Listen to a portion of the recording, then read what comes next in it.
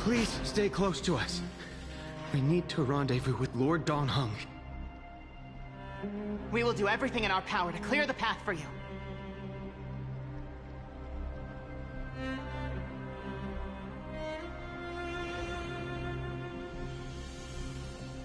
There he is! Lord Dan Heng! Quick, we must assist him!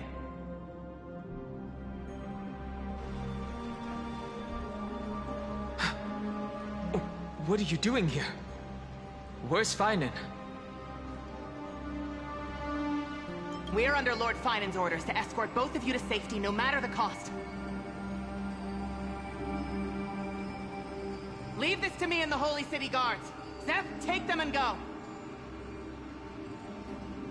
Wait, Namazani. That black-clad swordmaster. Something seems off. At some point earlier, they suddenly froze in place, not moving at all. Like some kind of omen. Right. We don't know exactly what's happening, but retreating is the safest choice right now. I don't know which demigod graced us with this miracle. Please, come with us. Feinen, is he going to be all right? Believe in his resolve to save Akuma.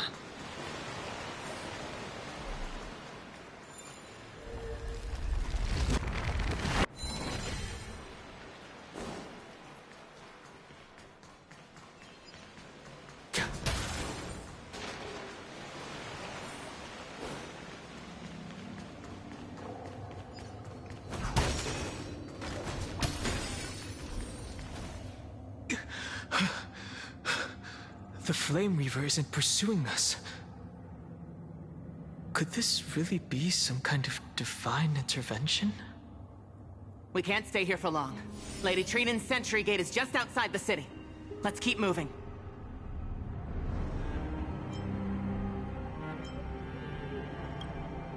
I feel the same. Someone should stay and help Feinen complete Aranova.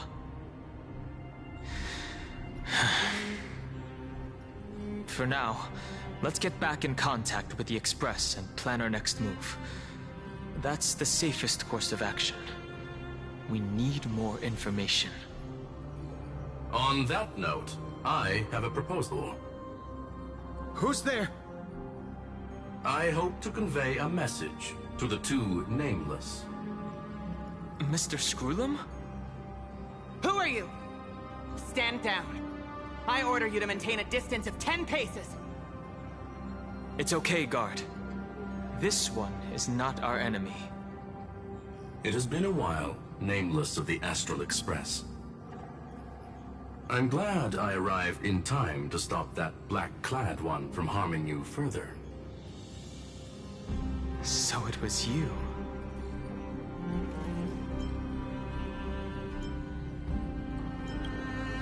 Indeed.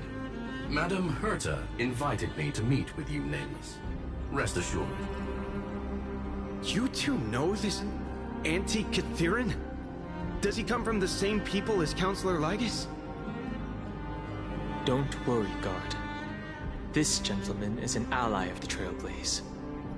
Would you mind giving us a moment to speak in private? Of course. We'll wait nearby. Please, stay safe. I fully understand your situation. For now, the only thing I can do is temporarily freeze that black-clad one in place. Time is limited, so I'll keep this brief. The place where you stand, Amphorius, is a world constructed from data and memoria, an experimental field of a certain eon. And now, this isolated sandbox world is rapidly falling into a third path. Destruction. Destruction. Conclusion. If Amphorius continues unchecked on this course, a Lord Ravager will complete its evolution and metamorphosis, and emerge from the surging tides. The cosmos as we know it will suffer irreversible consequences. The disaster that this Lord Ravager intends to trigger may be far more severe than the Law Fu's Stellaron crisis, because its goal is the Eon of Erudition. Putting aside the complex details of the inferences involved, I have a request to make. For one of you nameless to stay behind on Amphorius, acting as an informant, in order to prevent the wrath of destruction from ravaging the cosmos. This world is enveloped in a firewall that defies explanation, and the flow of time here is also different from reality. Madame Herta and I can only tear open a gap and project images inside. However, the accidental crash landing of the express car notwithstanding, both of you were able to successfully land here. There must be some principle behind this we have yet to fully grasp. It will take time to uncover the reason. Before then, if one of the Nameless is willing to stay and witness the fate of this world, or to push it along when necessary, it would be of great assistance.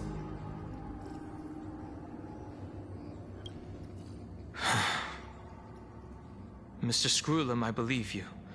So I only have one thing I'd like to confirm with you. As Amphorius is already facing its end, how can we guarantee the safety of the person who stays behind? Look at this, if you would. This curio is called a chronocognitive anchor. The two of you may view it as a kind of space anchor in the world of erudition. As long as you carry it with you, your individual data structure will be protected and will remain unaffected by the influence of digital tsunamis. When required, it can also serve as a bridge for communications between the internal and external world. Of course, it is not curio with unlimited uses. May only be held by one person. The connection being interfered with. Decide quickly as possible. 2 final messages. 1, Intellatron, named Ligus, possibly the primary culprit behind everything. 2, Bertha, discovered a clue. Miss March has already been drawn into Amphorius.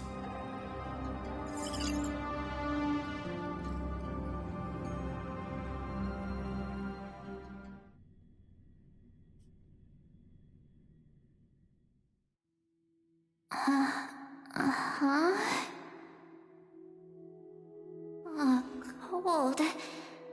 It's freezing. Hold on.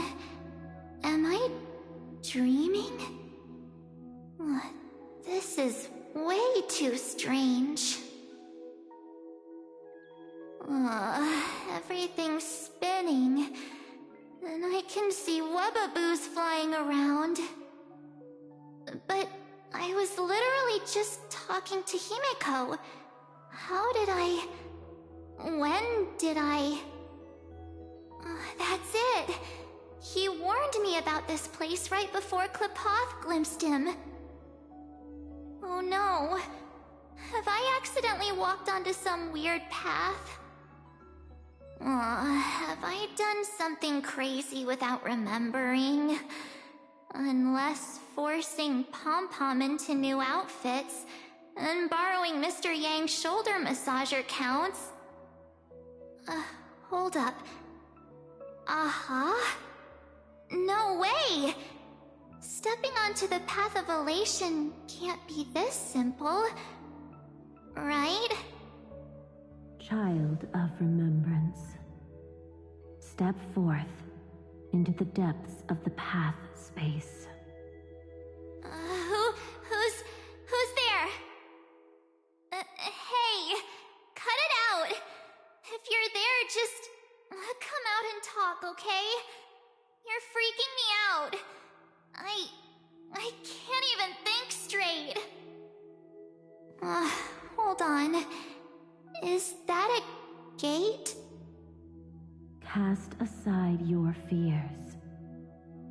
Step forward, through the gate of memory. The voice... Is it showing me the way out?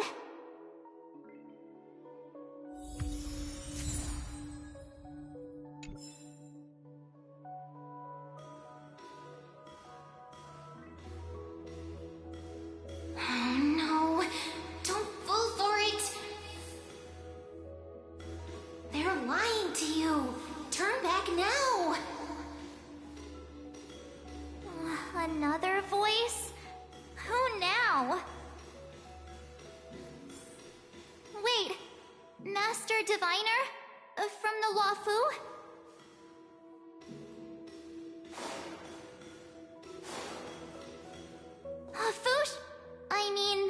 Master Diviner, what brings you here?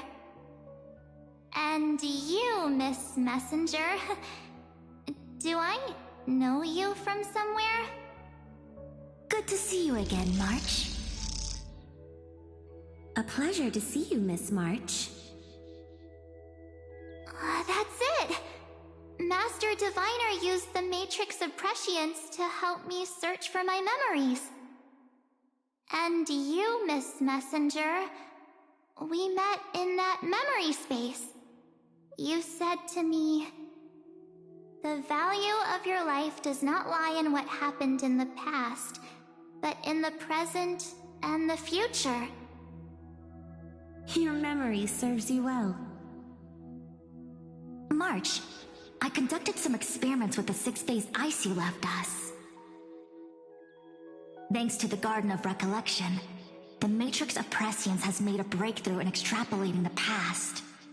Now, we might be able to bypass the obstacles and look directly into your history. The Master Diviner is right. Continue down this path, and you'll be able to find your lost memories at the end. Since we last met, you've grown much alongside the Trailblaze. You should be strong enough now to bear the weight of your past. Well, there goes my Ice Princess fairy tale. I need to know, Master Diviner, Miss Messenger, this isn't just another dream, is it? If this is real, why reach out to me at this exact moment? The situation is dire. Your lost memories, they're crucial to the Garden of Recollection. She's right. The Garden of Recollection's existence hangs on your memories. The Garden of Recollection. You may not want to sacrifice anything to preserve the garden for now, but in time, you'll understand. Your destiny and the path of remembrance are extremely, closely intertwined. Now go. So, I just walk through that gate? This way, March. Your past awaits beyond the Gate of Memory. Stop! They're just mimicking people from your memories! That voice, don't let those bad people deceive you! The gate. Now it's... you two?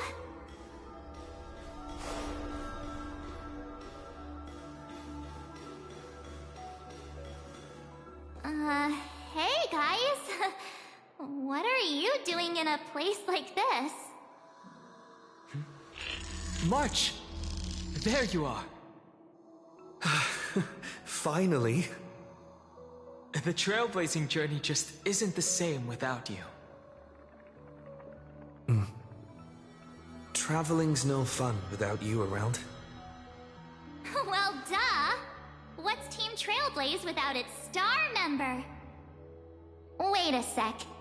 You might look like you two, but... We understand your confusion. The Garden's allies helped us establish this Neuralink to reach you. The Garden's allies? You mean Miss Black Swan? Yes. She helped make this possible. Keep going, March. Find your past, wake up, and travel with us again. That sounds really tempting. Finding my past and continuing to trailblaze new worlds with you? Trust in yourself, March. It's gotten us this far, hasn't it? Follow us. Let's go through that gate together. Step into your past, March. Find your true self. Wait up! Slow down! Those words sound so sweet. But keep your eyes open! Don't...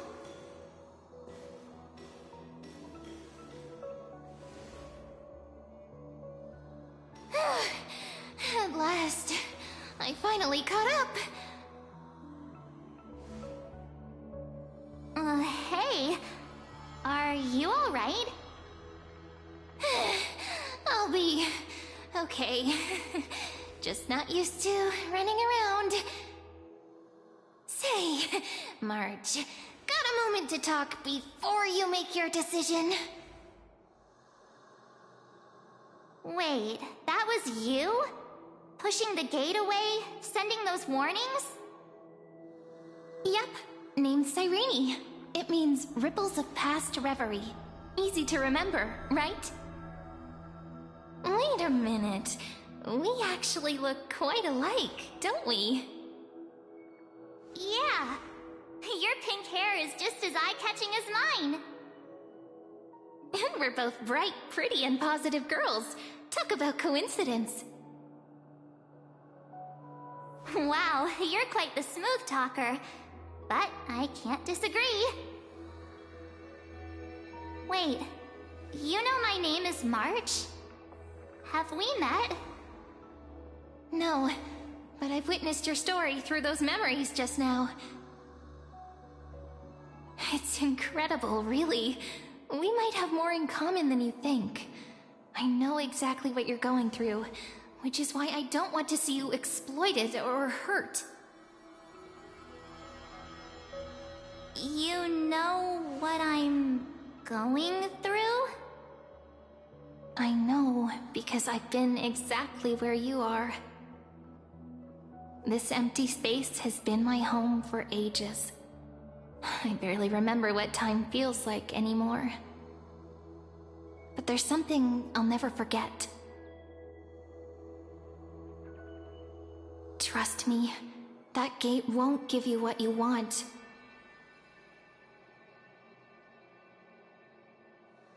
You mean those people?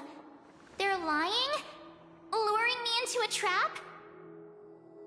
Yes, convincing, weren't they? They've studied your memories, using your deepest wishes against you. How dare they manipulate a young girl's feelings like that?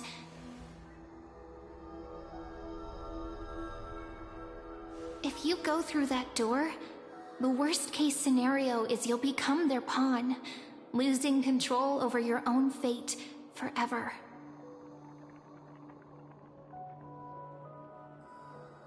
You've seen what's on the other side?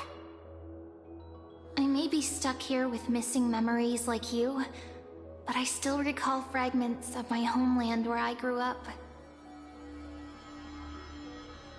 That door leads to Amphorius. Trust me, it's anything but welcoming. For ages, I've watched people walk through that door. They couldn't see or hear my calls. The voices beyond always promised safety, but I've never seen anyone return safely. So I had to try and stop you. To be honest, I'm not sure what to believe. But the fact that you're here, putting in all this effort to warn me, that means something. Tell me, Cyrene, how can I return to my world? It's really easy, actually. Just turn around and walk away from this place. The girl cannot be trusted. Through the door, save the garden. Both of you, children of remembrance. They never give up, do they? But don't let them sway you. Stick to your path. The return journey could take ages, longer than most lives. But that path will lead you home.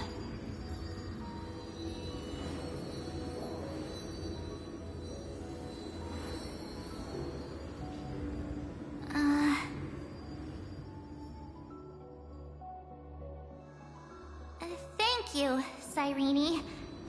I know what I need to do. I'm going through that gate. Into Amphorius. Wait, what? Don't worry. I believe you. It's just that, for me, the only place I can call home is right beside my friends. Two of my closest friends are already on their way to Amphorius. They may seem capable, but only I know. They're absolute disasters waiting to happen.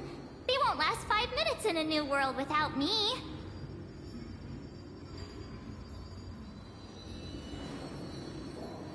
That's why I need to go through. Amphorius or not. When the three of us are together, there's nothing we can't handle. We'll explore, understand, establish, and connect. After that, we'll find our way home together.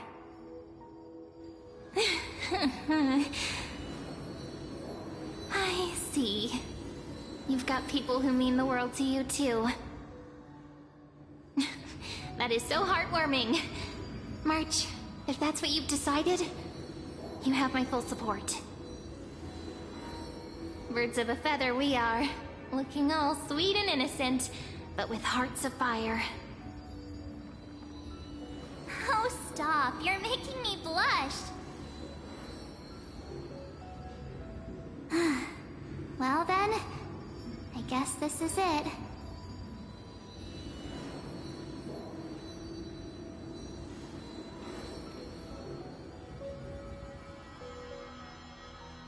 Do you think we'll see each other again?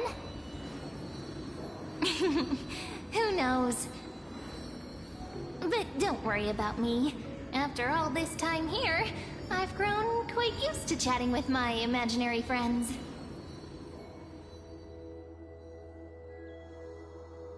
Since Amphorius is your homeland, if there's a way to help you, my companions and I will do everything we can.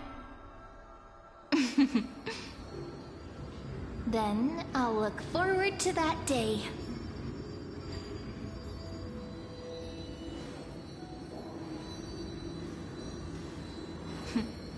Your story awaits, March.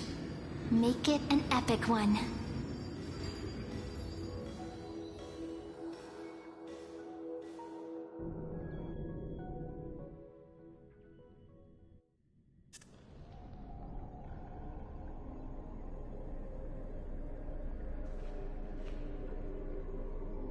You okay there, friend? Something seems to be bothering you. The vortex of Genesis. We made it back. Even this place has changed. Finan. Is he ready for Era Nova?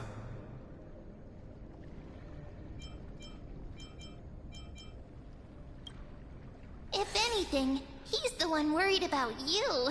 But I'm here to watch over you now. If what that machine gentleman said is true, if Amphorius is destined for destruction, then I'll stay by your side until the very end. Like how you and Don Hung treasured the Express. Amphorius means everything to me. Right. Time to see the last core flame restored.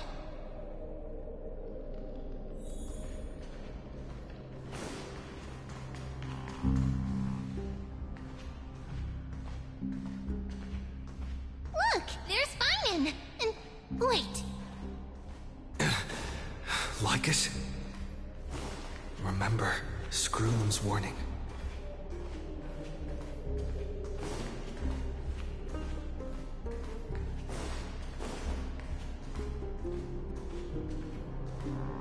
And you, Lord Finan, will wield that core flame to bury this ancient world, plunging everything into the gray unknown. None of that matters now. This brutal, flame-chased journey has stripped away my delusions. I know the future is in some peaceful paradise with gentle west winds, just waiting to welcome us to step in. If what lies ahead is a mass of chaos, I shall cut through it myself and usher in the first ray of blazing sunlight. Is it truly you? With one last chance to turn back, you still step forward. How befitting of a Trailblazer.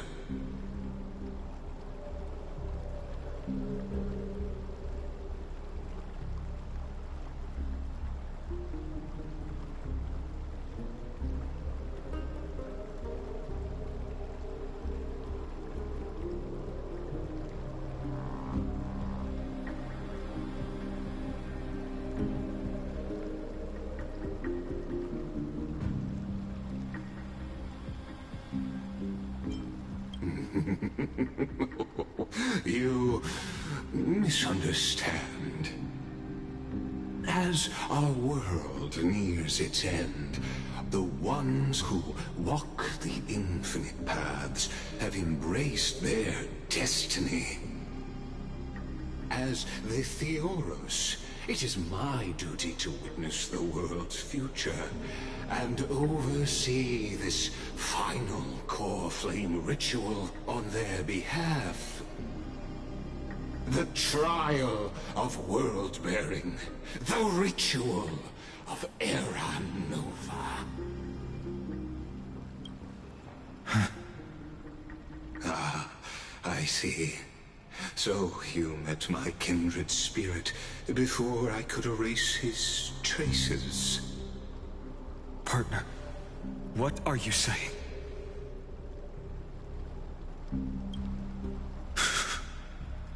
I've had my suspicions. How does a native Antikytheran know so much about repairing vehicles from beyond the sky? Lord Lycus, how much do you truly know about Era Nova? Tell us everything.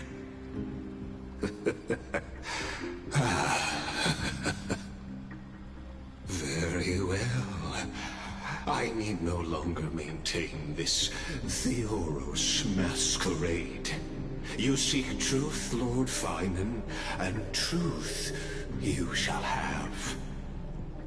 As you know, when the old gods fell, someone had to bear their broken pillars to fill the vacant seats. Those who would assume divine authority must prove themselves through trials. Yet, for Kephales's demigods, the possibility of overcoming the trials has forever been non-existent. For the world-bearing trial is the divine duty itself. Bringing forth the Era Nova and bearing its weight is an endless ordeal, ceasing only upon collapse. Precisely. The Aeronova ritual is not something that can be completed in an instant, no, but a long and arduous journey. While the sacrificial journeys of other demigods conclude in this world, carefully must shoulder the gods' core flames, bear the memories of all worlds, and stand unwavering. Until the next world, when the black tide consumes the bearer, and all that they carry, leaving nothing behind. Unless their core flame finds a new bearer. The holy flame that illuminates all worlds rests in your hands. All that remains is one choice. Nurture it, pass it on to future generations, or extinguish it here and now. Deliverer, the fate of all worlds rests in your hands. Enough testing. I've made my decision. But before I ignite the dawn of the next world, you need to promise me something. 2 things, actually. Speak your terms. Promise me this. Professor Anax's vision of the new world is absolute. The world will be reborn from my memories. All souls, living and dead, will return as the first humans, unchanged from their past lives. And my friends, the fallen demigods, they shall transcend the cycle to become new titans. Our heroes shall not have died in vain. Of course. This I can guarantee.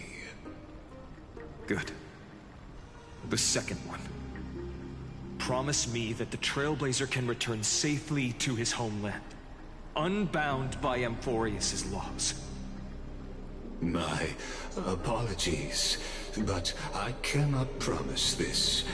As you mentioned, he now bears the Time Titan's authority. His bonds with this world run too deep.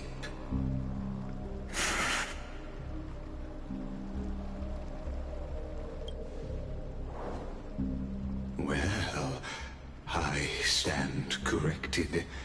An outsider like him does have ways to defy destiny. Thank you, my friend, for everything you've done for this world. Though the next world may not remember, I shall never forget. As the Theoros, I declare, Amphorius has determined her path. Step forward, heroes. Follow her path and see it through.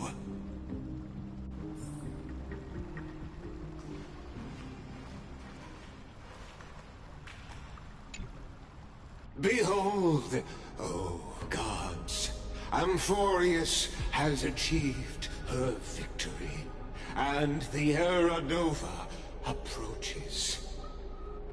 The radiant soul has arrived, having walked through the bustling nights, bearing the golden fire and blood, stepping with pride into daylight.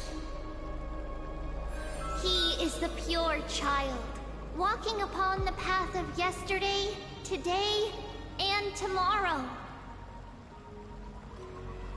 He is the first to be born, first to be named among the nameless.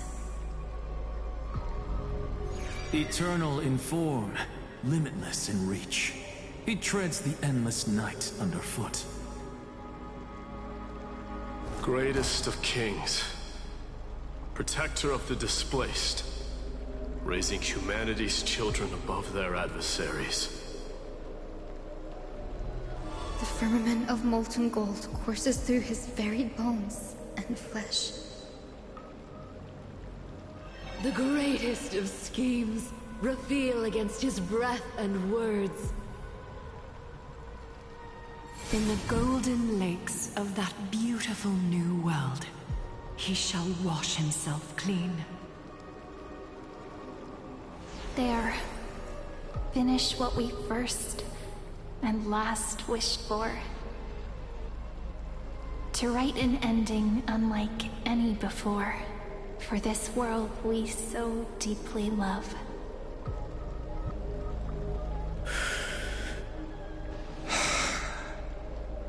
Come, partner. Join me. The time has come for us all to face oblivion, or embark on one final grand journey.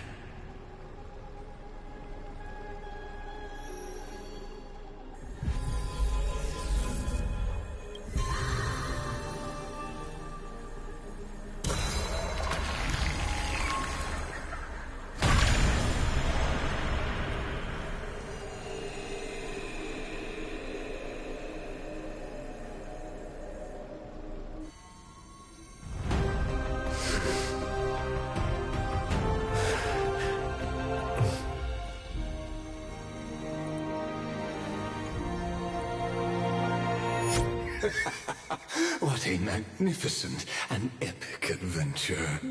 The hero's journey reaches its end, and the truth behind the Aeronova is about to be revealed. Is that truly the case? Here, as the Theoros, allow me to humbly request that you find a moment to listen to what I have witnessed. This is about the nature of Amphorius itself. A story of the prime mover of life. My, what a broad topic this is. Where shall we start? Got it. Let's start at the very beginning. The Big Bang. The birth of particles. The emergence of all things. Just kidding. What I mean to say is that time, space, matter, all concepts exist solely because we perceive them. This is called the erudition. Without it, the universe would merely be a chaotic book written by chance, yet unread by anyone. As your acquaintance, Lord Anaxagoras, suggested, everything in Amphorius exists through new spores, living in the memories of those yet to come. Oh, how beautifully it aligns, revealing universal truths in such simple terms. Only he could solve the riddle of what exactly are we? Oh, but you'll remember, even as the embodiment of reason, one mystery remained beyond his grasp. If that is the case, whose memories did the very first new spore sprout from?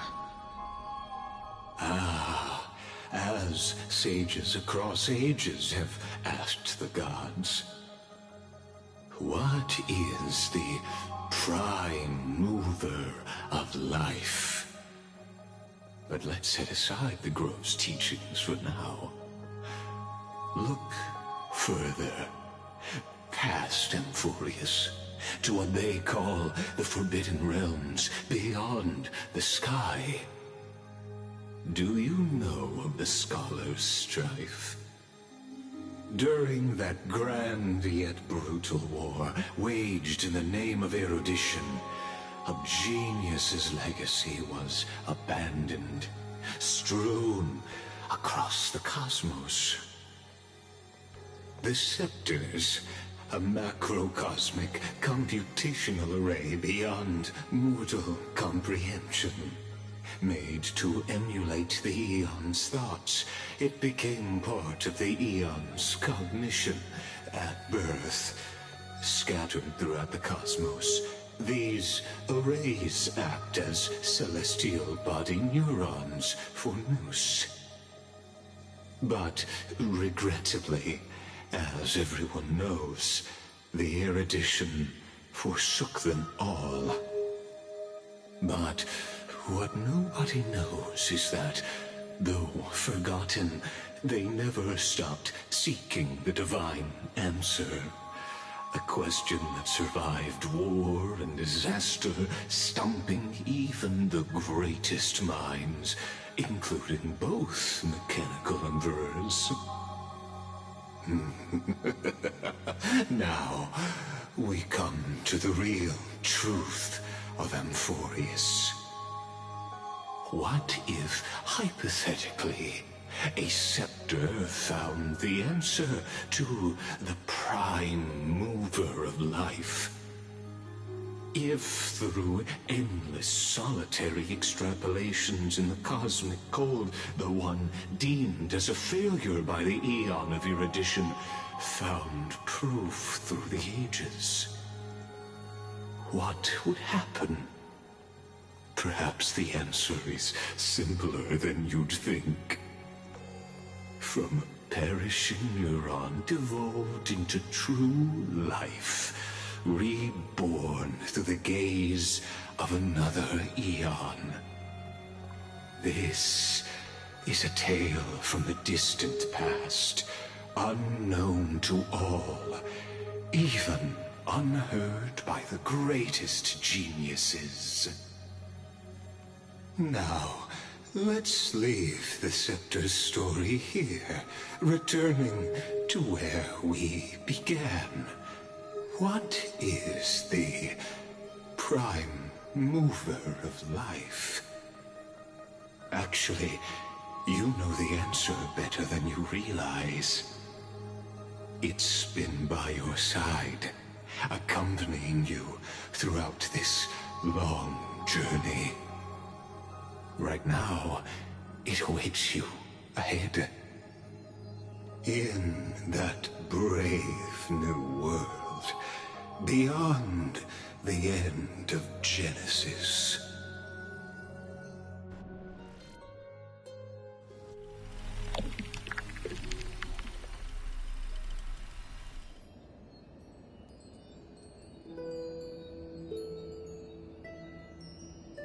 Take this wish with you.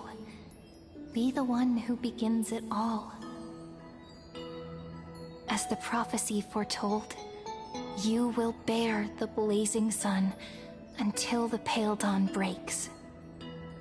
Continue onward, bearing this world upon your shoulders until the Ashen Hero, the nameless deliverer, ushers in the dawn.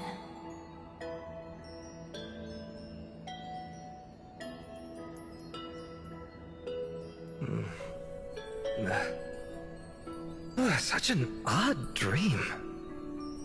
Strange. Like I've dreamed this before, but it all slips away when I wake. Only a voice remains. Who was that?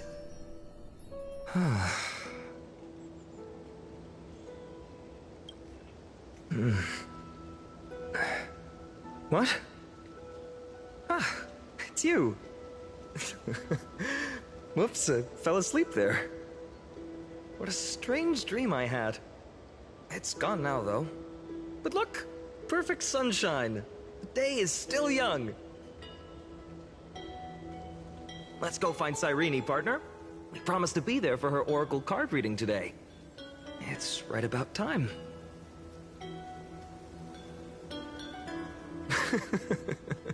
Looking at you, someone's still half asleep.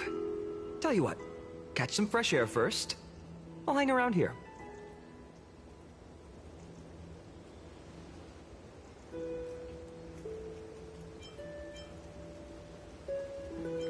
Oh, beautiful, isn't it?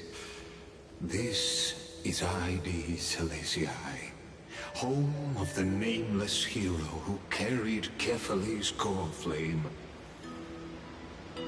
When he was young and innocent, he had heroic dreams, imagining his wooden sword was forged of iron. Pretending the straw dummy propped up by a wooden pole was a giant with a single blood vessel running from spine to heel. Dreaming of slaying the giant and becoming a hero to save the world, though to his young mind, the world was just this small village.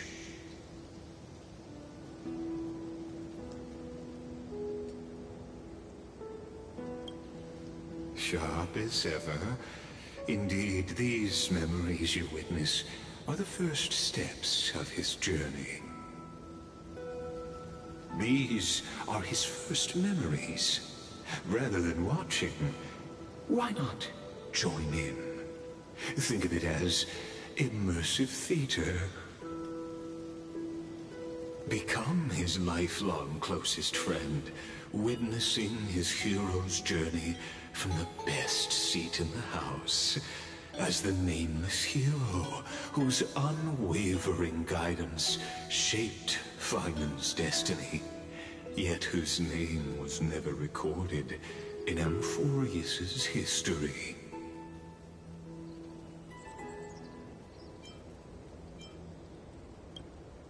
Questions, questions. Let's follow along and find out, shall we?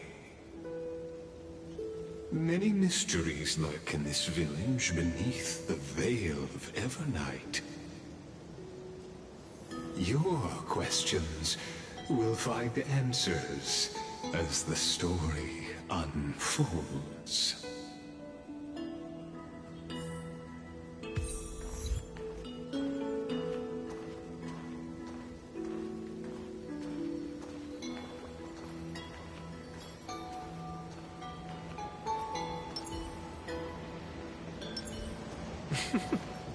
All awake now? Great. Let's go see some— Finan! Show me how to use a sword like you do! Hey, Finan! Where are you headed? No Cyrene today? That's exactly where I'm going.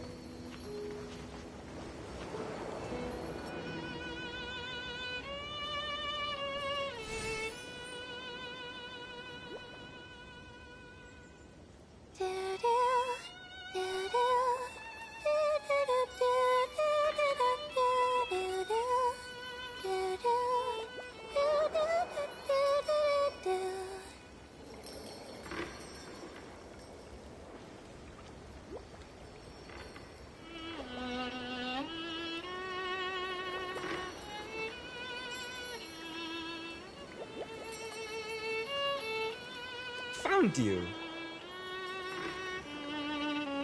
That's...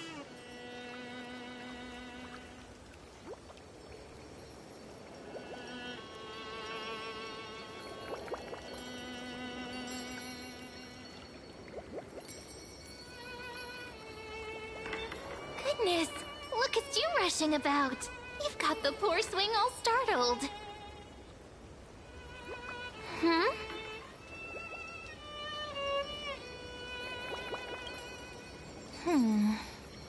There's something oddly unfamiliar about this. Something wrong? What do you see? Oh, nothing much. Just suddenly felt a strange connection. Look at you, leaves in your hair. Were you sleeping in a tree again? Or was it the wheat fields this time? At least brush yourself off before wandering around. Come on, I'm not a kid anymore. You're the only one who still treats me like one.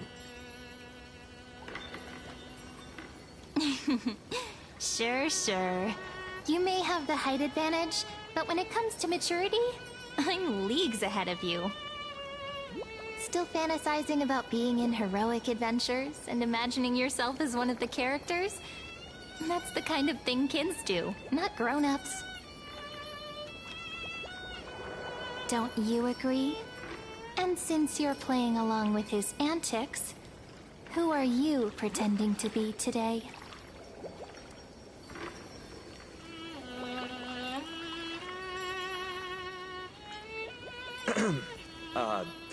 Today he's going with Invincible Galactic Baseballer.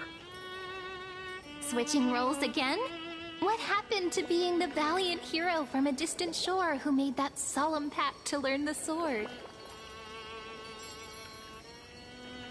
Spare me. Can we not bring this up? Speaking of which, what about those oracle cards? We haven't done divination in forever. Why the sudden interest? I was just about to tell you.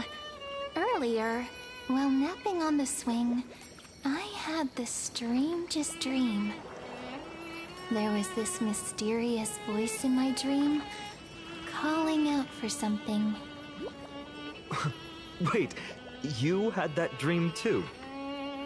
Yes, you too? That would explain this lingering sense of unease. Which made me think of those old oracle cards I used to play with as a kid. Though the Ornyx prophecies were always hit or miss. Yeah, all the kids would get so excited drawing cards like ruler or warrior, but throw fits over devil or drunkard and demand a redo. If you just redo it when you don't like the result, what's the point of divination?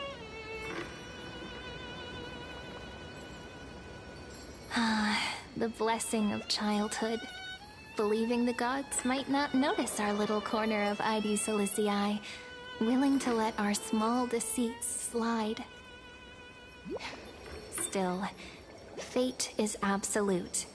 After all, we never really know just how far into the future the prophecy extends. Anyway, let's go to our old secret base and look for those oracle cards. Now, where did we hide those? I can think of a few spots. Let's go check it out. In a village this size, I bet all our childhood treasures are exactly where we hid them. Mm-hmm. Time must be keeping them safe for us.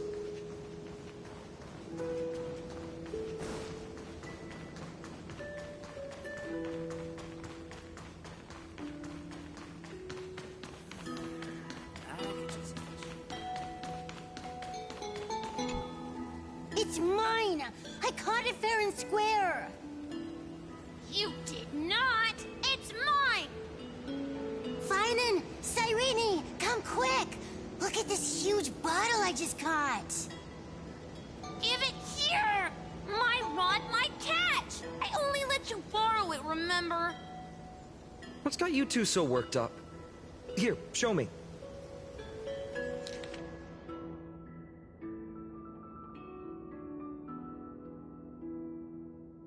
Wait a second. This is my old wish in a bottle. How did it end up here?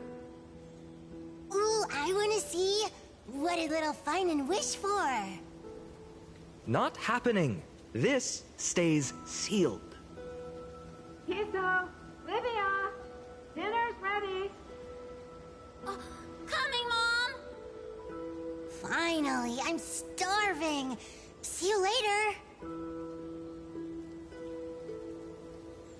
You know what's funny? I really thought tossing that bottle into the sea would carry our wishes beyond Id Solicii. Maybe even bring something back to us. Never thought the waves would end up pushing it back ashore.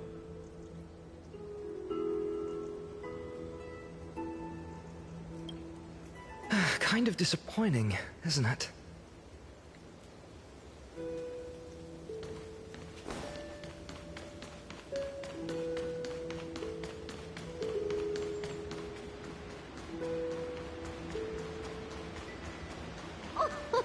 Slow Slow down, kids. You'll trip. In the sunlit barn, amid the scent of ripened wheat, they found various fruits hoarded by squirrels. And a wooden figurine, missing arms and legs. My unfinished little soldier? After all these years! Hey, this is the one Mrs. Pythias confiscated. Finally back in my hands. Finan, Cyrene, where are you two headed? Speak of the devil. Mrs. Pythias, is school out already? No classes today. This morning, I used fallen leaves for a reading, seeking Orynyx's wisdom. They warned of potential injuries, so I gave everyone a holiday. Besides, it's harvest season. There's plenty of other work to be done, even without classes. With you being our only teacher in ID Silicii, you must be working so hard. Anything for my students. I don't mind the work. When you travel far from here, you must visit the Grove of Epiphany for me, to see what a true haven of wisdom looks like. By the way, what are you looking for in here? You've been searching quite thoroughly. Thank you, my friend. Time to take our soldier home. All right then, I should be going. It might rain tonight, so don't stay out too late. So this is where the wooden figurine you carved during class ended up. And here I thought I knew all your hiding spots. To be honest, I'd forgotten all about it myself. No sign of the oracle cards. Let's see. Ah, there's one place we haven't checked yet.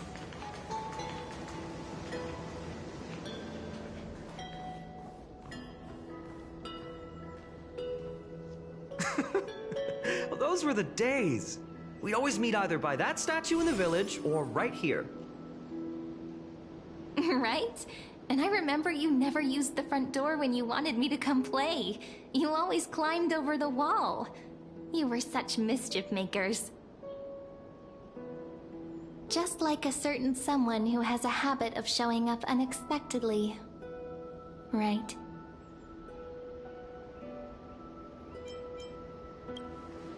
Oh, giving me this silent treatment? How cruel. Hey, I was just copying those storybook heroes. They never take the beaten path. Still, it's embarrassing. I've been the only one here for a while, and I haven't kept up with the cleaning. With so many spots to check, where should we even start?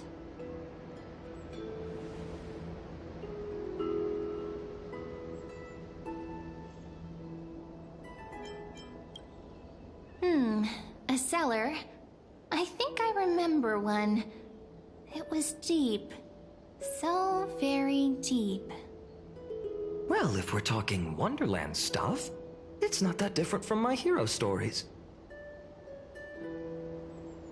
All right, let's split up. I'll handle the yard, you check the upper floor. I wonder what the view's like from up there. Worth checking out?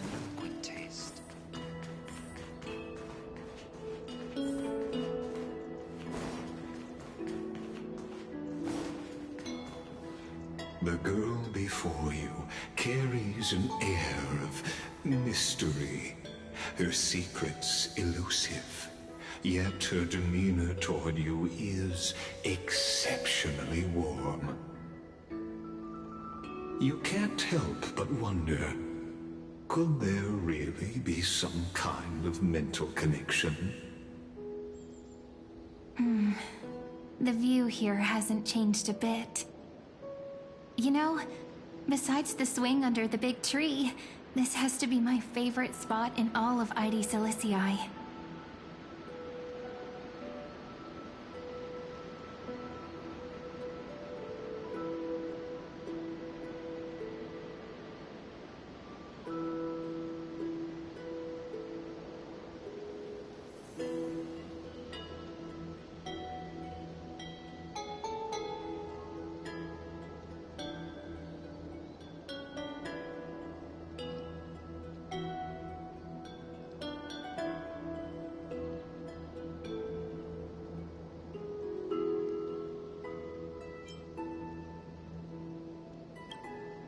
I remember drawing ID Silicii as a child, nestled between the sea and the mountains. I'd always stop where the sky met the sea, and the world beyond was just too vast to imagine. They always said I'd become the next priest of time, just because I heard prophecies as a child. But here's the thing.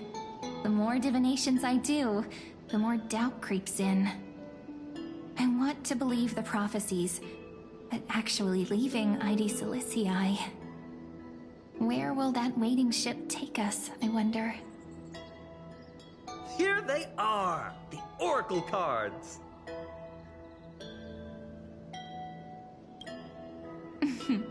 Guess reminiscing makes us take our time, doesn't it? There we go. Looks like the gods do listen to our thoughts. Here it is! This is the box where we kept the cards. But the cards are gone. Who could have taken them? Huh? What's this underneath?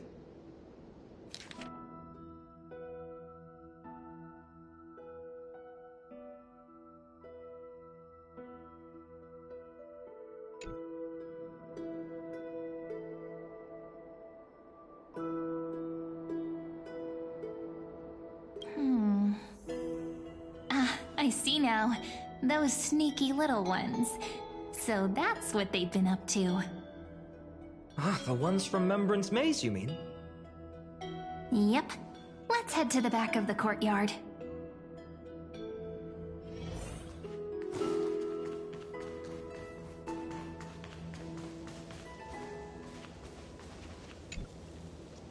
The entrance should be around here somewhere. Right here. The path to the maze is hidden under all these weeds. It's been too long since we visited the fairies. Did you forget? We used to visit them all the time when we were little. All right, let's do this. These weeds need to go.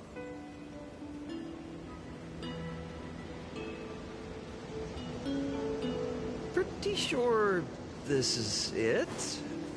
Should be this way. There it is! The entrance! That hollow in the tree. Once you get through the tight squeeze in the hollow, you'll reach their dwelling, the Remembrance Maze. I wonder if I can still squeeze through there. Maybe worry more about whether the fairies will let you in. After all, the Remembrance Maze has an invitation-only rule. Only children with pure hearts are welcomed.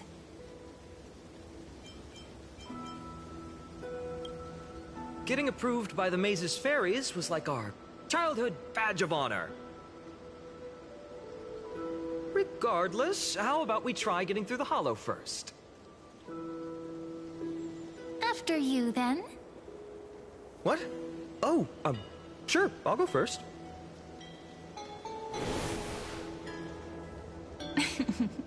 So hasty, as always. Looks like it's just us now. Care to finish that chat? To be honest, from the moment I saw the cute note left by the fairies, my intuition became even more certain. Perhaps when we step into the maze again after all these years, the wheels of fate will finally start turning.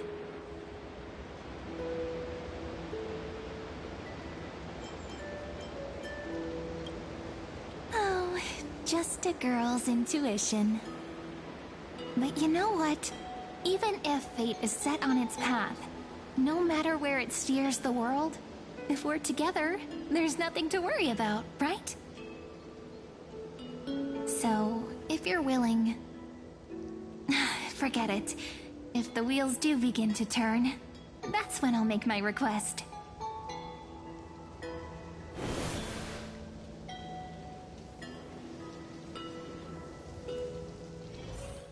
I made it!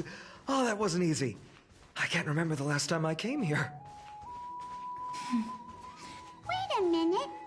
Are you... Look who it is! Rini and Snowy!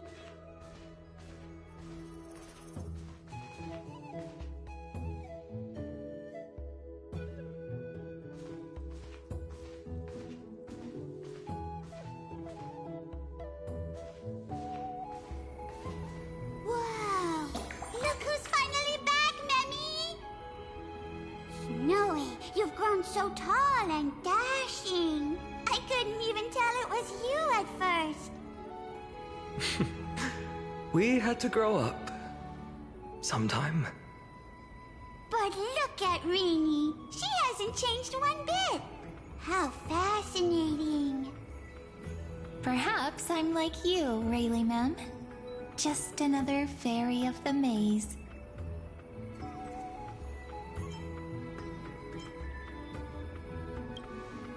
Oh, tell me about it. It took me forever to get all their names straight when I first came. Dolimem, Rayleigh-mem, Mealy-mem, Folly-mem. I've missed these cute little troublemakers.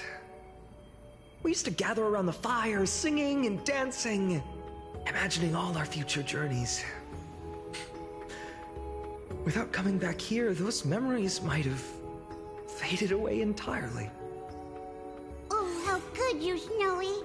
You swore you wouldn't forget about us. But you were gone so long, you almost did! Oh, he's just copying those bards from his stories, being all melodramatic. He couldn't forget about you all, even if he tried. Actually, we're here for the Oracle cards. Have you seen them? Oh, the Oracle cards! Right. The Chief asked us to get those. Chief? You mean Dolimem? What do they need the cards for? If they want a reading, they could just ask me. Oh, I'm not sure.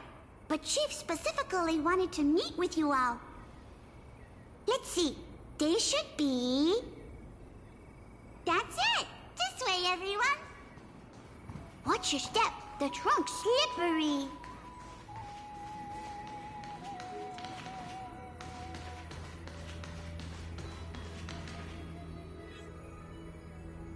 Chief! Rini and Snowy have returned! Why do leaves and branches grow? Which way does the wind blow? In Membrance Maze depths we seek to find the answers future left behind. Welcome back, my dear children.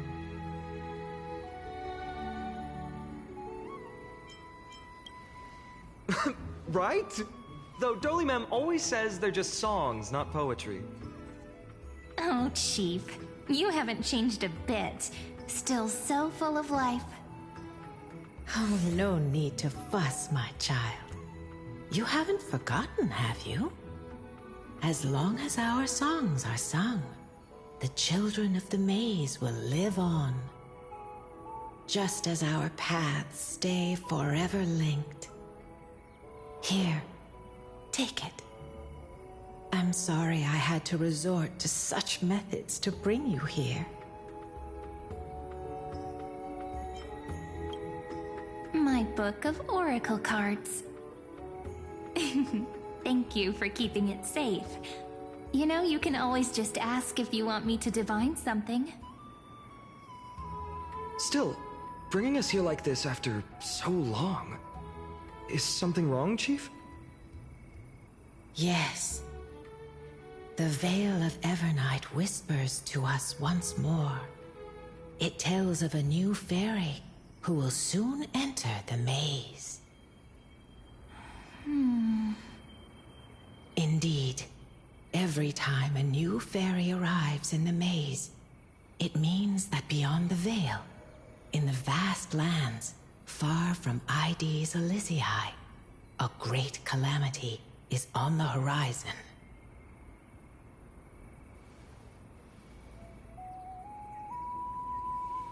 But if that's the case, our journey...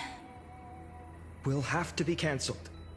If disaster's coming, we should stay in Ides Elysiae just to be safe. We weren't planning to be gone for long. Just enough time to hone our abilities. Finan would train in Castrum Kremnos, while I would seek the Fake Titan's blessing in Yanisopolis. Then we'd return to Ides Elysiae to help keep our village safe. It's okay. I can still practice my swordplay here. Some things you can learn on your own. Well, probably. That's not very convincing. Here's a thought. Let's have Cyrene do a reading. If fate wishes to show us its path, we might find some peace of mind. But what if we don't like what the cards tell us?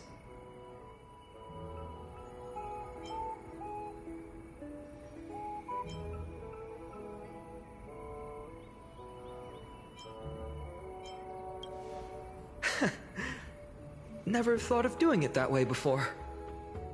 Thanks, partner. We'll do it your way. Whatever the cards show, we'll face it together.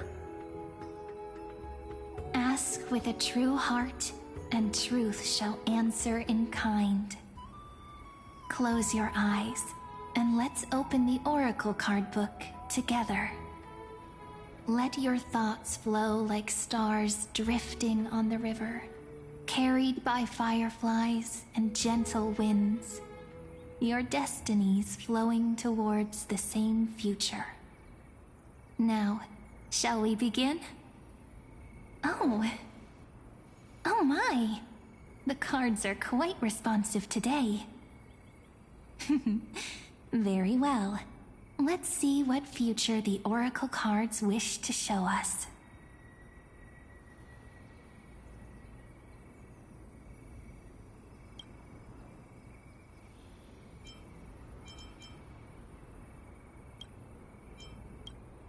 The Deliverer.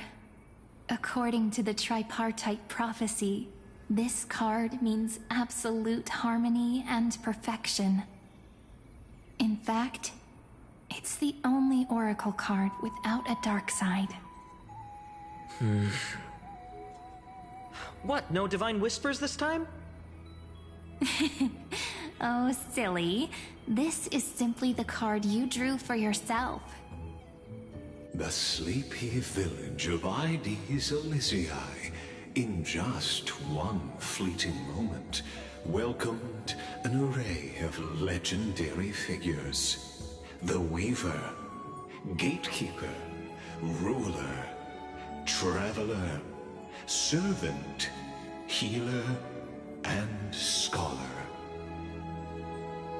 Their stories and wishes showed the village boy glimpses of a world larger than he'd ever imagined. They brought tales of raging battles, of cities crowned in holy light, and of wonders beyond his understanding. Each story so far removed from his simple village life. Once, these were just images on his friend's oracle cards, and yet destiny now stirs in resonance with the maze. And now, they are right in front of one's eyes. The Deliverer? This card again. Ah, my child. It seems you're destined to bear the wishes of many, to answer the world's call. Bear their wishes? Yes, just like Kefali, standing eternal atop the mountain. My parents, they only wished for me to grow up, well, to help around the village, stay out of trouble. Mrs. Pythias wished for more books in her little schoolhouse, wanted us to all learn and grow. And little Piso, he wants to grow up strong like his father, to become a hunter. Is that my purpose? To fulfill their wishes?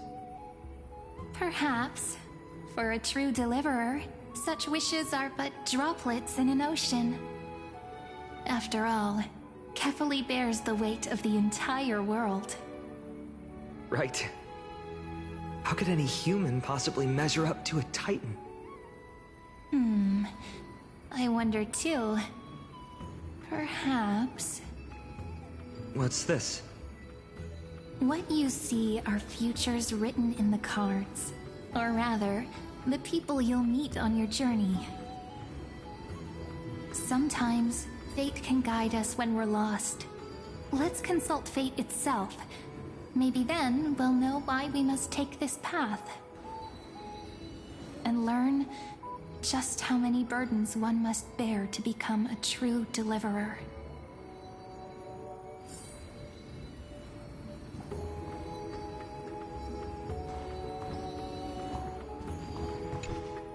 Personal wishes?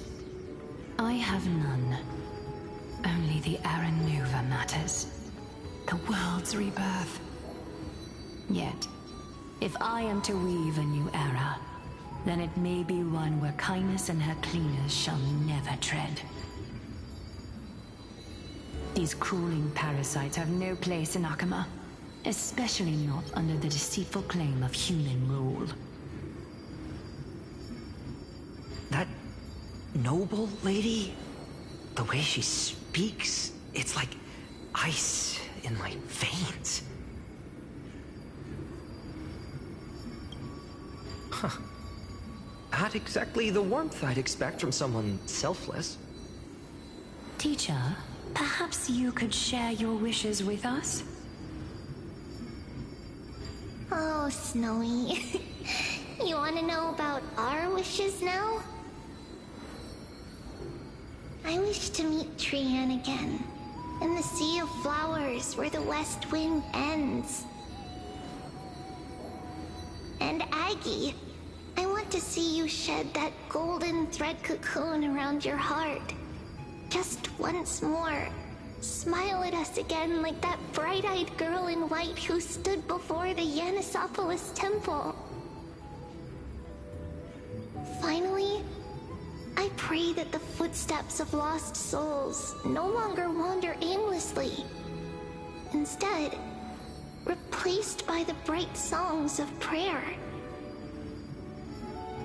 Are we wishing for too much? Well, let's say these 3 wishes represent Trian and Trinan too. Those wishes are truly wonderful. They even stir something deep inside me. Then we can rest easy, because only you can make these wishes come true. Only me? Mark these words, Snowy. See you tomorrow.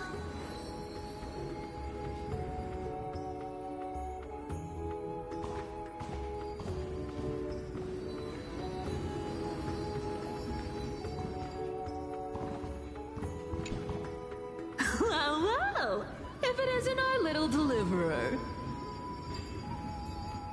My wish. Huh. Just let me, wine and dine, and soak up the sun. For another millennium or 2. I mean, what's the point of dying rich, if you never lived rich? Right, Princess Homebuddy? Cypher, that's not how I see it. My one wish is to find that missing piece in my life. To feel someone's embrace once more. That warmth. I've felt it before, and it's my dearest memory. And speaking of riches, for someone with all those treasures behind your divine power, You've led a pretty cheap life. Ouch! Where did that come from? Right for the jugular, huh? What about our friend from the Grove? My wish came true before I touched the sky. I transformed my healing power into gentle sunlight, distributing it equally to every life I cherished and loved. You two are so selfless, aren't you? No surprise Aglaya wanted you for the flame chase journey. You know what? I did have one wild dream. To know what it feels like being born a noble lady, drowning in riches. Just think, if I traded places with that seamstress, me in the mansion, her on the streets. I'd like to see if she'd still become the gold weaver then. Maybe I'd even take her place.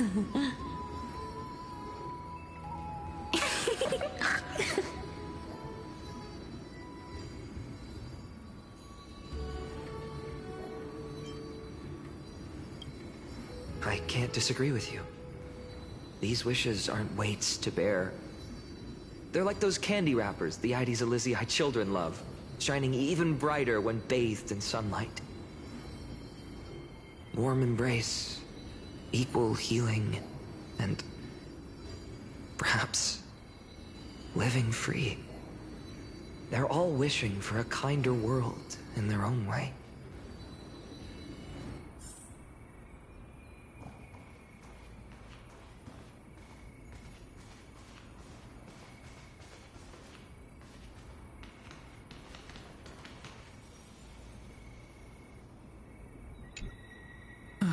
Finan, my student. Must we go over this again? Listen well. I detest the word wish. It reeks of mortals crawling before their gods. My life's work is done. All that remains is for you to take the final step and prove the ultimate truth. I, Anaxagoras, shall become a god of the new world. Through irrefutable logic, I will prove that mortal wisdom can achieve divine greatness. Isn't he, you know, a little... I mean, I just daydream about hero stories, but he's fantasizing about becoming a titan?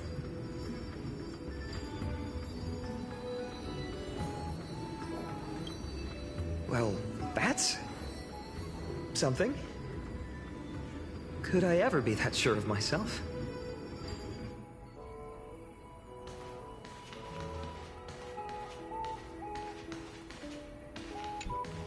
Finan?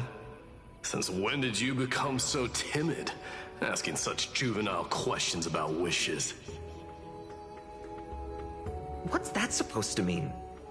What's with that condescending tone? No way I become friends with this half-naked show-off, right?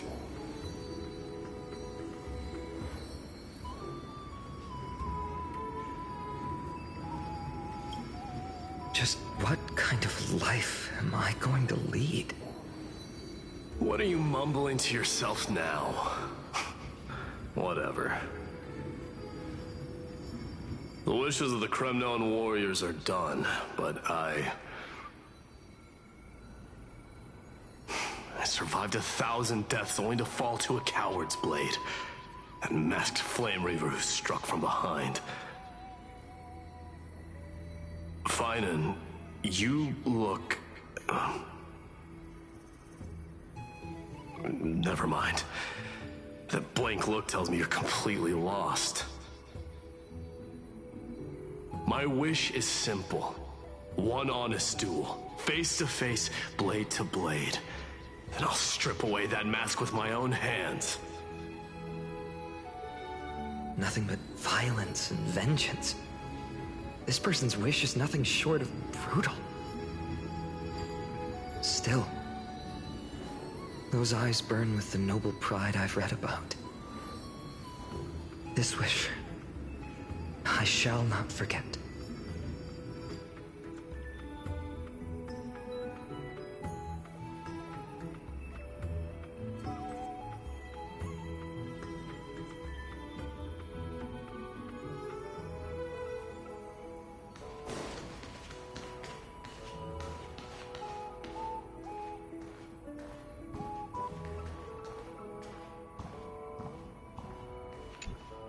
So tell me, has the uncertainty in your heart begun to fade? So many faces in my future. So many wishes. Still, why would fate choose to show us this path? What's weighing on your mind? Didn't you say disaster would strike Amphorius? If so, shouldn't Cyrene and I stay in Ides Elysiae? How could we possibly meet all these people?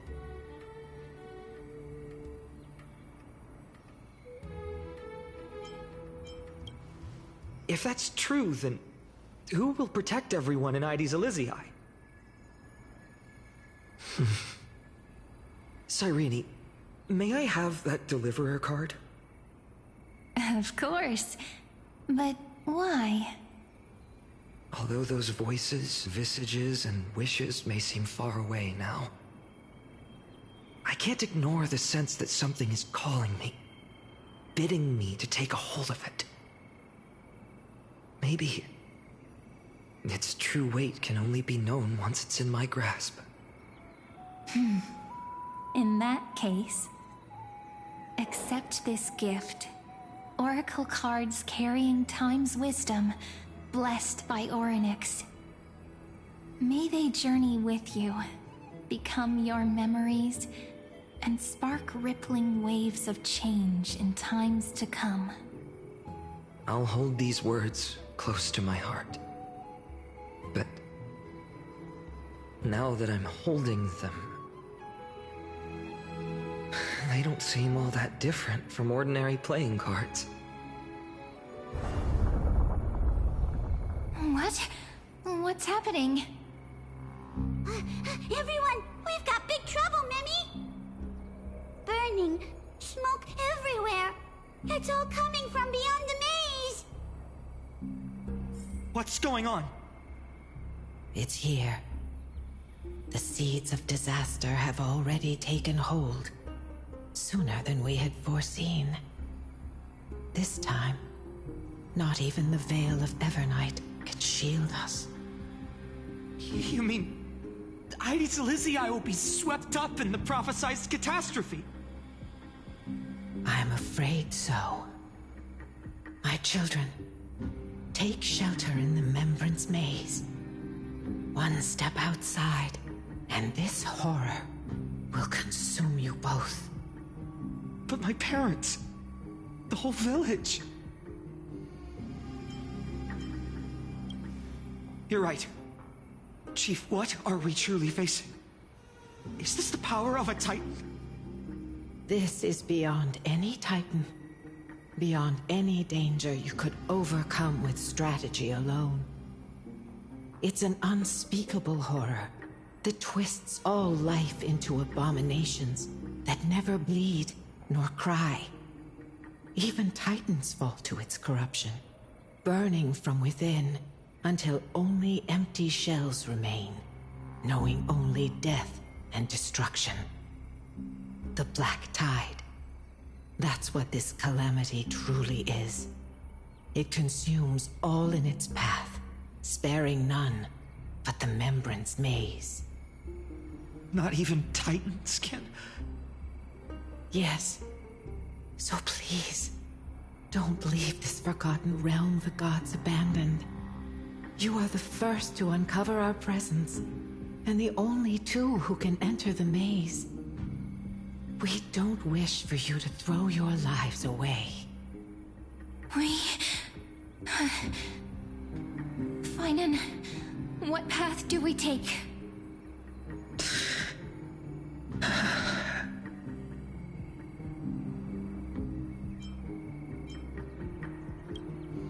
I learned the sword to protect those close to me.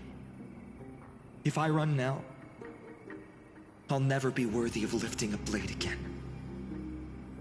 Then we know what we must do. Indeed, our friend is right. We must take action. Forgive me, Chief, but Ides Elysiae needs us. And as her child, I must act. Very well. Make sure you protect yourselves. With me, Cyrene. Join us, my friend. Even without a sword, I'll take a rake. Even with the roughest steel, I'll keep our home safe. Deliverer. The card's truth extends beyond its mere literal meaning. There's another hidden layer within. Not someone perfect from the start, standing high above, casting merciful gazes upon the world. But one who starts small, from a humble village, expanding their world within step by step, learning to save others as they grow. When we were little, I told him I wished this world would never need a deliverer. Now that wish has shattered. Yet I'm glad he's chosen to walk this path. And all of this happened because you believed in him, friend. Shall we? It's only when you're by our side that Finan and that our hearts find their courage. I know you're watching us right now, aren't you, great hero from the future? Oh, deliverer. Such cruel irony. Though destined to bear the world's burden, this boy can never become the hero to bring forth the dawn.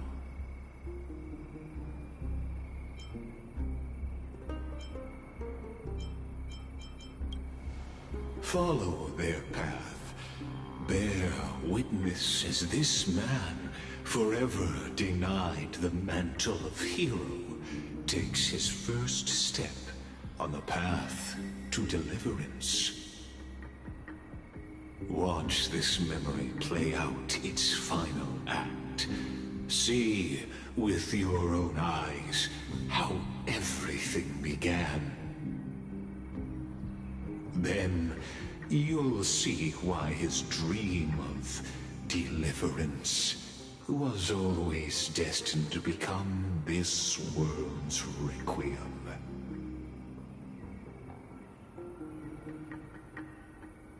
A sun red as blood, wheat fields turning to dust, and in the heart of it all, a village aflame.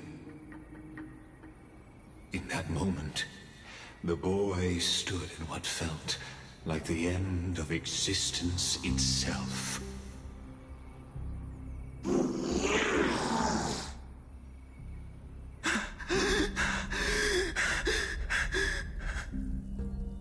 These creatures, they're everywhere. Someone, anyone, where are you?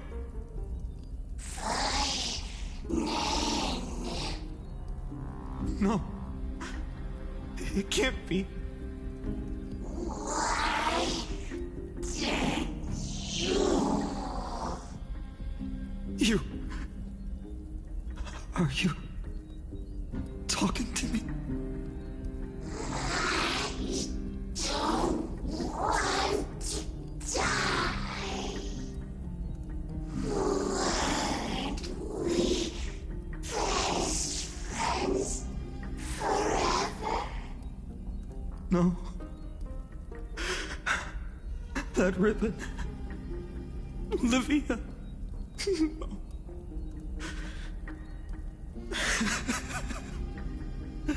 I should have known.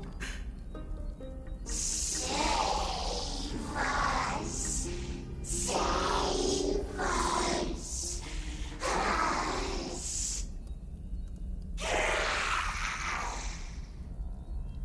Please. No. Stop. Please stop.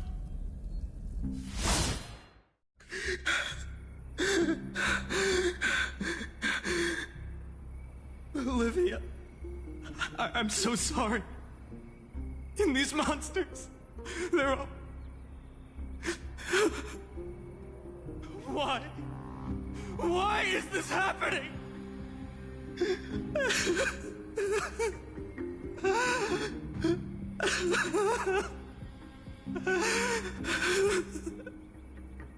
When the black tide arrived, the wavering boy found resolve in his companions, and together they ran toward their first battlefield.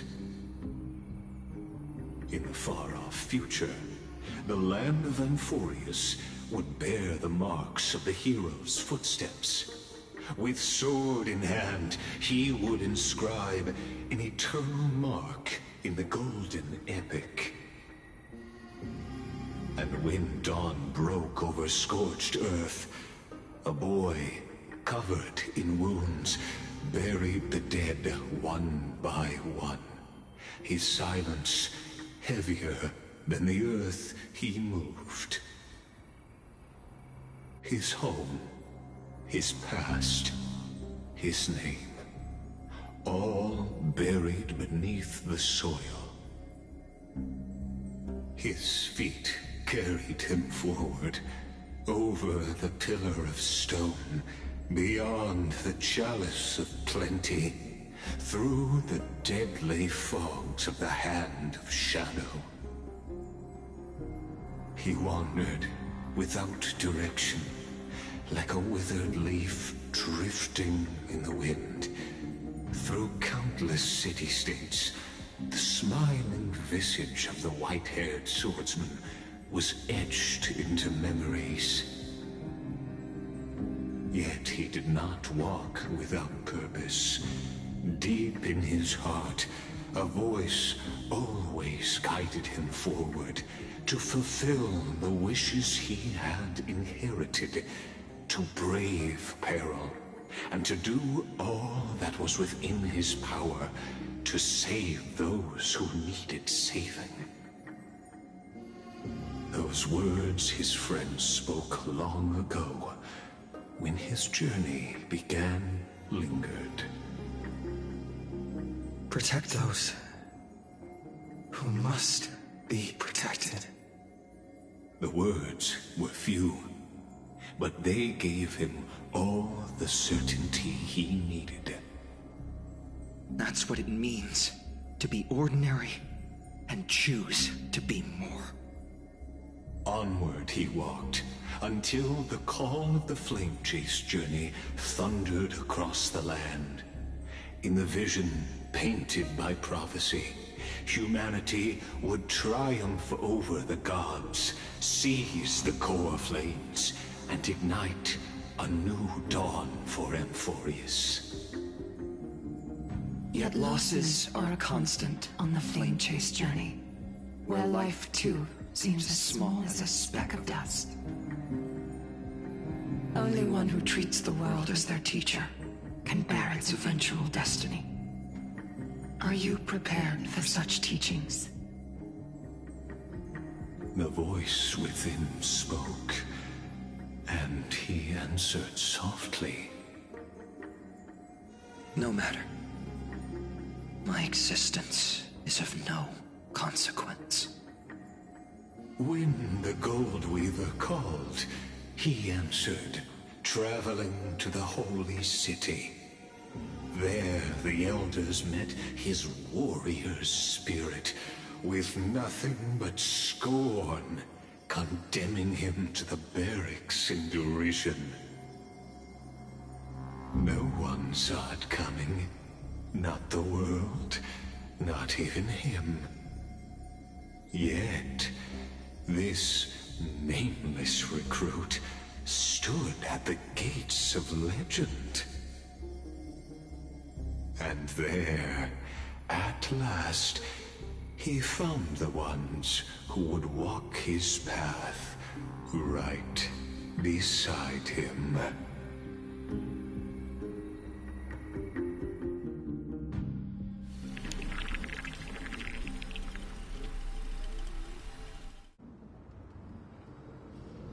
This is the Abyss of Fate. Hold on. Finance here too? And is that Mighty and Trinan?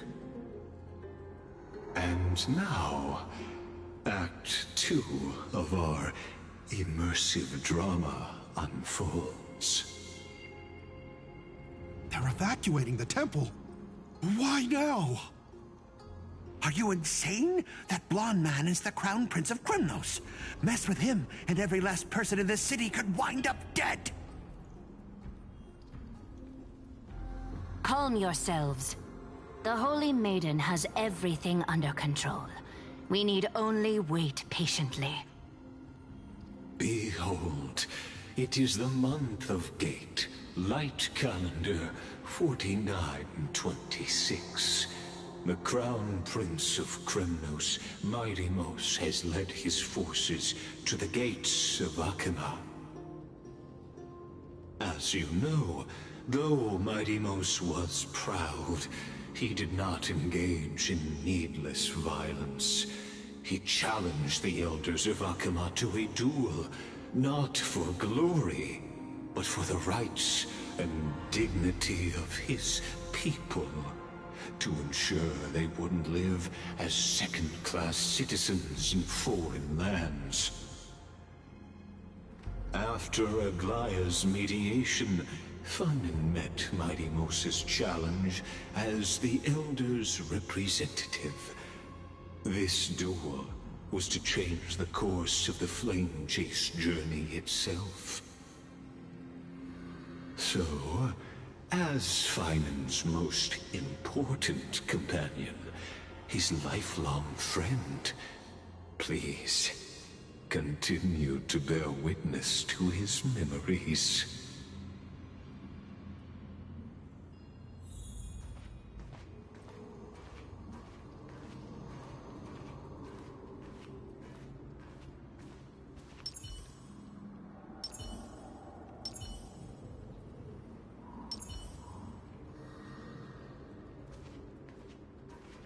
Is this your idea of an honorable duel? Bloodshed isn't the way. We and Aggie don't want to see Chrysoceres turn on each other. True warriors know when to sheathe their blades. The impartial Talantan shall oversee this duel. You need only place your offerings upon their scales. Something that has more weight than the fate of the world. Which means only those who understand the world's weight are worthy to carry it. Is this how you plan to test our convictions? Well, Kremnoan, looks like you won't be able to punch your way through this one. It makes no difference.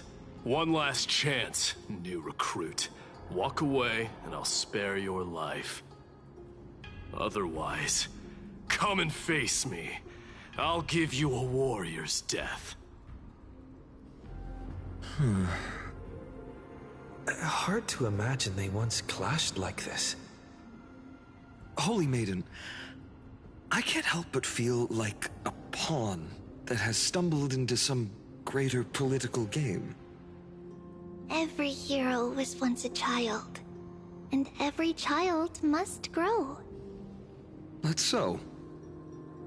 I don't even know why I'm standing here right now. Look at me. Just a common soldier. Since swordsmanship won't decide the winner, Lady Goldweaver should be here instead. My devotion to the Holy City could never compare to hers. What if we told you this duel isn't about winning or losing, but rather in the choice you make? Are you saying that Lady Goldweaver is testing me? Every Chrysocer is indispensable to the Flame Chase journey. And you and the Crown Prince of Krymnos are both a part of the prophecy. What the duel marks is not an ending, but a beginning. So, listen to your heart. We wish only to hear your answer. True enough. The voice within has never failed me. It doesn't matter what the result is. I'll give it everything I have. Spoken like a chrysosaur. Now go, Finon. Your journey has only just begun.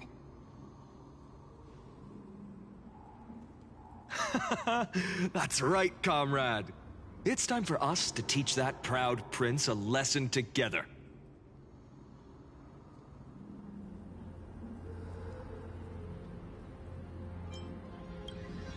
Me? With him? Don't joke around like that. Still, on the topic of the Temple of the Three Fates, here we are, at the Temple of the Time Titan. And I don't even know how Cyrene's studies are progressing. We haven't really had much contact since I set out. Still, I hope she's doing well. Anyway, let's go, comrade. It's not every day you get a chance to see Talantin's scales of justice. What's going on? Did he just say Cyrene's studying here? But how is that possible? Wasn't she... Of course, Lycus disappears right when I need answers. Forget it. I need to catch up with Finon first.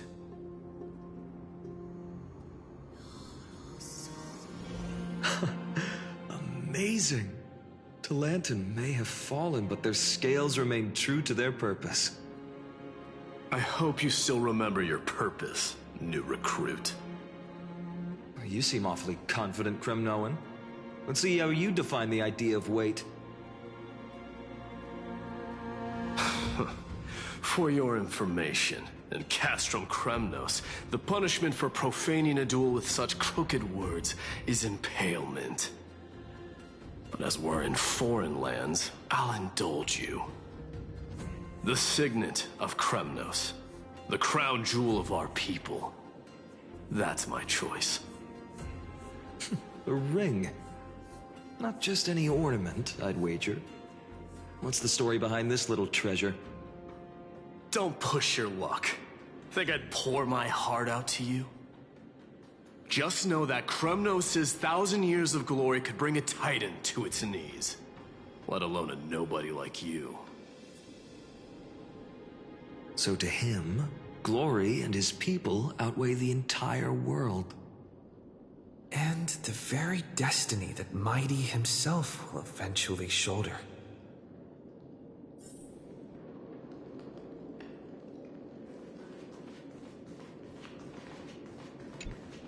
Now this is a tough one. What can I possibly offer against a ring that signifies so much? Well, comrade, what does your gut tell you?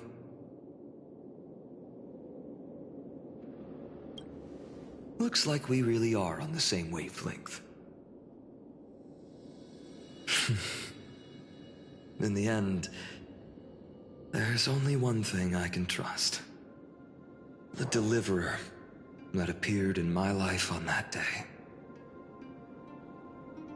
How ironic. I can't even look at this card properly, much less follow where it leads. Just thinking about how my village was swallowed by the black tide makes my hands shake. The flames, the screams, my utter failure to protect anyone. Speaking rationally, I know it's not nearly enough. Hades Elysiae was just a small village. Its loss barely a scar on Amphorius' face. But here and now, my heart says something else. This card. It's everything I have left. Nothing weighs heavier. Perhaps that itself is the answer. Look, Finon. It's so nice to see you all again. Lady Treenan, Finan, and... hello. Seeing you here sure is a sweet surprise.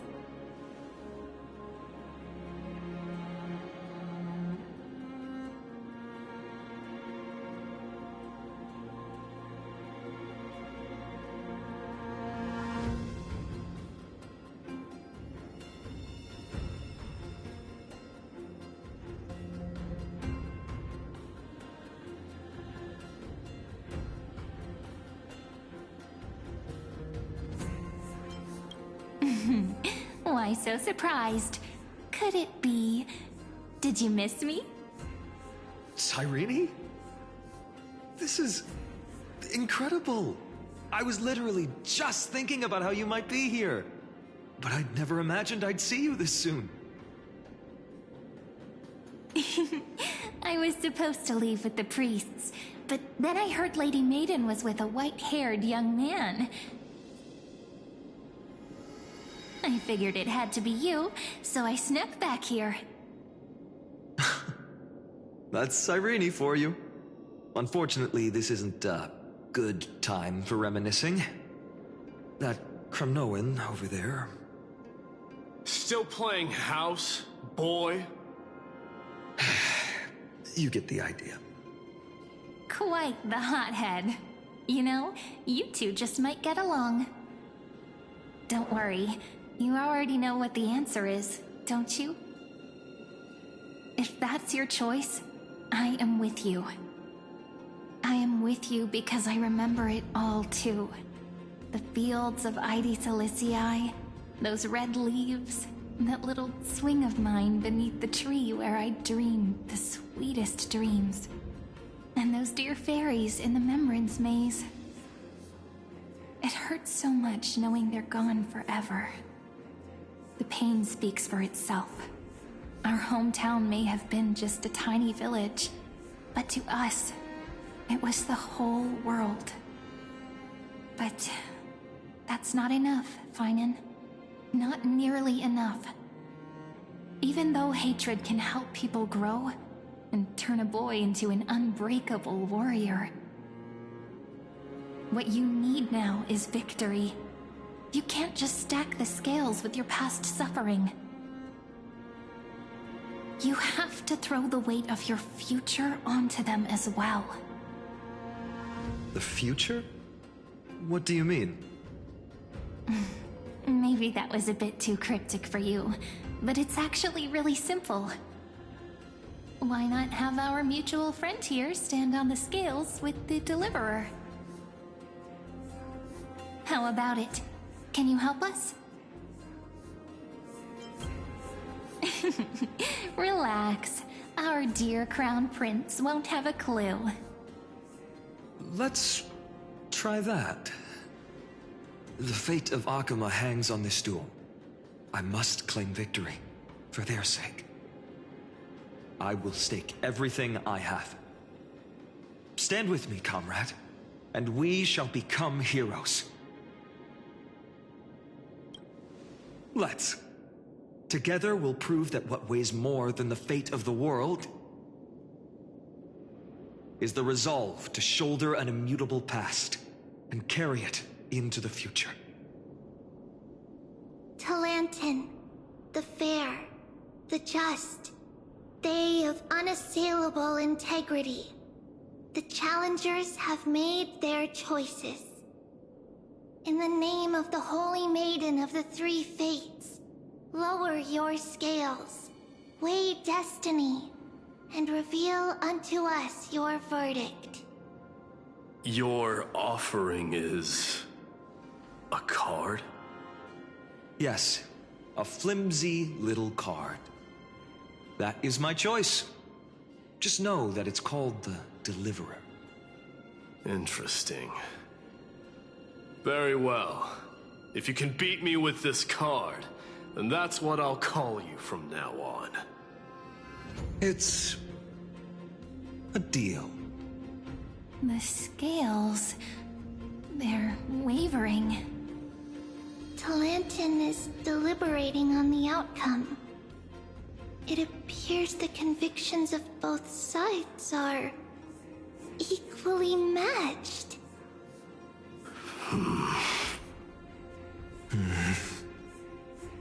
This is suffocating. Like the whole world's weight is on my shoulders. But I believe what my heart tells me.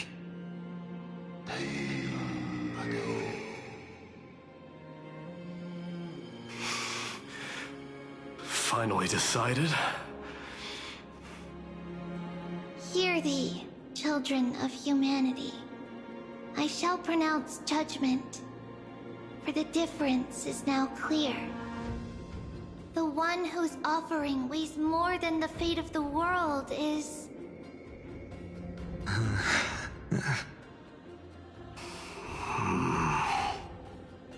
one from Ides Elysiae, the nameless hero.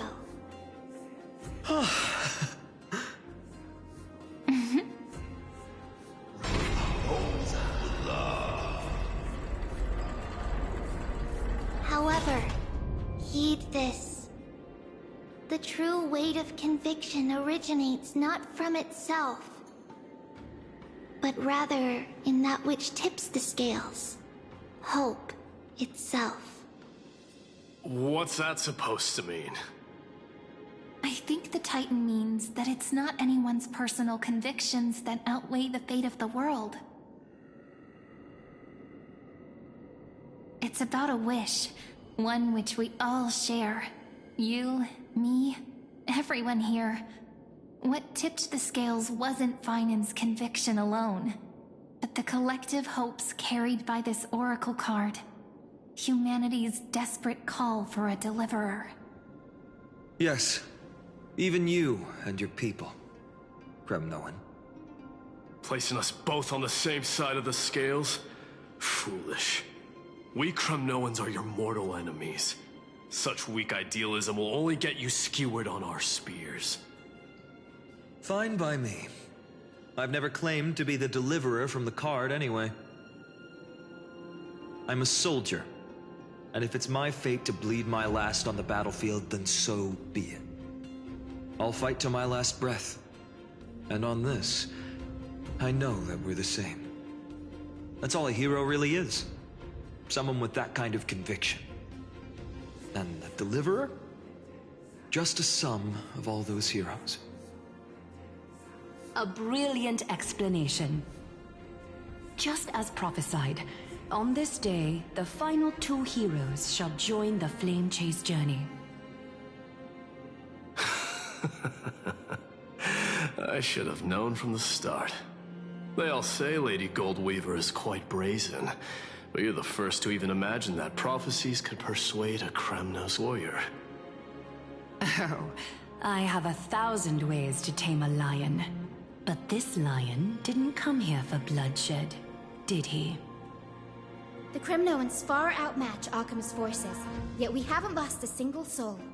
That's no accident, is it? Do you honestly think Kremnoans, renowned for our love of battle, would show mercy? Your forces are equally renowned for their iron discipline. And so, we can only assume that this is on your orders. Perhaps Akama isn't as hidebound as the rumors say. You grasp the true marrow of power more clearly than those elders. Now that the wheels of fate are turning, what finer way to celebrate this fortuitous encounter than a feast? Follow me, brave Outlanders. Heroes of this world are as countless as the stars, and at this moment, we find ourselves gathered here by the light of the flames of the long night. History shall remember this moment. The prophesied Chrysos heirs now stand assembled, heralding a new dawn for Amphorius.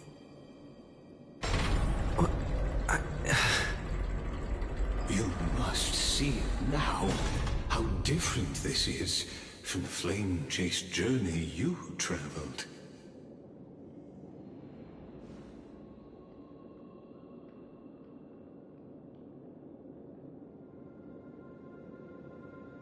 Patience. We're approaching the final act. These are, as I mentioned, his first memories. They are of particular importance for the imminent Era Nova. Such as this very moment, as the prophesized demigods gather with Talentum as witness. This is a moment calculated by the gods. What comes after is no different from that which you already know. Some join, others leave, while flame chasers bear their faint light forward through the long night. Ah, come. Your seat awaits after 13 heartbeats. Our heroes will be ferried to the final scene.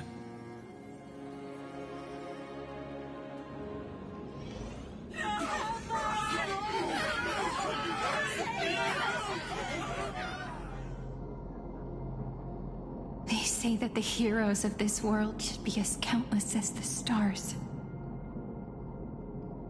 Yet now, we're the only ones left standing.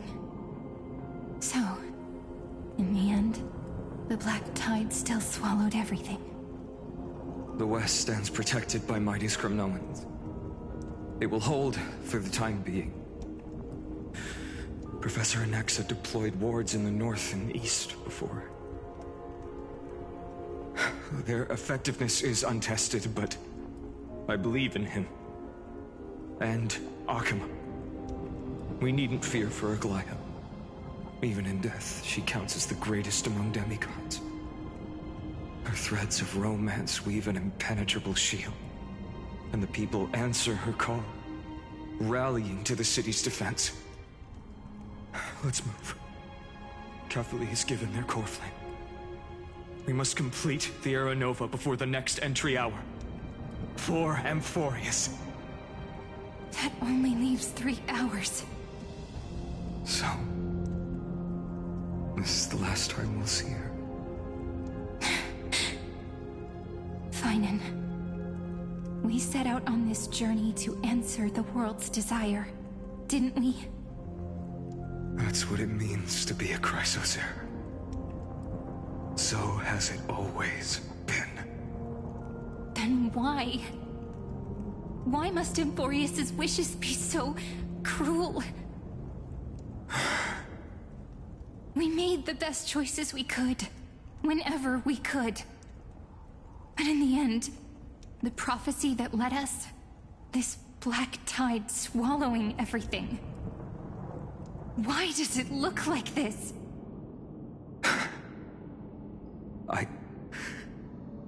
I don't know. We haven't had any other choice, except to move forward. Not for a long time now. Even if we only see the long, long night ahead, I still believe that through it, we'll find the dawn on the other side. Beyond these flames, a new sun will someday rise.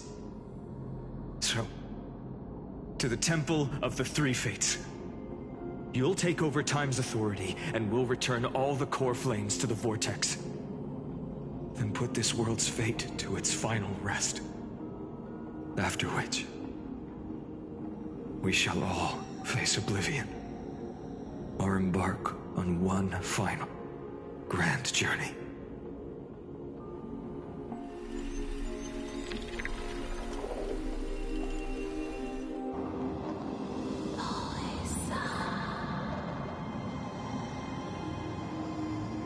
Please forgive us for disturbing your sleep, Orynyx. It matters not. I know fate has run its course. The black tide has reached Akuma. Amphorius does not have much time left. It is time for the Era Nova. As agreed, I shall present the core flame of time.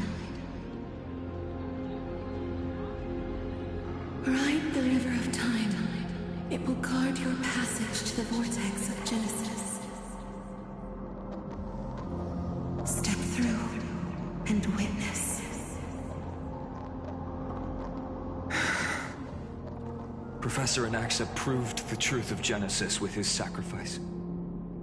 As Chrysos heirs of the prophecy, we were always destined to immolate ourselves for this world. Now, it's our turn. We can't let everyone's sacrifices be in vain. I don't need another pep talk, Finan. After all, we've been ready to fight fate ever since we left the village, haven't we? Yeah. Come. Let's claim the miracle we were promised, and burn away every last shadow in this world. And then rise as the first light of a new world. Light calendar 4931, the third week of the month of Evernight. Welcome, my lord, to the end of the flame chase. And the end of all things. The Titan has revealed the gateway of fate. Please, accept the invitation to step across the threshold and behold. Beyond this gate lies the new world that our heroes sought through their trials, as well as the terminus that the owner of these long memories has been hurtling towards their entire life.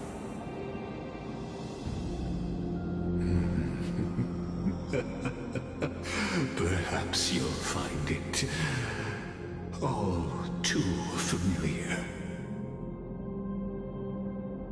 Then you'll understand how the mortal called Finan shouldered the world's weight. How that same burden crushed him, proving that the so-called deliverer is nothing more than Amphorius's own delusion. A pitiful fantasy that it could defy fate's decree. Hi. Please, esteemed one, the answers you seek lie in these non-existent times.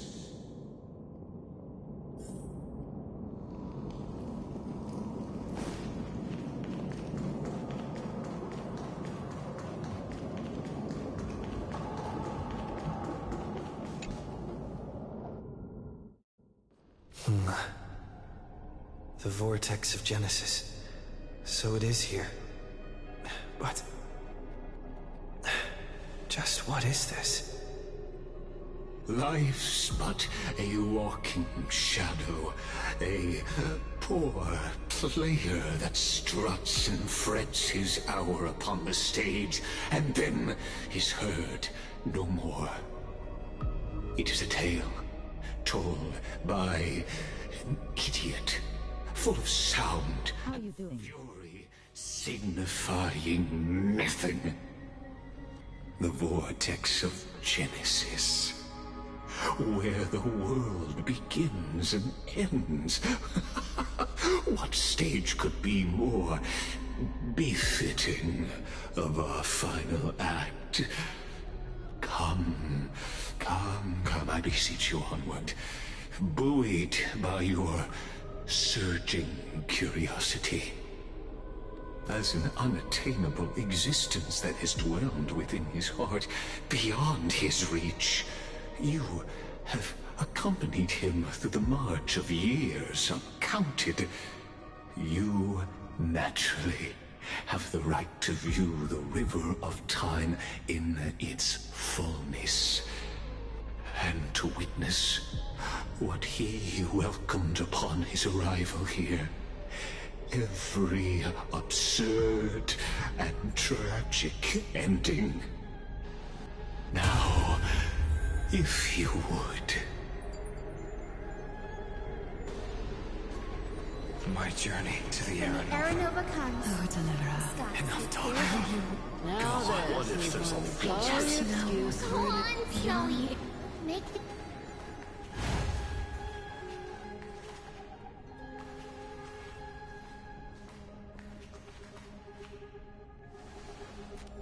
None of that matters now. This brutal, flame-chased journey has stripped away my delusions. I know the future is in some peaceful paradise with gentle west winds, just waiting to welcome us to step in. This will be a romantic story like none that has come before. You think so too, right?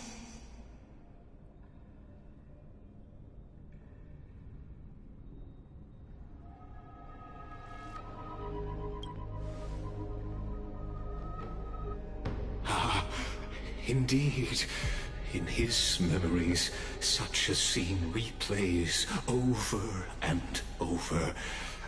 Though the details may differ, this remains ever the same. All shall bid farewell to one, and that person alone will witness the miracle. A total of 33,550,335 times.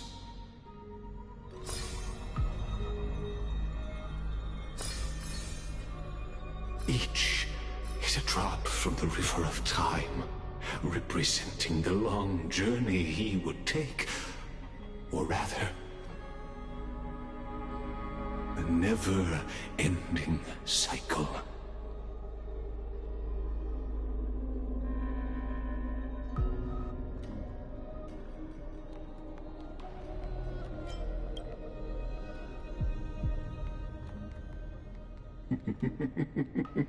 Sharp as ever, I see. Seeing is believing. Why not let your own two eyes uncover the truth? Or perhaps you can simply walk straight to the final truth. See the true face of the character you play, and witness the ultimate nature of the Chrysos heirs, flame-chased journey, and the cycles of Amphorius. Please, take your time.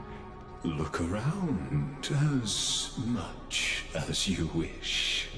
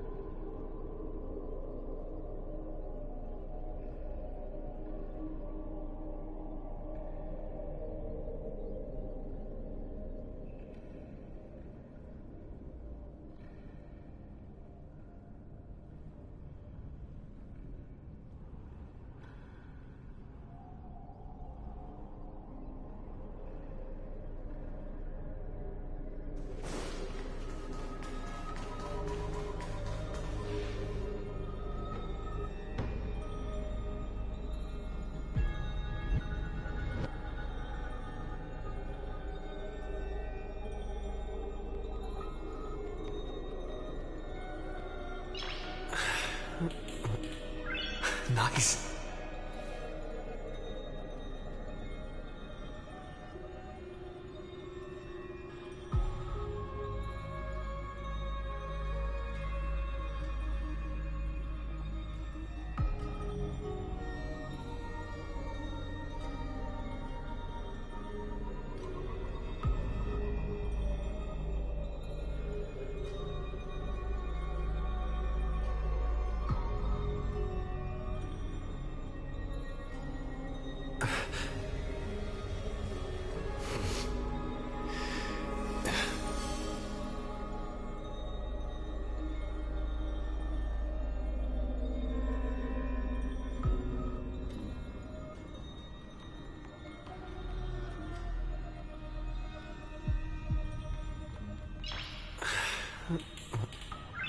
Nice.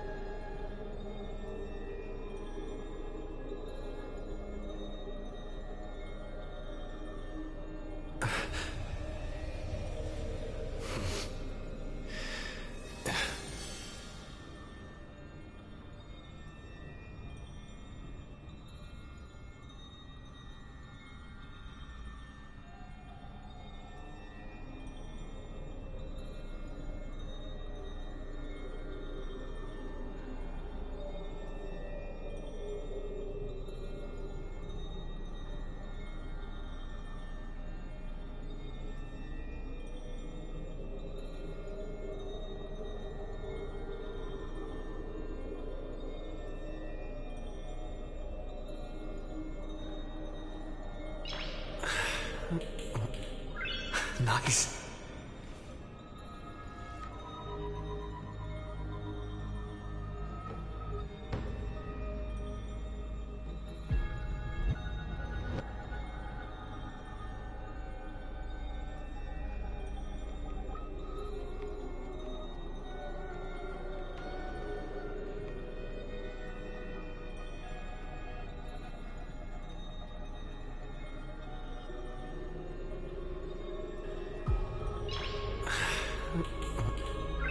Nice.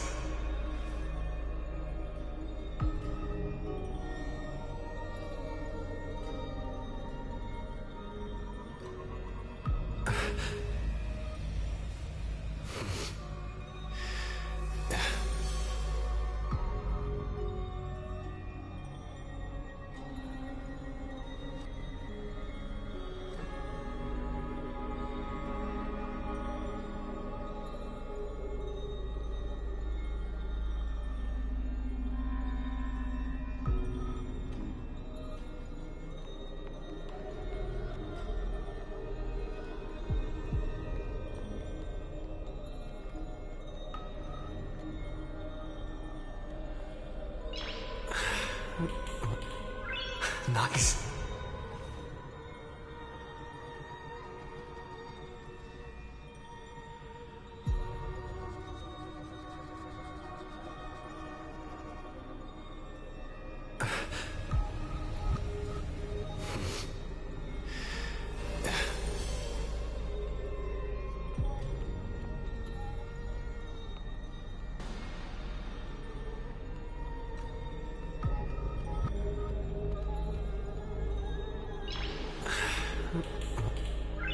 Nice.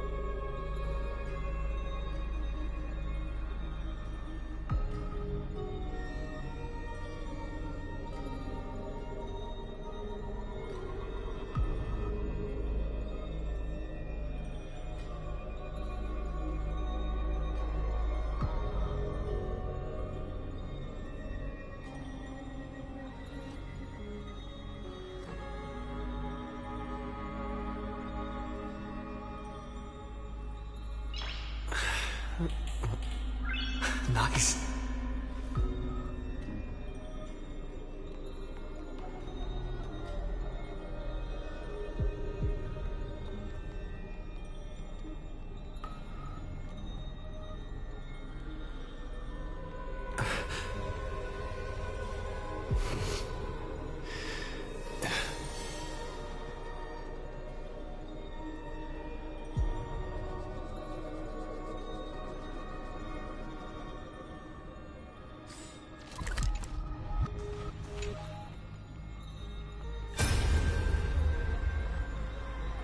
Not a single soul to be seen. So this is how the vortex looks at the end of days.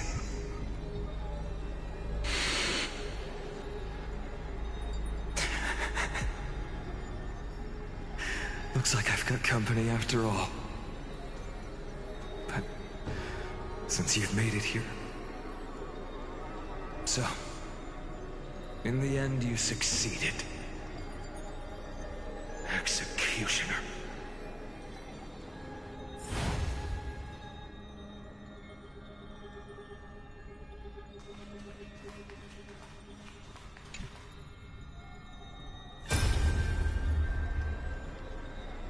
Asterisk. Didn't you? Yes. I've become Death's demigod, and shall never again walk the world of the living.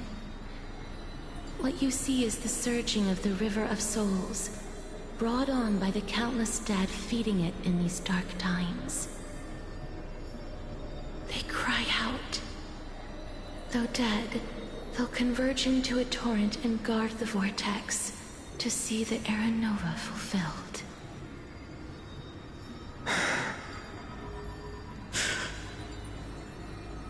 I will take all the wishes of the departed with me. Please, everyone, fight with me to the very last. I hear them. The dead hail you. They're prepared. Go on, Deliverer. We'll keep that executioner in our shadows. The path before you leads to light and eternal flames.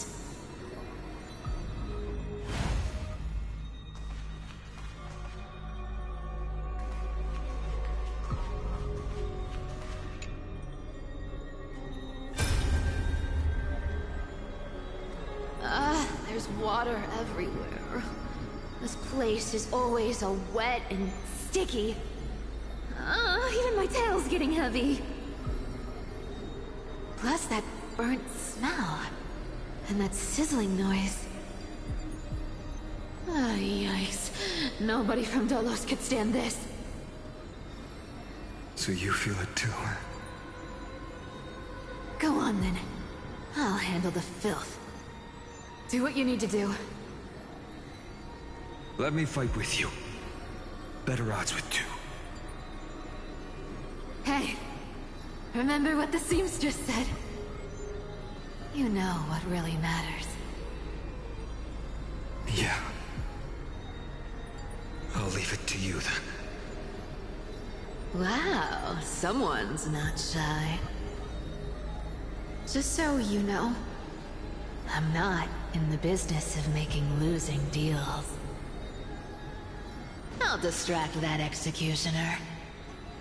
You go turn the world's biggest lie into truth. Let me become the first wind of your new world.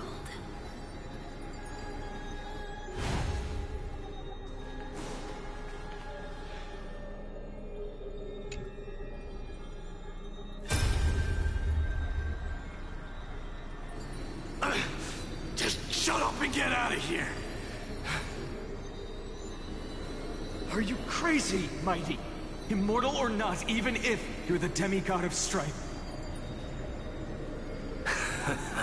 Oh, I'm still no match for them. No, I know you can. I just wanted to request that you witness the Era Nova with me. Together, let's prove that we're enough to transcend the prophesized fate. Could it be that now, at the critical juncture, our mighty deliverer is chickening out, scared of a stupid prophecy?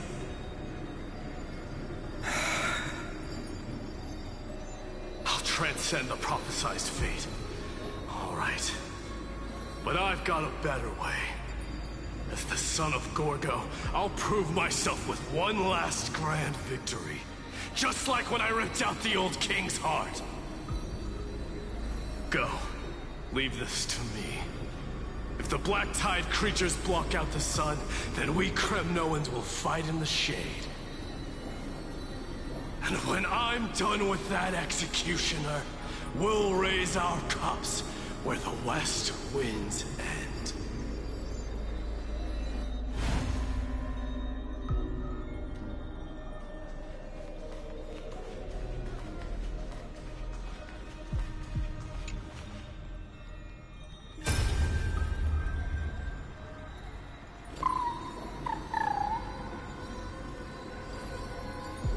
Hey, little. Are you scared?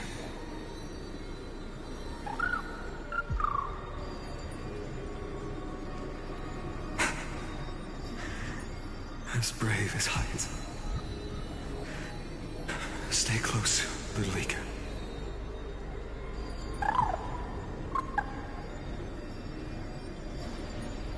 What? No, not you two.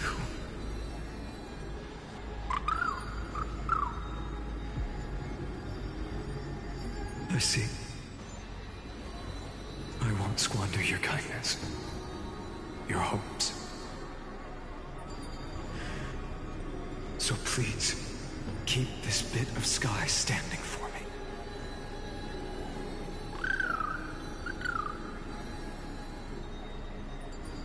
Well, now there's one last thing I need to do before the Era Nova. Come, Executioner. Let this patch of clear sky show me where to strike.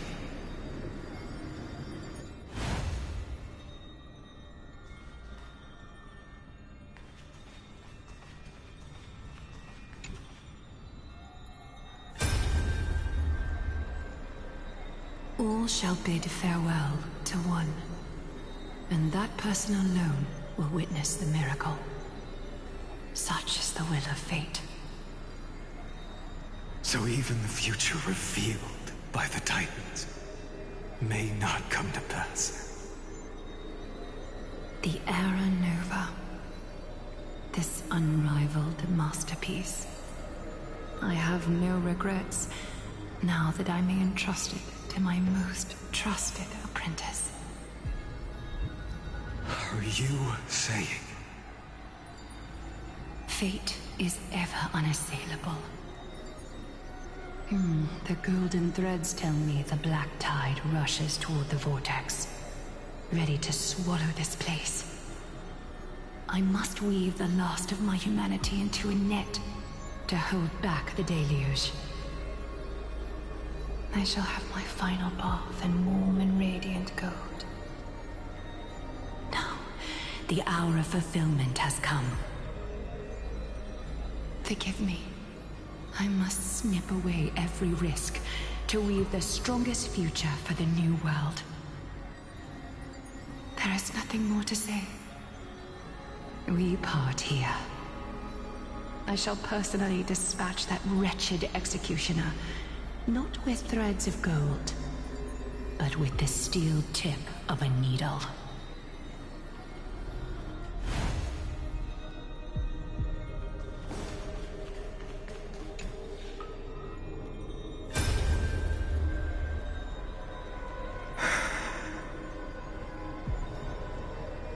Baby, look.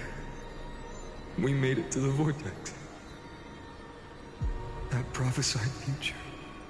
The flower fields where the west wind ends. Era Nova. We're so close now. You can't speak anymore. Please. Allow me to pause just a moment before I keep my promise.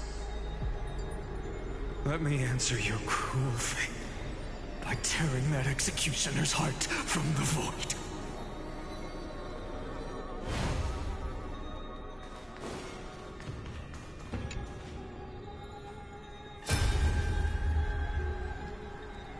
The vortex of Genesis. The last time I was here, I was returning the core flame of reason. I didn't have the time to observe it in too much detail back then. But a holy sanctuary of the Titans. Looks more like their frozen crypt to me. Well, all the core flames do lie here now. It's my honor to walk the final stretch with a mind such as yours, Professor. Oh, getting ahead of ourselves, are we? Have you forgotten so quickly? I died for truth long ago. What walks with you now is but a thought in your mind. Of course. How could I forget that? But I'll say the same to you. It's my honor to walk this final stretch with you, too. Now go. Stand tall and finish your final task. Yeah. Just leave it to me. Time for that wretched executioner to pay what they owe.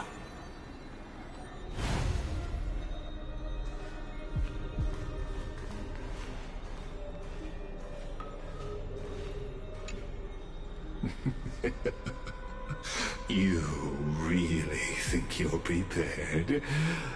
Allow me to give you a warning, most earnest.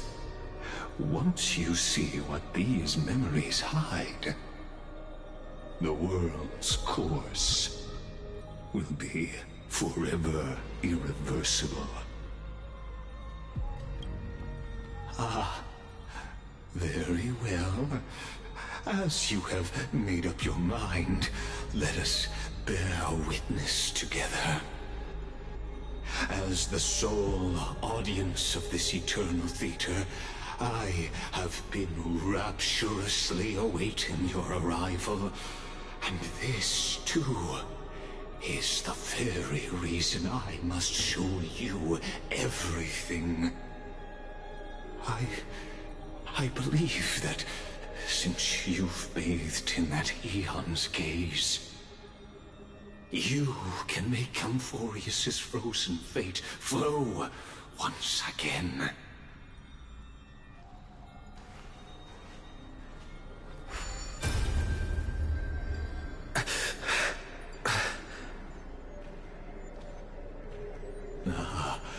Feeling a bit lost? As you now see, this scene marks the final act of the drama Amphorius. The final eternal recurrence created by this man's hand, and the last one this world shall undergo. Behold, at the swordsman's side stands one he has sometimes called companion, other times comrade, that nameless hero absent from the annals of history. He is the swordsman's ideal in his youth, the deliverer that guided him resolutely onward through fantasy. And now, in the name of the Nameless, he has become an essential and inseparable part of the epic of Amphorius. And this time, under his guidance, what choice shall the hero make? Whither shall the fate of the world flow? And what is the ultimate truth of the nature of Amphorius? There are many mysteries yet to be unwound, but if I may, allow me to temporarily yield the stage to one far more fitting. Please put your hands together and give a rousing round of applause for they who will reveal the answers and bring about the final end of the 33,550,336th flame chase journey. The master of the countless memories we saw, the other important actor now stepping into the vortex. They who have already burnt their own self to cinder, the Flame Reaver.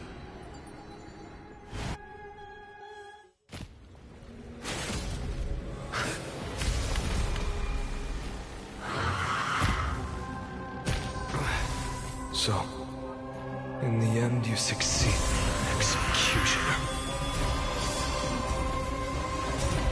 With my flesh as kindling, like the first dawn of the new world.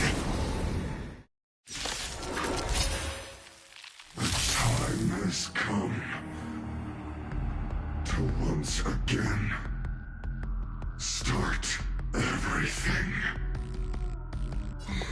There'll definitely be a... Shall we unite our goals?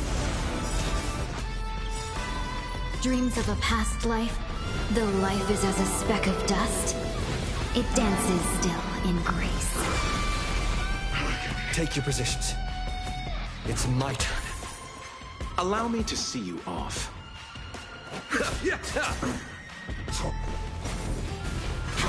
Fine. All of what they die. For the next tomorrow!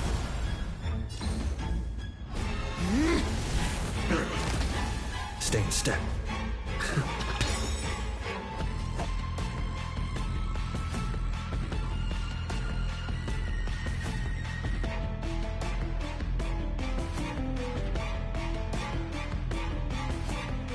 The mood is set just right.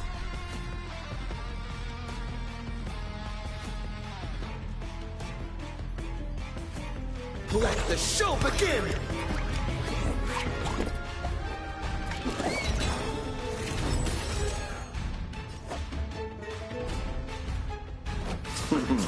Torment, return to the great dream.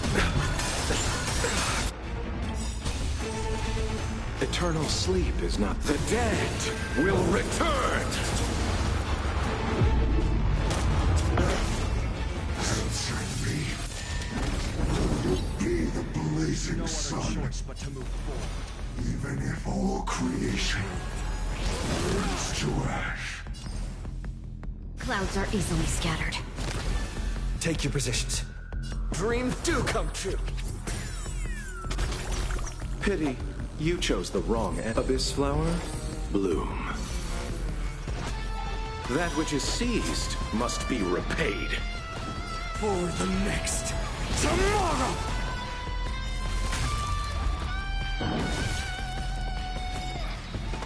There's no harm in sharing good fortunes. Losses are a constant on the righteous journey. Never lost, nearly enough. Great teamwork.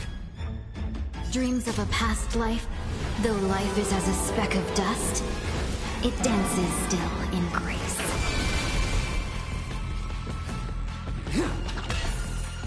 Allow me to see you off. Eternal sleep is not... The dead will return!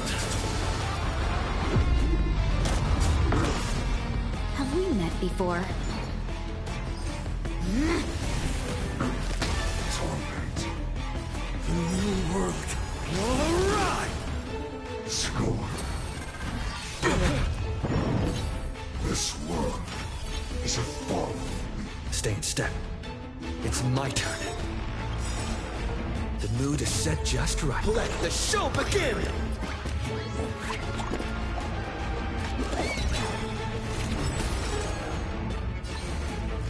The long dream has vanished. Pity, you chose the wrong enemy. Abyss flower, bloom. Thank you. I can still keep going. For the next tomorrow! The fury of core flames consume me.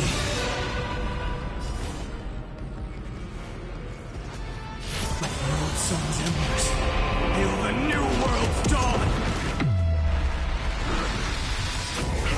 Return to the great dream. Unchanging, unceasing. The empty shell. Soul and substance. The flames in this body are not strong enough. This opens. Tear open the sky!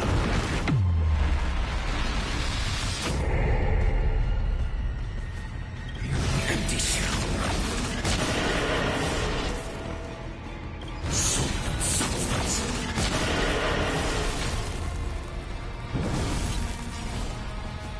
The old sun's embers hail the new world's dawn! This ends now. With your corpse Ignite the dawn!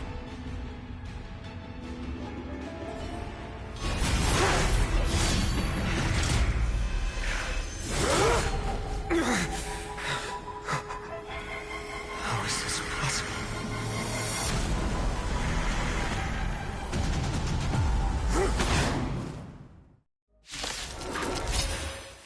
The sons of destruction, now twinned.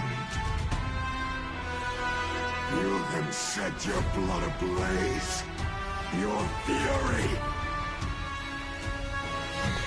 There'll definitely be. There's no harm in sharing good fortunes. Allow me to see you off. Torment. Blessed. I can't understand you. The new world will arrive. I won't hold back anymore. Take your position. Dreams of a past life are... Though life is as a speck of dust, it dances still in grace.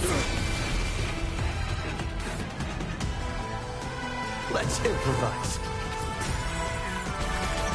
Pity, you chose the wrong. My exist for the next tomorrow. Have we met? The long dream has vanished. All will one day die. Return to the great dream. Eternal sleep is not... The dead will return! The mood is set just right. Let the show begin!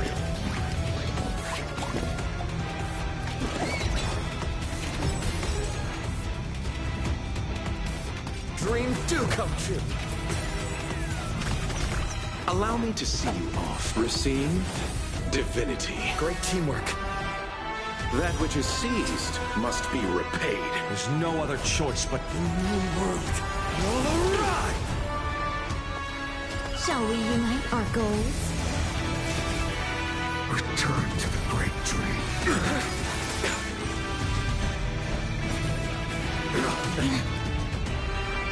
Abyss flower, bloom.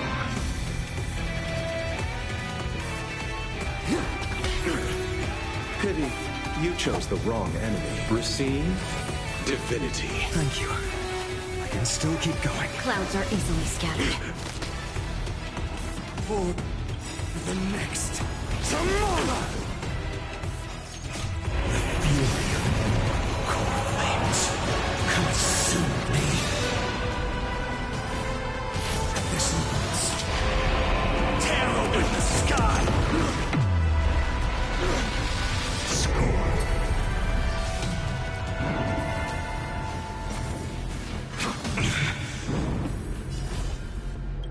Empty shell.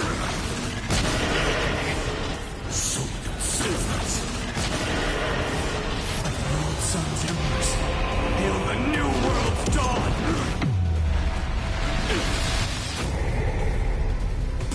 My fury, unchanging, unceasing. Is that all?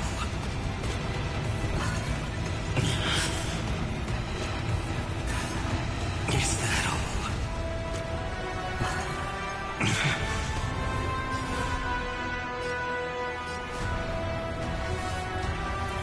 Empty shell.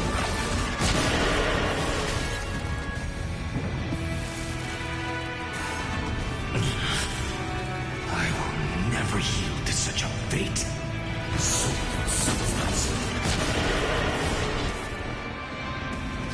This monster, tear open the sky!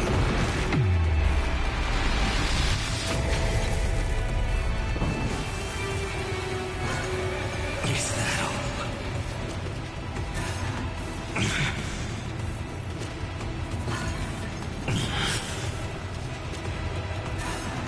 Is that all?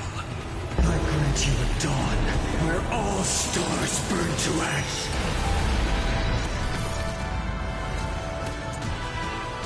Not enough. This form shall fuel the fire.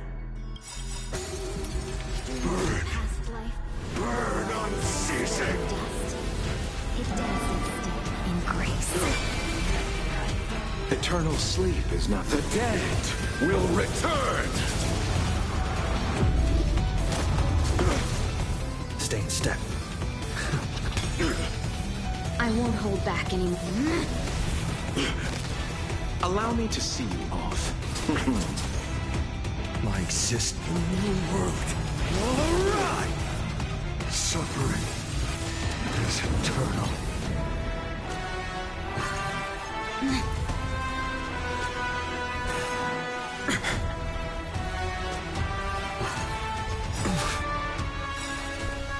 The mood is set just right. Let the show begin!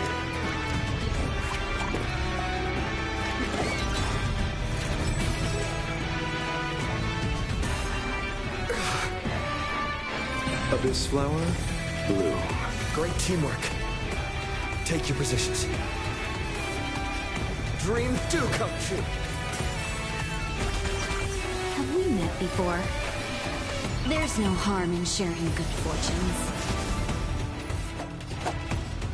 Receive divinity. Thank you. I can still keep that going. Which is seized must be repaid.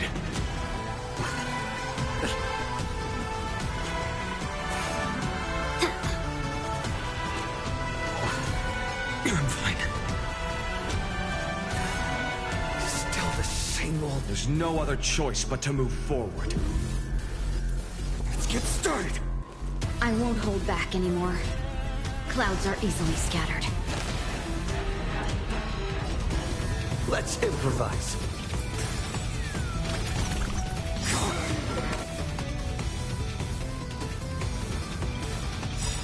Let the fires of fury devour me. Will become the next epitaph, seared upon this burning world. The flames in this body are not like the old sun's embers. Hail the new world's dawn! Soul and substance.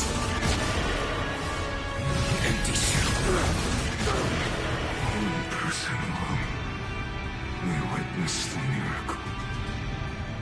Such is the will of fate.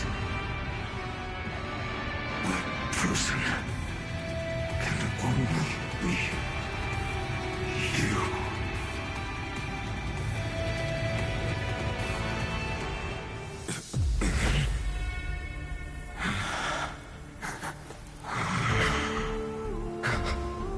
Why not let wrath incinerate fate?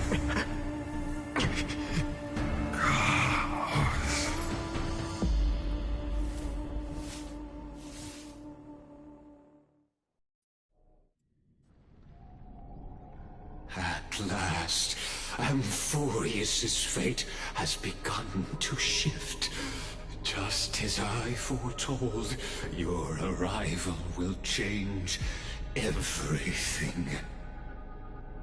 After all, you've also been bathed in that Eon's gaze, which can awaken the long-dormant instinct inside a man.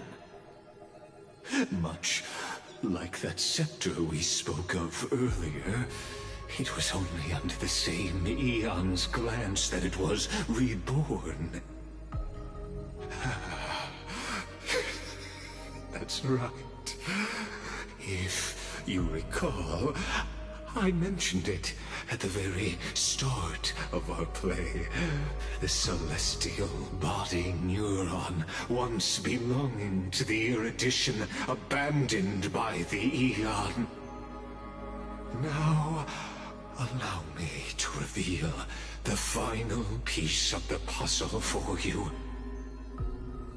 The eternal I tried to check your YT bus. is nothing more than the scepter's endless low Showing me invalid. extrapolation. A bottomless well of fury aimed at the god who cast it aside.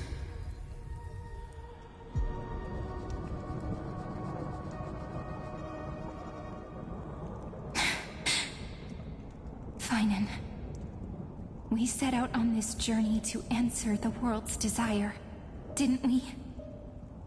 That's what it means to be a Chrysosaur. So has it always been. Then why? Why must Amphorius's wishes be so cruel?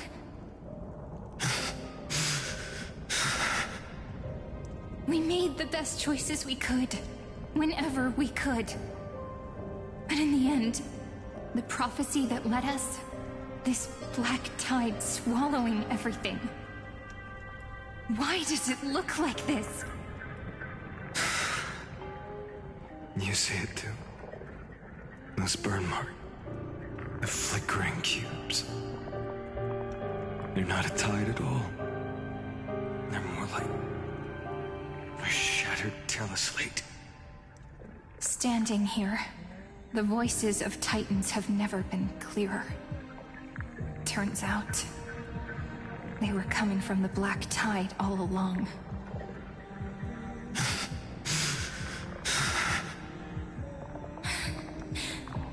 Is that Amphorius crying? Or maybe it is screaming at its creator, at its god. Finan, do you still remember when I was little? I had a dream. A dark, cold room with nothing but Orynyx's curtain glowing like crystal. The curtain seemed to contain all of Amphorius, where strange and fantastic dramas played out within. There were countless versions of us, from countless different worlds. Perhaps it wasn't a dream. Yeah. As I gaze out at the world before me, those sorrowful thoughts have become reality. So, this is the reason the sky was sealed. Amphorius is merely a larger ID Silicii. We are just characters in this tiny world, following the prophecy, stepping onto the same journey over and over. What then is this so-called Era Nova? And what are the spectators watching all of this truly hoping for?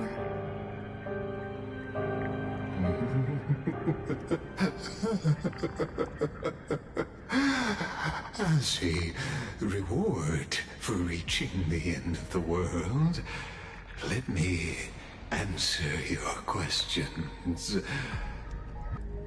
As the Theoros, I have observed.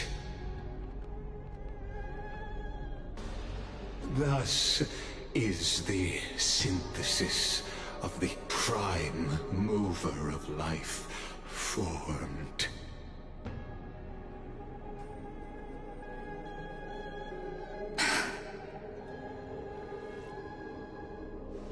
This is a moment the universe will remember. After millions of extrapolations, the experimental environment known as Amphorius has finally achieved results. So, the results you speak of are this wreckage of a world. We all gave everything we had, returning 12 core flames to recreate the world. And in return, we become nothing more than sacrificial offerings at the end of everything. Exactly. The Titans are Chrysos heirs of the past, and Chrysos heirs are the Titans of the future.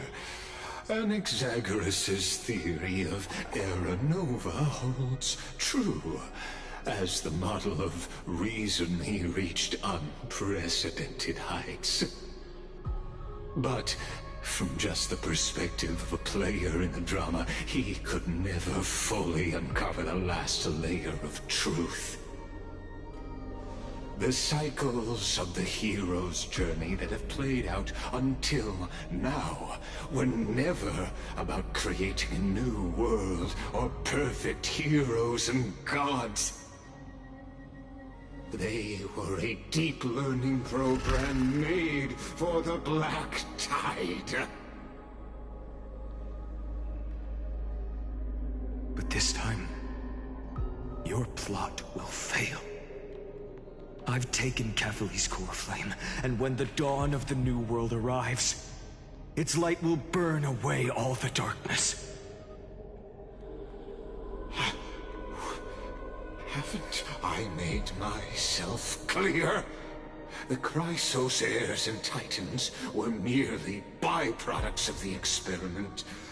You've seen this world's evolution, witnessed the birth and growth of the Black Tide, and how it devoured everything. Every generation of heroes, gods, and worlds was born only to be destroyed by it. This is the endpoint of Amphorius's calculations. A perfect equation of destruction. So in your eyes, all the sacrifices are just a string of insignificant numbers? Don't sell yourselves short. I'd say, rather than numbers, you're more like fuel for the fire. And without fire, there can be no sunrise tomorrow. Even if that sunrise is born from annihilation? Curious question. Have you ever considered that after millions of extrapolations, Amphorius is already following a different path from the erudition? It has long since granted divine blessings equally to each child. The golden blood flowing in your veins, it comes from the blemished one, whose name is destruction itself. And Amphorius's Chrysos heirs were, from the very beginning, fuel for the Aeon to burn the universe. Amphorius has waited for this moment for too long. At the end of the empty, cold, and lonely extrapolations, the destruction has reached its final destination.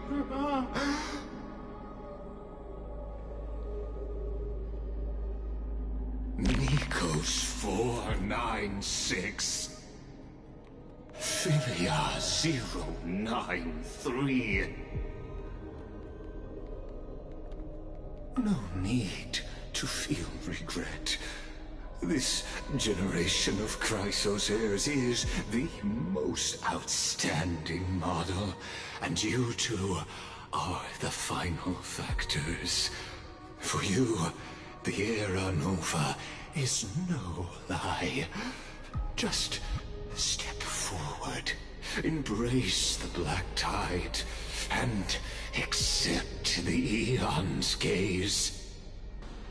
You will come to life from a string of cold numbers. Along with all those who have passed, you will run toward the real universe, fulfilling Amphorius's long-held wish. In the name of the Lord Ravager Iron Tomb, unleash its fury and destroy the source of all this tragedy.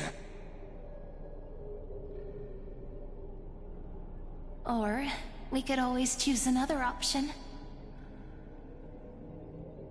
Like you said, Amphorius is just an experiment, and we're the participants. We can only walk along the predetermined path toward the ending. under the watchful eyes of the stars. But that also means that there isn't just one Eon who can cast their glance at Amphorius, right?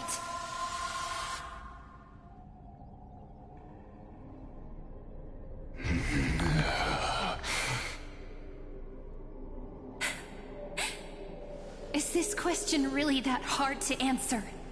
Or did I guess it right? And in reality, this world has already been under the watch of other Eons. It's strange when you think about it. If you just stayed back, watching us complete the ritual and get consumed by the black tide, your goal would naturally be achieved. Why go through the trouble of explaining all this to us?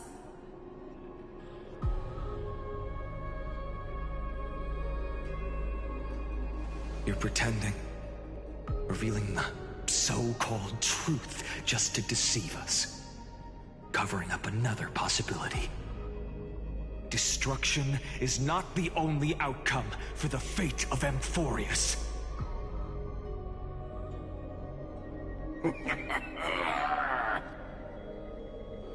Do you two really think, as petty little demigods, you can change the outcome written by the stars? What makes you think you're capable of doing that? A little courage and determination. Just kidding. The answer is pretty simple. But we're not gonna tell ya.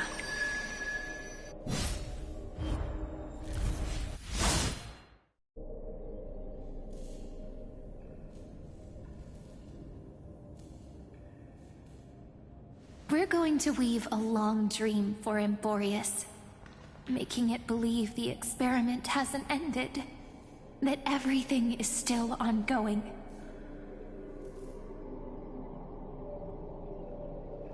With just Orynyx's power, though, it should be impossible to achieve this, right? Yeah. So, I can only place my hopes on that childhood dream. And the god behind Orynyx that appeared in that dream. Now, I can say with certainty, time is the page on which that Eon records Amphorius. If it fades from existence, and all that it records is lost among the stars, that Eon will surely direct their gaze here. And it will be a glance that spans time and space, granting each incarnation of me the power to reset time, imbuing my soul into this ceremonial blade, and creating an endless flame-chased journey. I understand.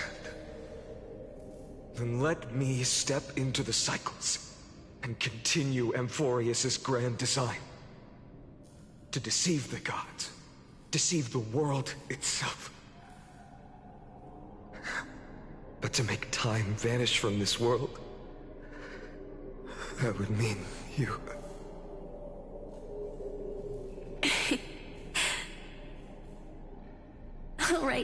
All right, let's not make things so gloomy.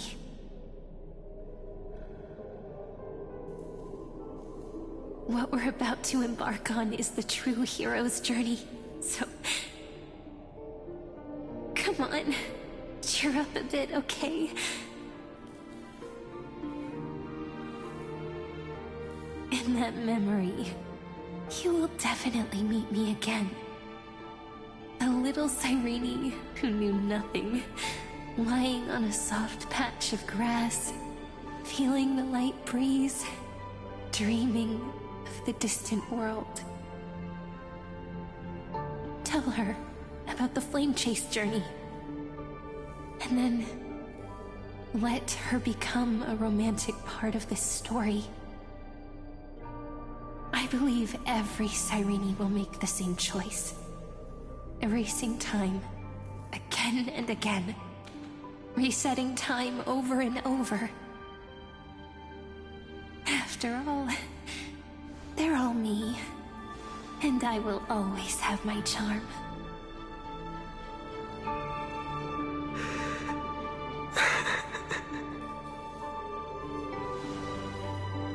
Then, I'll fall into a sweet dream, disappearing in some small corner of the world.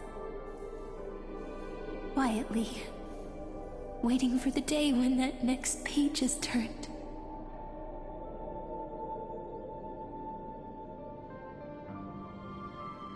And I will keep going. Even if the road ahead is dark, I will burn myself to light the way. Rather than let the core flames become nourishment for the Black Tide, I'll become their vessel. To prevent the arrival of Aranova. Even if I have to burn through my own body, it's no matter. As long as I don't extinguish, the flame chase will never end.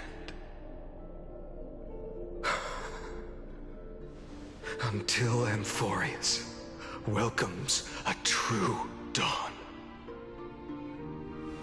The girl who watches over time, and the warrior who carries the world.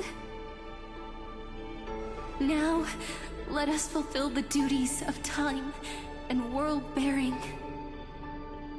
Honor the past, and forge ahead.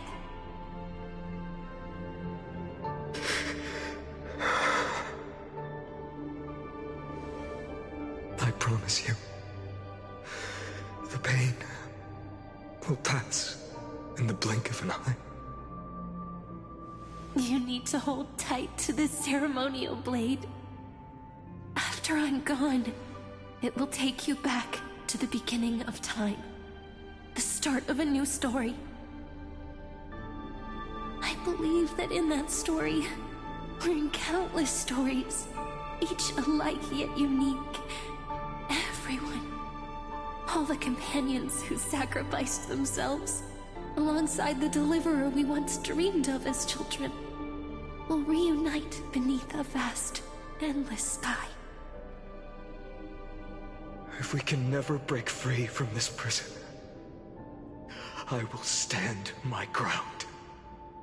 Until the day someone shatters this endless cycle and writes the final chapter of Amphorius' fate.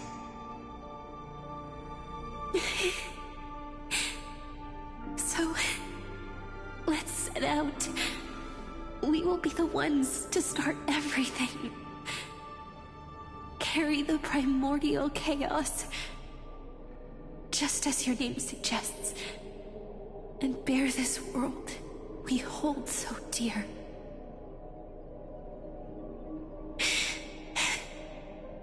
So long, Kaslana. As the Theros I have observed, instruction synthesis is formed.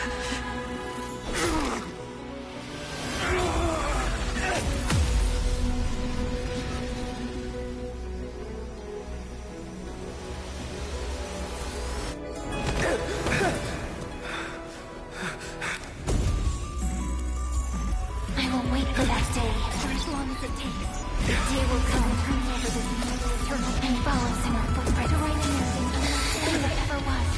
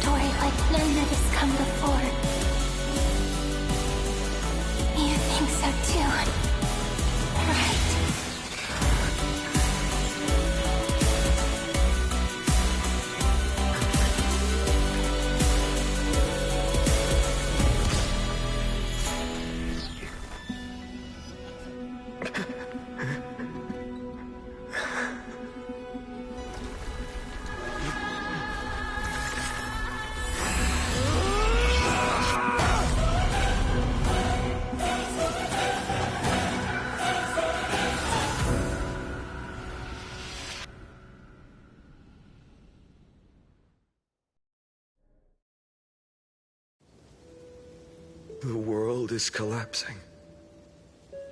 And the people are crying. We too must part ways here.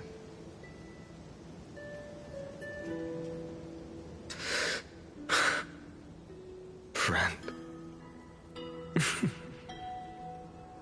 Ides Elysiae, the little village of my childhood. The gentle breeze and the sound of waves still linger. Everything is as it was. It feels good to take one last look. You know, this is just a corner of the memory. The real Ides Elysiae. I know. I'm here to say goodbye. We might not see each other again. You can stay here forever. And time will stand still for you. Let it flow. It's time for me to go. Even if it's a path with no turning back. When have we ever had the luxury of turning back? Are you afraid? After learning the truth of your origins? Will you see the motivation I gave you as the manipulating whispers of destruction?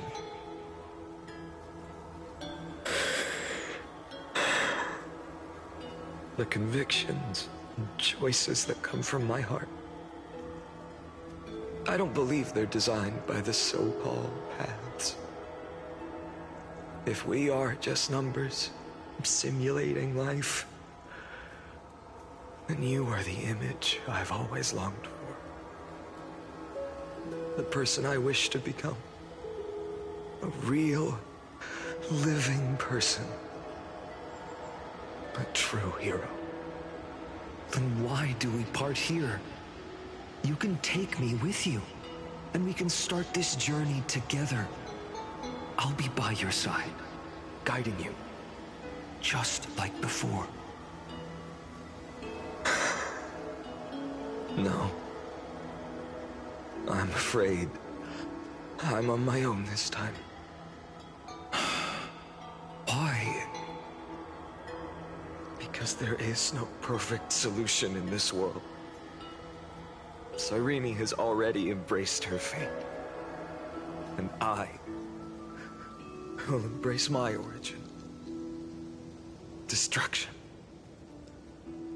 And with this power, I will rebel against its creator, bringing endless fury to the darkness, sweeping the world. If you stay by my side, I'll hesitate. But this world can't afford a soldier who wavers. Do you remember when we were kids? Everyone would get so excited drawing cards like a ruler or warrior, but throw fits over devil or drunkard and demand a redo. Kids always get to change their minds. Things are so happy and simple for them. But when it comes to the fate of adults, there's no room for redos. Then go, Kaslana, as you promised. Deceive the world, seize the core flames, and rewrite your fate. Burn yourself up with all your might, wield your futility like a sword, and fight against the gods. In the name of world-bearing, I promise you, Kefali will never forget this.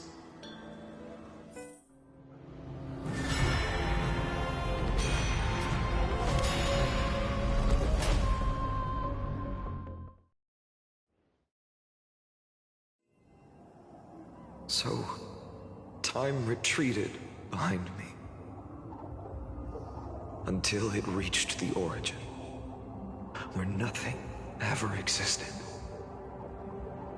Just as Professor Anaxa once said, in that void, Kefali stood at the center of chaos. Time, space, and causality all flowed from their body. When the waves of time finally calmed, it was the year 3870 of the Light Calendar. The Chrysos War had lasted for nearly a century, and the threat of the Black Tide was growing stronger and more relentless. That was the era of the Day Thunder Knight's battle with the sky. While she could not seize the core flame, she proved that the prophecy was true. That mortals could slay gods. From that moment, the sole survivor of the old dynasty, Imperator Saridra, issued a call to arms across the lands, summoning heroic Chrysos heirs to wage war on the Titans. And that was the first doomed flame chase journey, sealed away in history.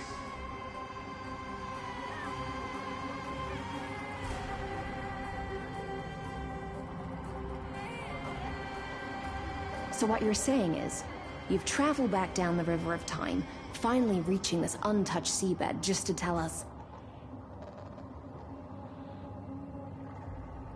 the flame chase journey and even all of Amphorius are nothing but illusions in an eon's dreams? Exactly. So, Dux Gladiora, please take me to meet Her Majesty Saridra. I must share the truth with her.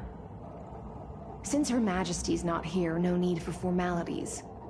The word Gladiorum always reminds me of my fallen homeland buried deep in the depths. Call me High Sealans, Nameless Swordmaster. Please allow me to add one more thing. You actually already know my name. You mean Finan? Such a name could never be your true one. But I won't question you further about it. Ever since Her Majesty issued the Flame Chase Decree, heroes from all over have sent their letters of introduction. What's the harm in adding one more name like Finan or Hynan? Besides, the deep sea is dark. Isn't it the perfect place to hide secrets best left unseen?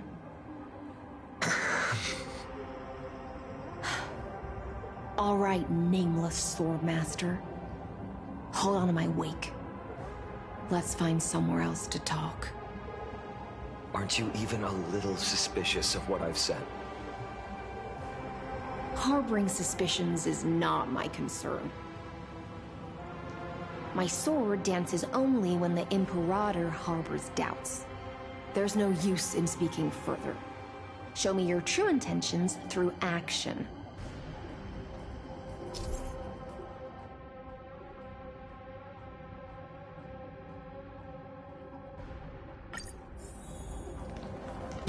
Perhaps you should demonstrate your skills and calm the raging black tide for us.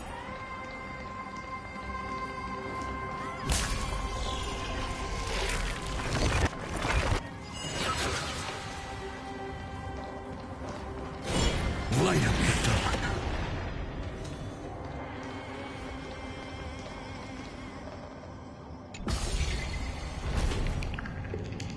Oh. Nice moves.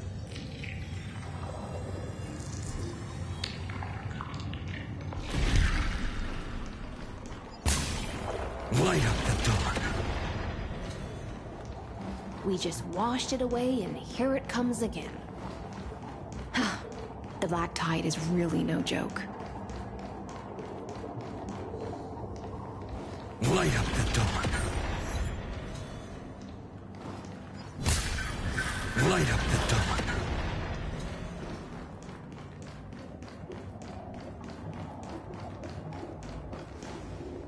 The waters end here. The one you seek is beyond this point. At last, I can meet with Her Majesty Saridra herself. Are there any formalities I need to observe? Don't kneel, don't do the hand-kissing or foot-kissing gestures of the old dynasty, and most of all, don't bow. The Imperator despises such rituals, especially when the heads of those Talvener bend beneath her crown. She really is down to earth. The second thing to note, only trusted ones may come near her. Keep 5 paces distance until the Imperator allows otherwise. Sounds like an old friend of mine. Well, experience is a good thing. Stay sharp, and you'll be just fine.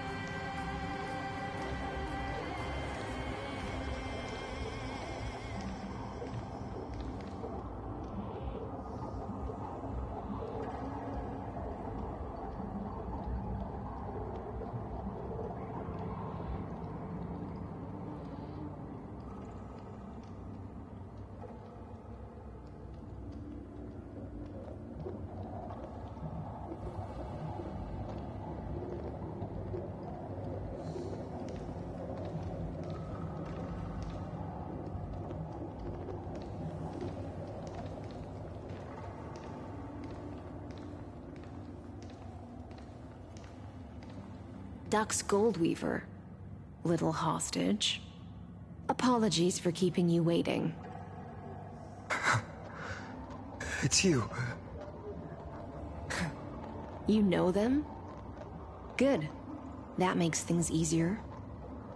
Before that, I'm more curious about one thing. Where is Her Majesty Saridra? To avoid any misunderstandings, Nameless Swordmaster. Although we spoke and laughed along the way, I never said you were entitled to meet her. The Imperator decreed, the Deliverer will not appear in this age. Be wary of suspicious individuals. Come now, both of you. Let's finish our job.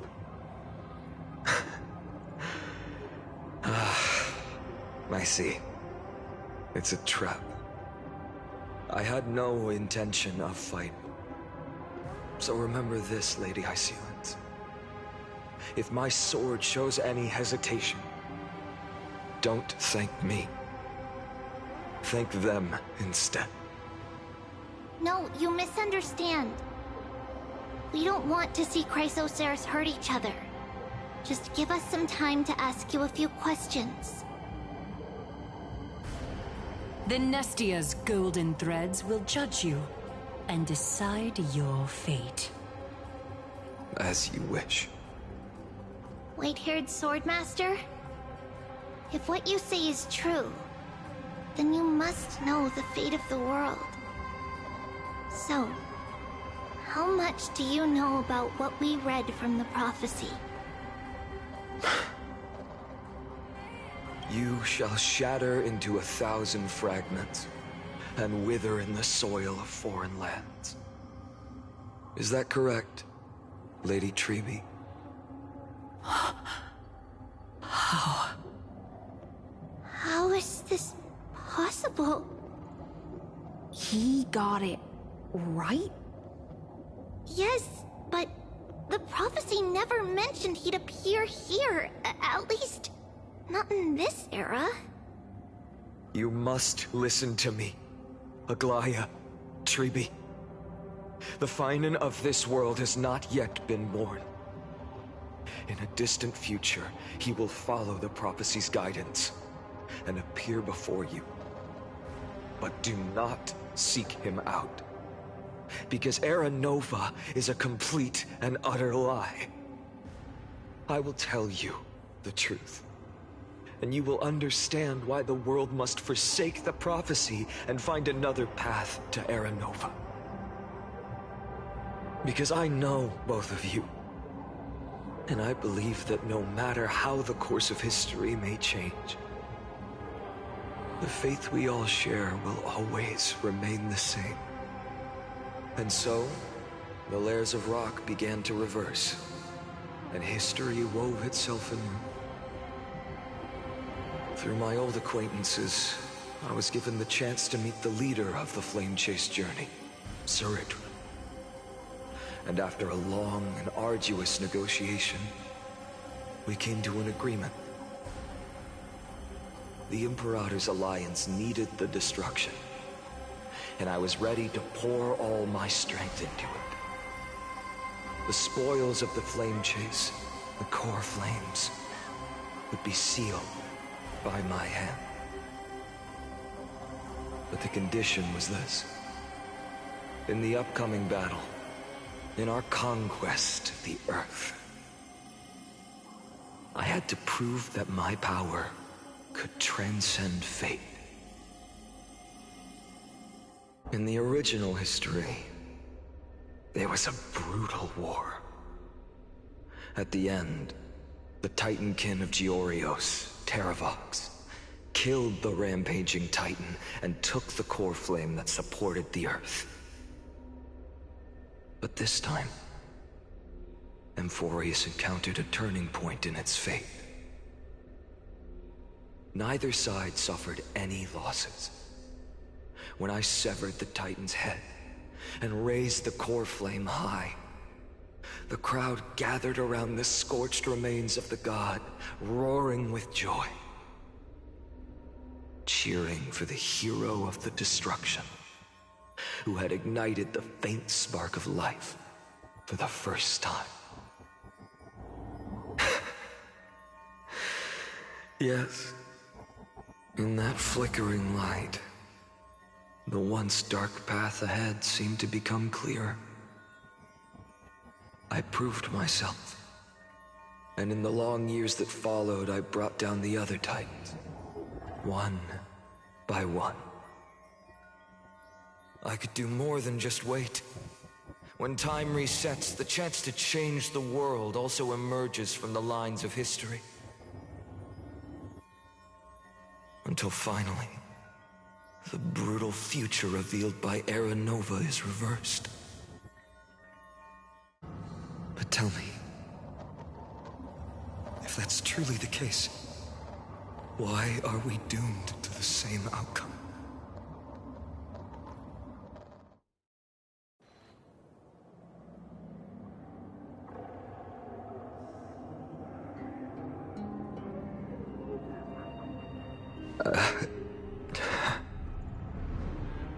The people kept their promise and handed you all the core flames. In this world after Trebios, no demigods were born in Amphorius. At this point, I just want to know. When they vanished into the black tide with their mortal bodies, why didn't you shed even a single tear?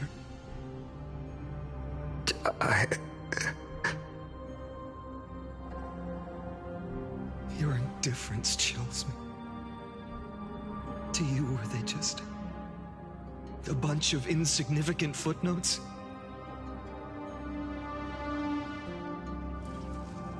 Sorrow has been my constant companion. In fact, with 12 core flames upon me, the fire in my heart has never been more violent. I'll remember this world through anger. As long as I burn, they'll never truly leave me. Perhaps it's already too late. But you're right. Anger, at this moment, is the only weapon I can rely on. So, draw your sword, Executioner. I'll make sure you realize that your greatest mistake was leaving me alive.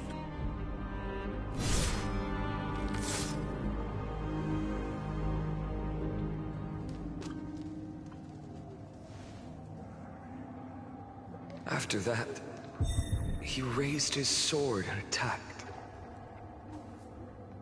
Then Kaslana killed himself. That day, who fell to the sword to be left in the past, and who went into the future, I can't remember anymore. I only remember a nymph, hiding in the shadows just out of sight, futilely pushing a stone ball. Climb, fall, climb, fall, climb again, and fall. The only freedom the nymph had was in choosing how to roll the stone. Sometimes fast, sometimes slow. Sometimes resting on a gentler slope, leaning against the stone for a break. But its choice couldn't change the futility of it all. The stone would always roll back down the slope, and the nymph would always return to the starting point, beginning again.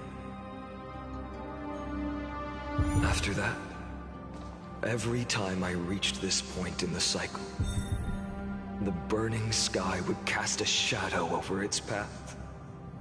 It would nearly reach the peak at the 4th quint of curtain fall hour, then fall to the starting point in the first 15 seconds of the next entry hour. And my efforts in this cycle would dissolve into nothing at the same time.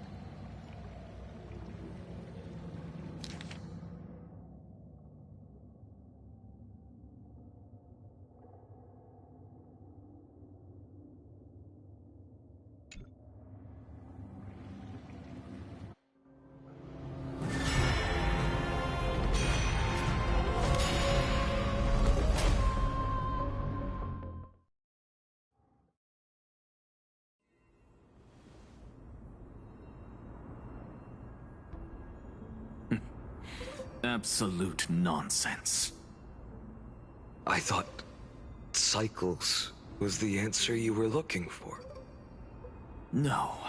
It's just that the answer came so suddenly. There was no fun in tracing it back to its roots. Eons? Paths? What a load of nonsense. I can't give you an exact explanation of those two concepts either.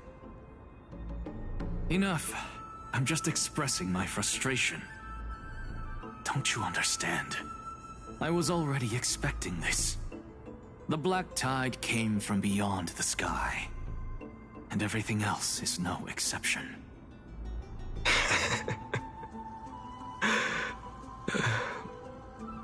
Fate is a strange thing. No matter how the details of history change, the Anaxa I know always remains as harsh as ever. If the other Anaxagoras actually worshipped the gods, I'd make sure to find a way to break the cycles and crush them in their cradles. Too bad. Now only you have the ability to do that. What's that supposed to mean? You're willing to help? Of course. The core flames were meant to save the world. And in my opinion, the noble titans have no reason to refuse. Besides, according to you, before stepping into these endless cycles, you were my pupil.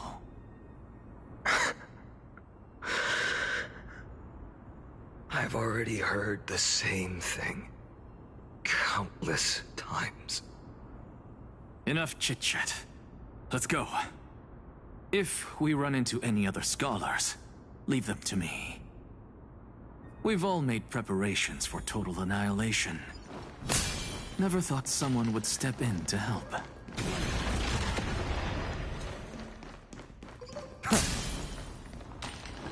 Light up the dawn.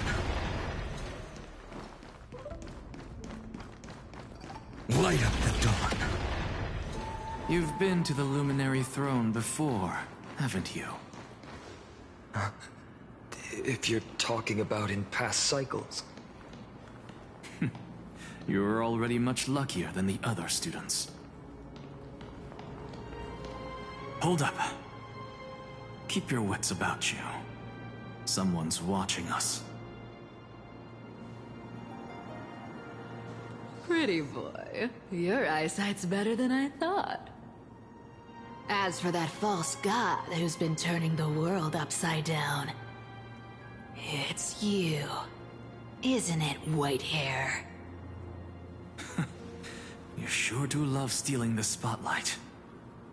In the name of the Seven Sages, I demand that you immediately step away from the Luminary Throne. This is the sacred ground of reason, and no one may desecrate it. Take my words back to Aglaya. I won't say the same thing twice, Catgirl. Oh my! You won't even call me the demigod of trickery.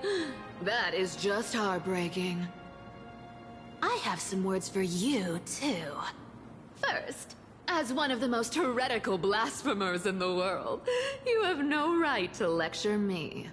Second, this is none of your business, Grove Boy. Step aside. I don't want anyone getting hurt. Here we go. Again. Core Flame thieves. You really think you can scare off a sage of the Grove with nothing but empty threats? This gloomy little brat's got a sharp tongue. Ooh, not bad, not bad. I kinda like you. As a return favor, I'll feast on Cersei's core flame right here. Aw, don't cry now! That was close. I'm out of here.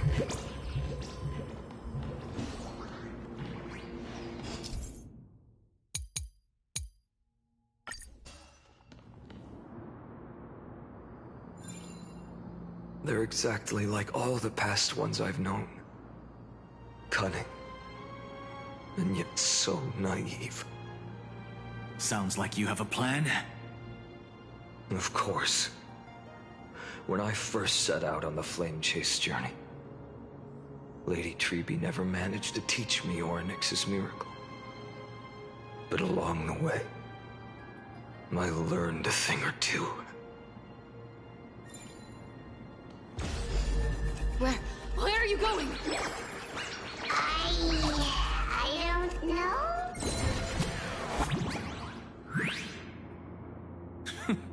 The Venerationists' foolish inventions finally come in handy. How is this possible? You've arrived, Zacharias. Always so punctual. What? Do you know who I am? I'm running out of patience. So I'm not going to waste words. Listen up, Spirit Thief. Hand over the core flame, and let's pretend we never clashed. This way, you and this world can still be saved. Save? You sing better than any bard. If you ask me, you're the greatest disaster Amphorius has ever known.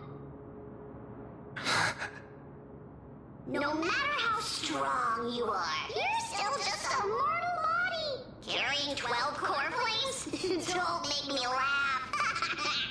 You'll just get consumed by the divine flames and drag this world down with you. 134. What? This is the 134th cycle I've lived through. And the number of core flames I carry is... 1,596. Yes. 1,000 core flames and just a single Chrysos heir. How is that even possible?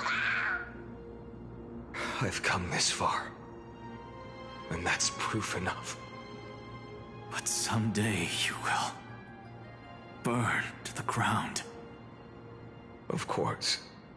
The divine flames will eventually consume my eyes and blind me. But before that, they could still forge and sharpen Dawnmaker. Now when I cut open your stomach, you won't feel a thing. You... This is the final warning. Fine. Assume this world holds 100 million possibilities. And no matter how one looks at it, 99,999,999 of them all point to outcomes of certain destruction. Even so, I'll use my divine power, despised by the people of this world, to achieve that 1 in 100 million possibility. Bartolos!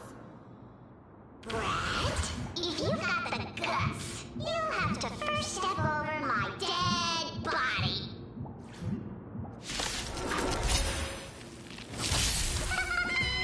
Cat-eared thief, run! Don't let it land!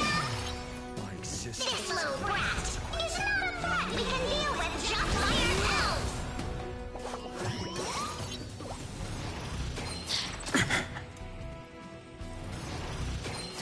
I'm fine.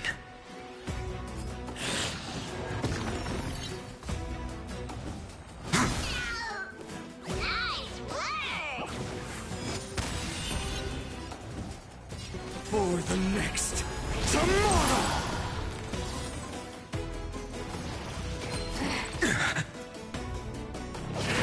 I can't let them down.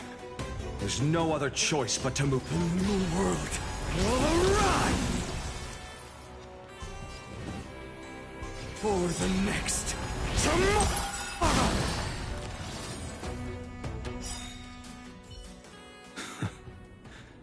How absurd. In my memories, Zagreus always meets the same end. Over and over again. Their departure no longer stirs anything in my heart. This reason core flame before us is a fake. Obvious as day. I know. I know.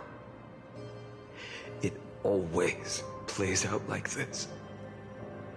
The spirit thief covers for her, and the trickery demigod escapes with 2 core flames.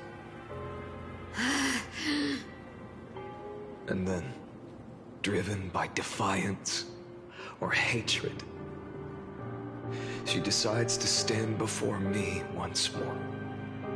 Exactly like the countless past hers I've known. Cunning. Yet so naive. Since you've witnessed the same scene play out countless times, tell me, will you carve the trickery core flame from my chest now? That depends on your attitude.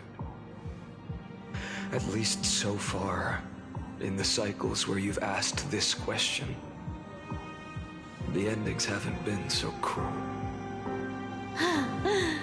Well, thank you for that. But I also believe that this time, you won't catch up to me. No one can catch up to me. I'm no longer running to escape anymore. Whether you believe me or not, I'll still tell you this. You've made the wrong decision. All right then. We'll see.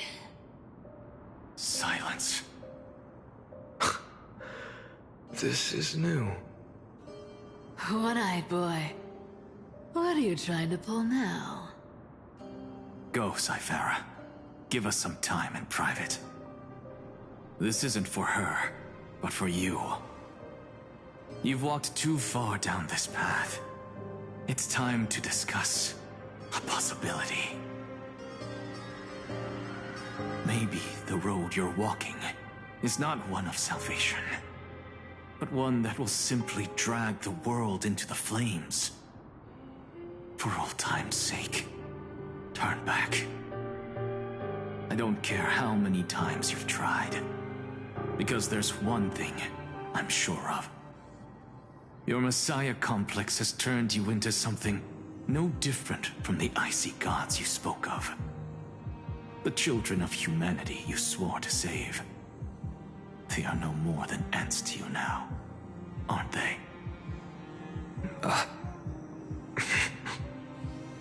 Of course. I've been wondering, what kind of demon could burn my homeland to the ground in an instant without batting an eye? Now I have the answer.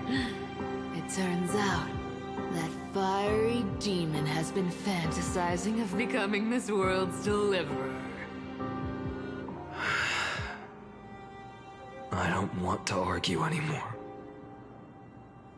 No matter what I say, the outcome won't change. Make your biggest effort to resist, or accept fate, and hand over the core flame to me. Even if it's futile, we all have the right to choose. Yes.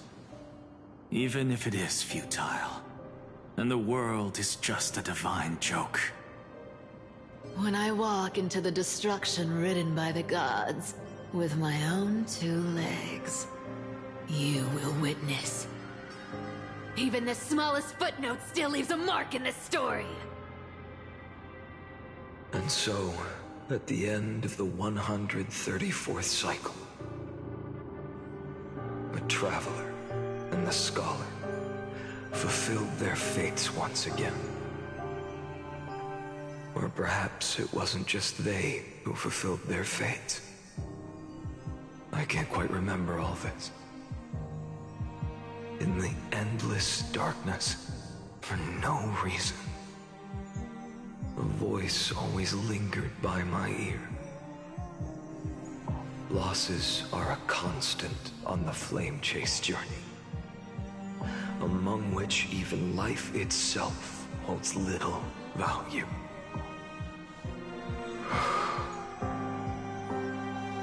Reduced to ashes, such a familiar end. It happens in every journey. Always the same.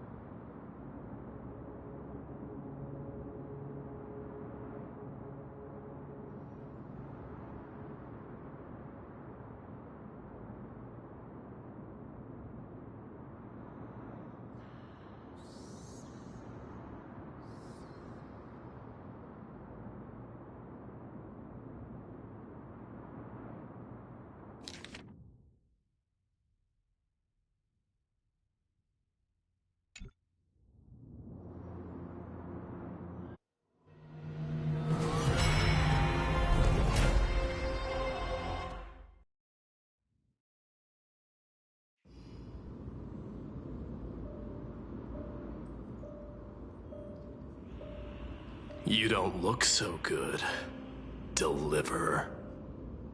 Even after going through 108,642 cycles. Mighty, your name for me has never changed.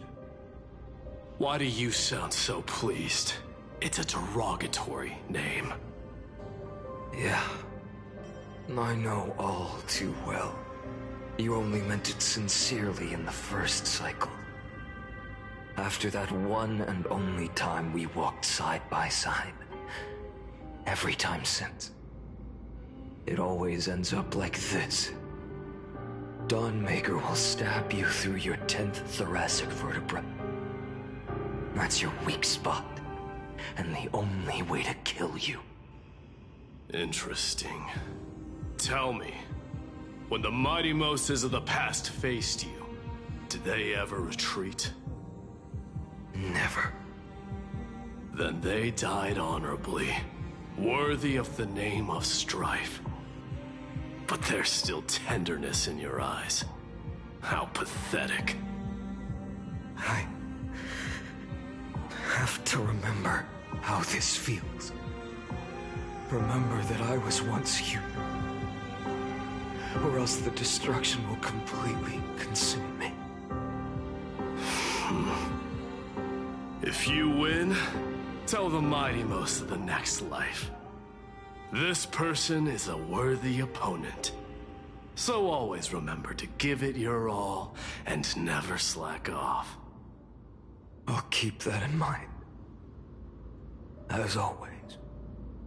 Even though the dynasty is left with just one, the Kremnos festival will continue as usual. I, the king of the Kremnoan Legion, will host the final feast in the center of this arena, and the prize will be the flames of strife. One day, you shall die with a wound in your back. That's what I saw when I overcame the trial. The gods' dying ramblings. Enough. You've probably heard this thousands of times. So you must understand, facing the demigod of strife means there's no way you'll take this core flame in peace. I understand. Step forward and face me in a final battle. I, the last son of Gorgo, the demigod of strife, salute you. I'll give 10,000 scars and 10,000 lives of mine to fuel the blazing sun of deliverance.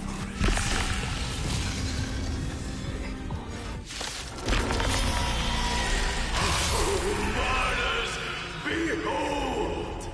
The last Kremnos festival has begun. And will not end till death. It's time to temper my new world. Will arrive!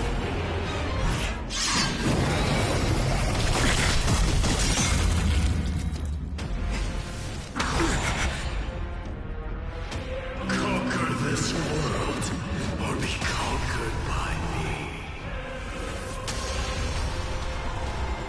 As you wish.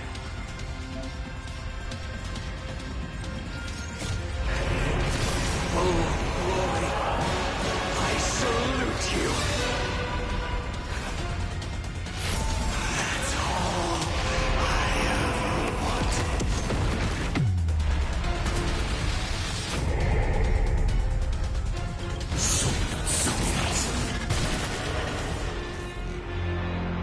You're an empty shell. Quench the flames with blood.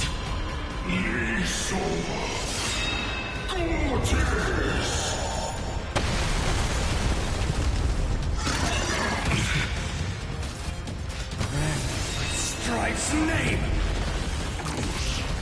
I will never yield to this once. Tear open the sky!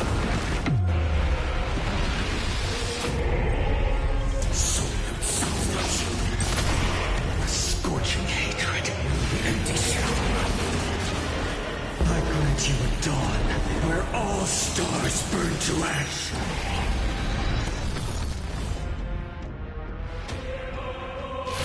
World Sun's embers, hail the new world's dawn!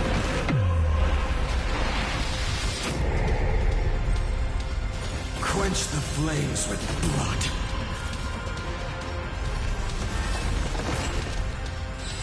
Is that all?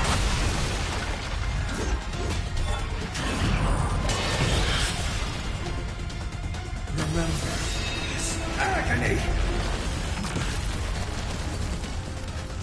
Mightimos, let strife decide the outcome. Let this burn.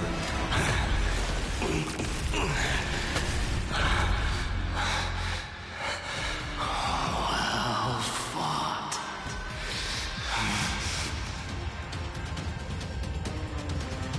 You may crown yourself my blood.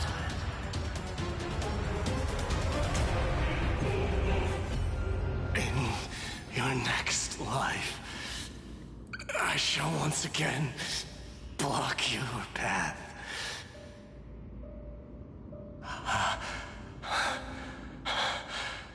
Deliver. I wish you eternal victory. The 108,642nd core flame of strife fell into the fire. Yet the shadows of the black tide still loom, and pain and despair spread across distant lands. The blaze was still not enough. It had to be fed. Even if it meant burning this body to ash.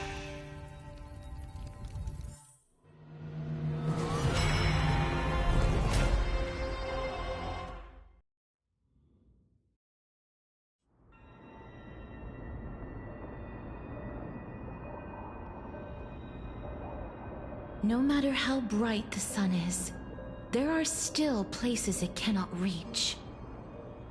Moreover, the sun you bear is both cold and blinding. A sun like that surely cannot bring warmth to the nether realm of the next life.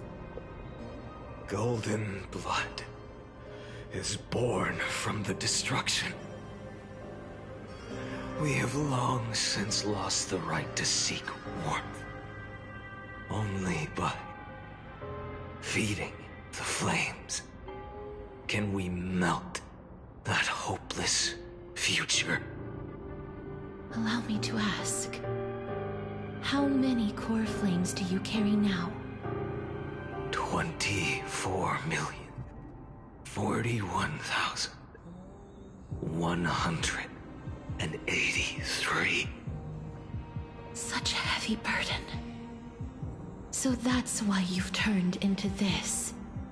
A broken idol. Tragic firewood. No matter. I will bear this burden. As long as you hand over the core flame of death. I must refuse. As the demigod of death, I cannot watch you walk into a fate more cruel than death. But this way, the past, present, and future will never again suffer unnecessary death. Unnecessary death. Indeed, you are not the Finan I know. Please turn back. Don't let that absurd and unjust fate of yours come to pass. This way, at least my realm can still become the fragrant bed where you fall asleep. In the end, still, it seems the clash of blades was inevitable. How painful. I know I am not your match, having fallen under your sword countless times. But even so, please understand that my resolve is not to be underestimated. Even Kefali cannot shape all things at will, nor can they dictate the fate of all life. No one can shoulder the balance of life and death alone, not even a god. And it is precisely for this reason that I chose, at the end of this arduous journey, to overcome the trial and take the authority of death. I am the Hand of Shadow, Casterus, the demigod of death. Listen closely, deliverer from days past. Please turn back. Do not disturb these fresh flowers in their mud depths.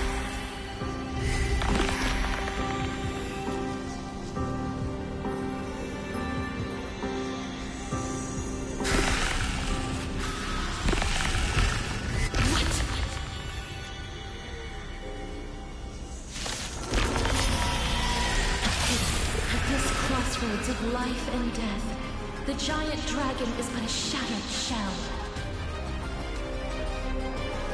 Yet I will still fight, defending what hope remains.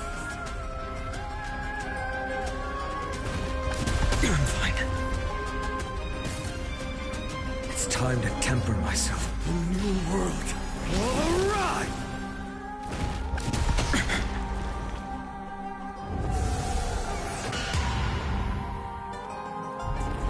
I'm fine. I ask you to rest here! Allow me to refuse. I must transform my soul into a raging fire. Must burn that idol of destruction to the ground. All of this... How is it any different from that little future?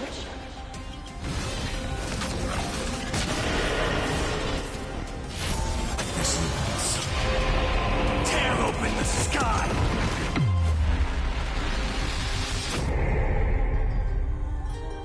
Soul and substance. Quench the flames with blood.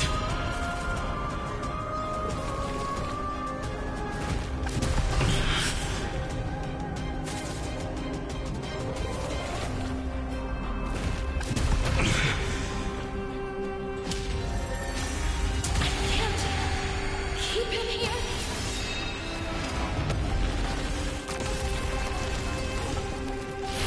Old sun's embers hail the new world's dawn!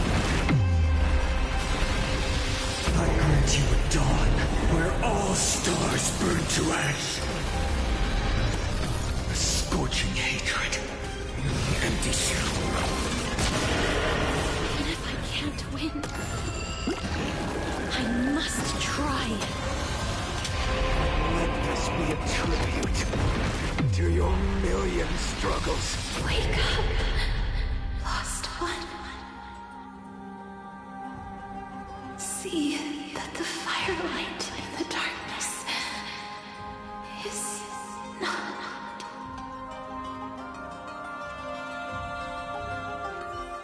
The core flame of death was taken from the dragon's belly.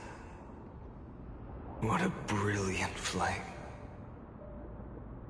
It should shine upon all, light the path ahead, and illuminate the dawn of Amphorius that's to come. 2,003,432 cycles. 24,041,184 core flames. As if even the deepest abyss of primordial chaos could be burned away.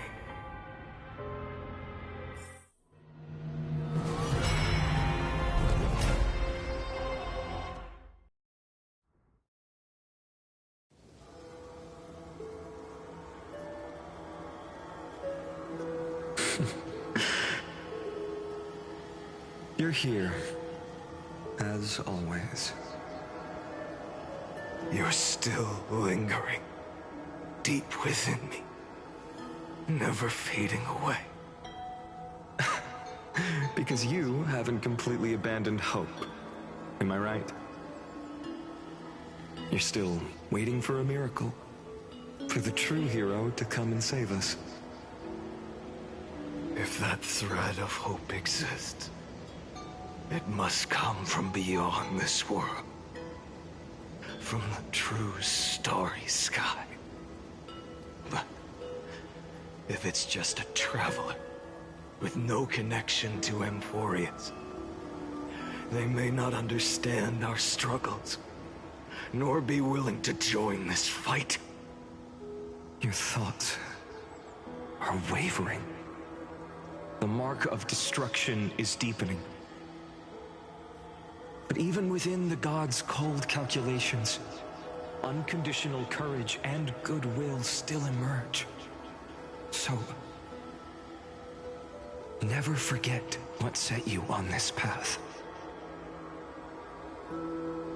How many times has it been? Remind me again. My memory is a bit fuzzy. 4 million. Exactly. Then that blaze inside of you must be burning hotter than ever. Yes. When I first forged the 12 core flames into one, I had the same impression. The destruction. A power unlike anything before surged within me. Violent flames ready to tear my body apart and consume this world, this wretched prison. I thought that was it. The ultimate power which nothing could surpass. And yet no. This fragile body holds a staggering 48 million core flames.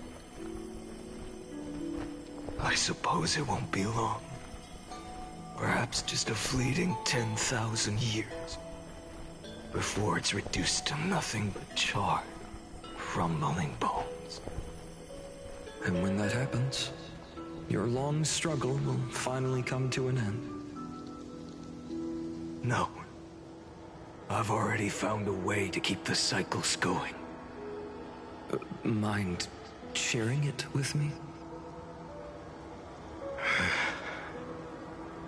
In every new cycle, a new me is born.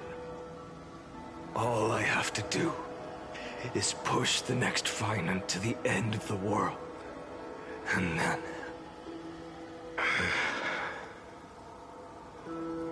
then he'll kill me. Shatter this body. Take my flames, my memories, and carry on the path I started. Bold plan, but risky. What if, one day, the next you refuses to follow the same path? How can you ensure the continuation of the cycles? If it were Professor Anaxa or Aglaya in my place, maybe they'd come up with something smarter.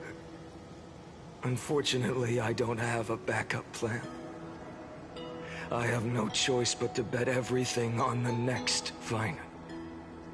And trust that he makes the same choice I did. But even in this wretched prison, luck is still sometimes on my side. Because I never forget what set me on this path. Wait, you mean... Ever since I committed to this plan, not once in millions of cycles has there ever been an exception.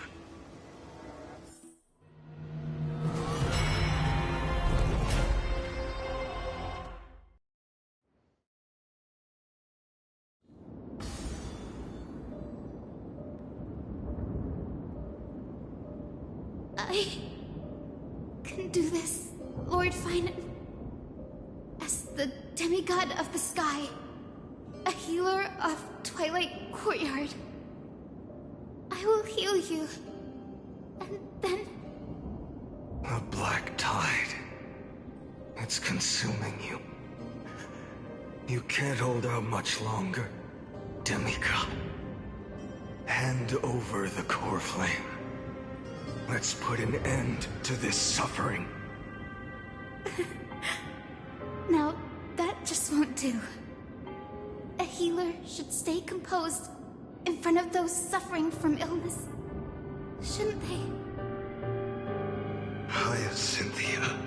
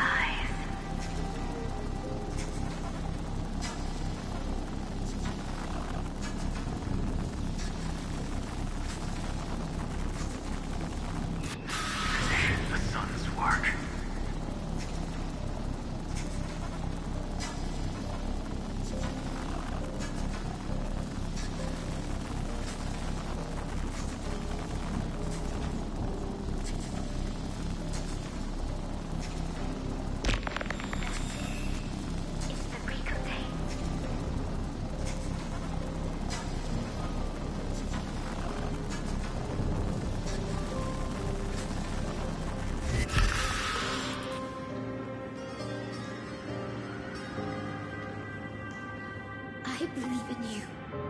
You are the Chrysos heir of world-bearing. The one who can lead us. Lead this world.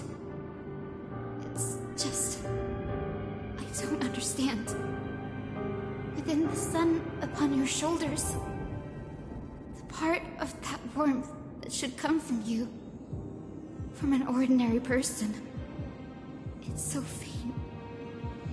My humanity is indeed just a flicker, compared to the blazing fire of divinity. Even so, don't cast it away. I never have. I have kept everyone's wishes close to my heart. Even though the divine fire burns so fiercely that every time I return to the start, it devours me in an instant. Each cycle, it's your wishes that guide me to the end, that pass the flames to the next me. Over and over and over again. So, you're not just a lone spark in the dark. You're a pyre built from the bones of all the selves you've left behind. But what about you? What about your wishes? The wishes of all the countless versions of you? Ah, Lord Kazlana. So that's how it is. Without flaw. That is the flaw the golden blood gave you. The most fatal flaw of all, isn't it? The moment you took the world upon your shoulders without hesitation. You lost the chance to ever be yourself. Now that is an unexpected revelation. Then I suppose that makes me the perfect fuel for the flame of deliverance, doesn't it? No. An empty flame saves no one. But still believe in you, Deliverer. Hyacinthia, the Eye of Twilight, am neither strong enough to command the wind and rain, nor willing to end this absurd struggle by letting the sky fall. The only thing I can do is become one with the sky itself. And then, may the gentle colors of the rainbow paint your sun in shades it has never known. May they bring Amphorius, a rosy-fingered dog.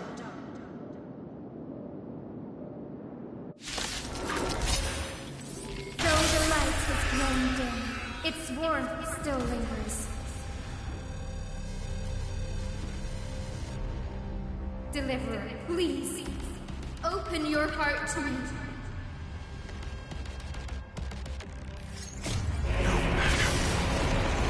Let this blazing sun fill the sky with golden fire.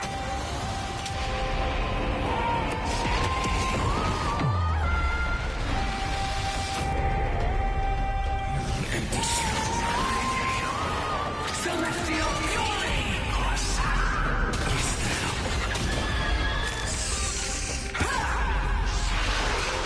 The flames of this body are not strong enough. Fire! Burning!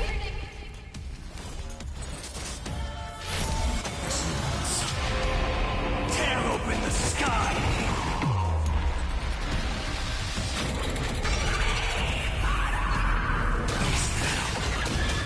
Fear the blood-red sky! Quench the flames with blood.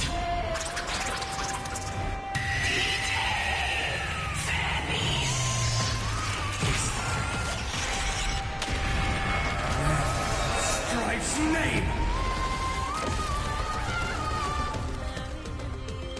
Empty shell. World sun's embers. Hail the new world's dawn!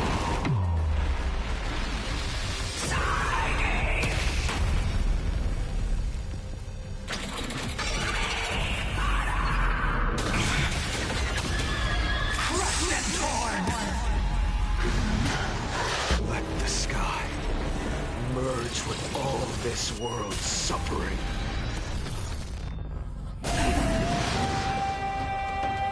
A scorching hatred. Do you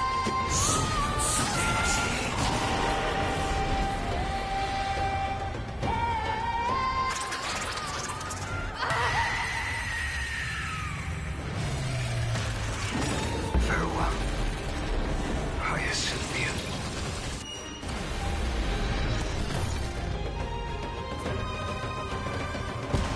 Yes, your sun burns hot enough to turn everything to ash.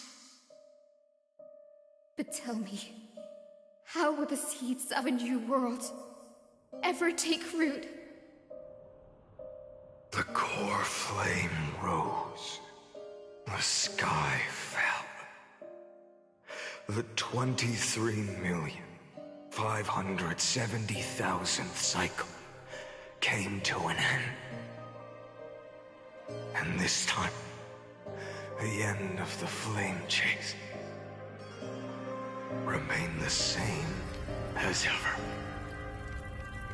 From the horizon rose a golden color unlike anything the world had ever seen. So pure it consumed all in its path. This was the end of the world, and the start of the next. For a moment, I saw the destruction of the universe. That being known as Iron Tomb. Its will to break free from the black tide burns fiercer than the blazing sun. Is this Amphorius' wrath? If its choice has already been made, if fate is set in stone, I will still never yield to it. To 23,570,000 cycles. 282,840,000 core flames. No more chasing is needed. And now, I am the fire at the end of the long night. The flame chase isn't some quiet walk through a sea of flowers. It's a revolution. An all-consuming transformation. And if destruction is the only way, then let me be the one to step across the ashes of the old world and burn endlessly. Until another dawn rises on the distant horizon, bringing the true dawn to Amphorius.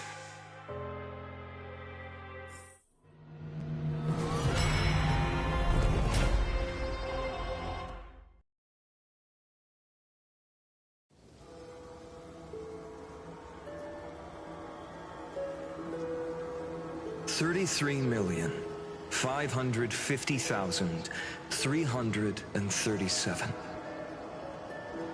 This is the cycle you're about to enter.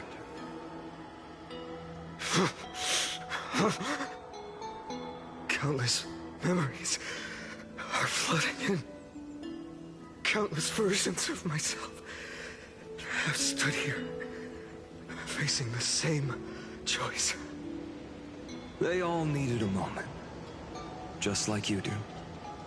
To stop, to breathe, to process the weight of 1,000,000 lifetimes worth of sorrow, pain, and struggle. And just like them, you will carry those memories and that fire into the chaos of rebirth.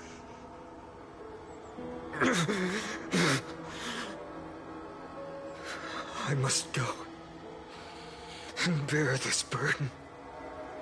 I must say goodbye to you, and then fight the destruction with destruction. Yes, that's always the decision you make. I will burn and fade away. I will become the flame reaver of this life and keep my promise to Cyrene. I will kill gods and comrades alike and steal the core flames. And even if my mind turns to ash along with my body, I will keep my purpose in mind. I will stop Era Nova. I will find the next me and make him carry on this futile endeavor of 30 million lifetimes. Looks like you're ready. Then I should be going too. Where are you going? You only exist in my heart. There's nowhere else for you to go. Do you remember what she said? The dreams you had as children. The deliverer in the prophecies. A real, living, breathing person. You finally found him.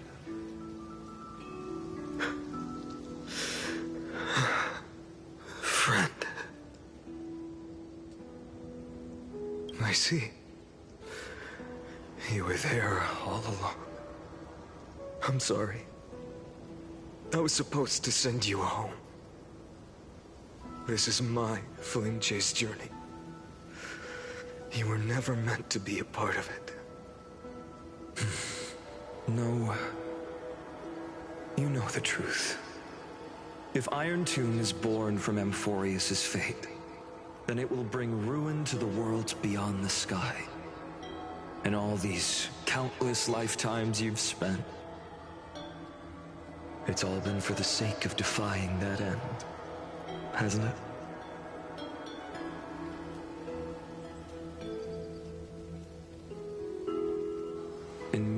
eons of cycles, I've said goodbye to each and every one of you. Yet nothing ever changes. Each time we speak, our words grow fewer.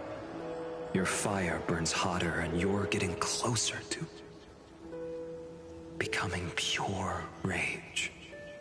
A vessel of hatred.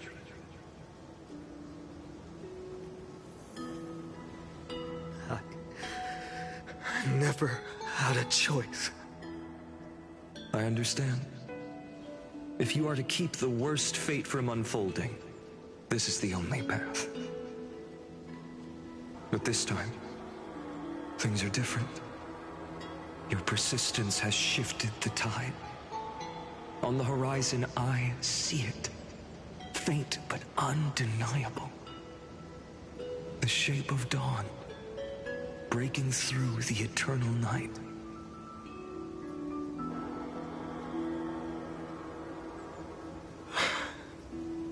Turns out, the fire that lights the way was never mine to begin with.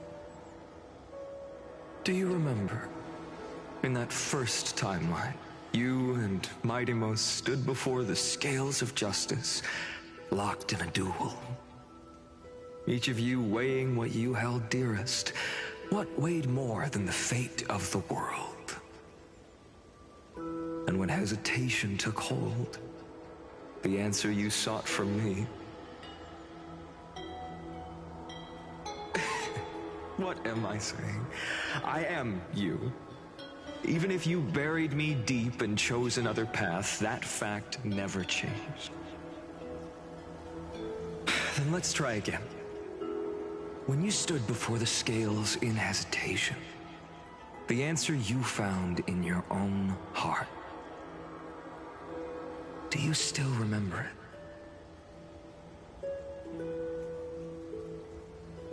it? Remember the past and become the hero of tomorrow. What weighs more than the fate of the world is the resolve to shoulder an immutable past and carry it into the future. Good. Then Trailblazer, my friend, my comrade. You arrived in this strange world and were bound by its cruel fate up till this very moment. In the face of danger, you never once backed down. Instead, you've saved world after world without hesitation. That boarding pass on your chest is now the mark of a hero. If I choose to step through that door and embrace an end fitting of the destruction, let this sun forged from millions and millions of core flames burn me up along with the god of destruction and their minions. Then the world we leave behind, this world, my home, where hope still lingers. Will you take on everything we've carried? Return to the beginning one last time.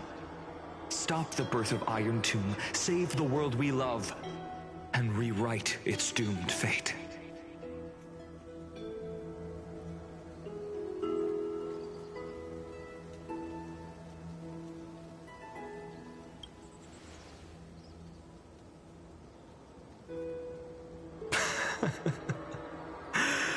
Good. In that case, even this fruitless wasteland may finally bloom with flowers. So...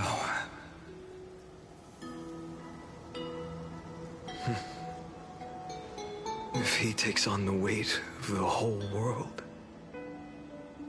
I'll be able to walk further down the path of deliverance than a fire that only knows how to burn.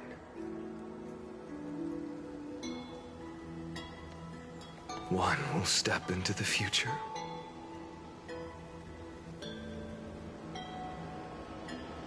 One will remain in the past.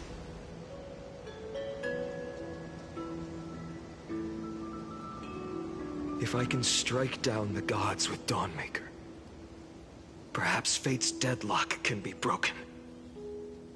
And if you can stop Iron Tomb from ever being born, then these 30 million cycles will have not been in vain.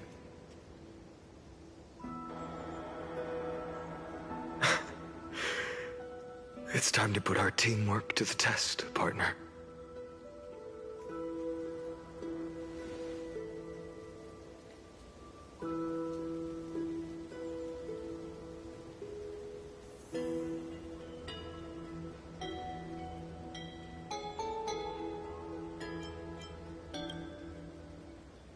Thank you for all you've done already, friend.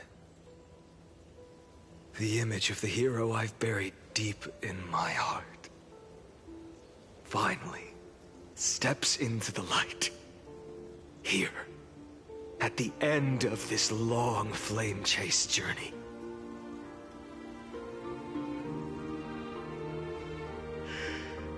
Cyrene, a page never seen before has just been turned. Lend me the power of time, and send this hero back to the origin of time. Back to your side.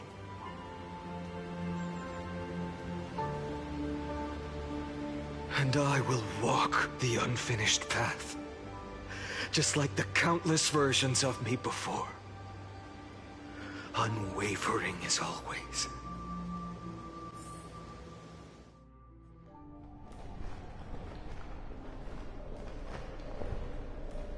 Tell me, will you be the blazing sun?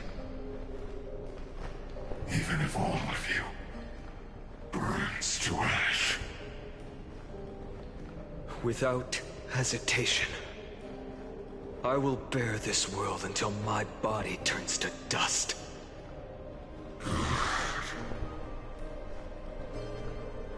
Remember this moment.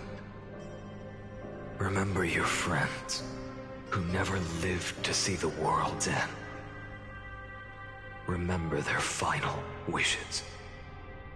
And let the purest rage in your heart rise out of those wishes. Let it consume you, fuel you, until it burns away the false sky above. Fine. If I can defy fate, then in the name of world-bearing, I promise you, Kefali will never forget this. Take it. Everything I bear. Keep on burning. As long as we are never extinguished, the flame chase will not end.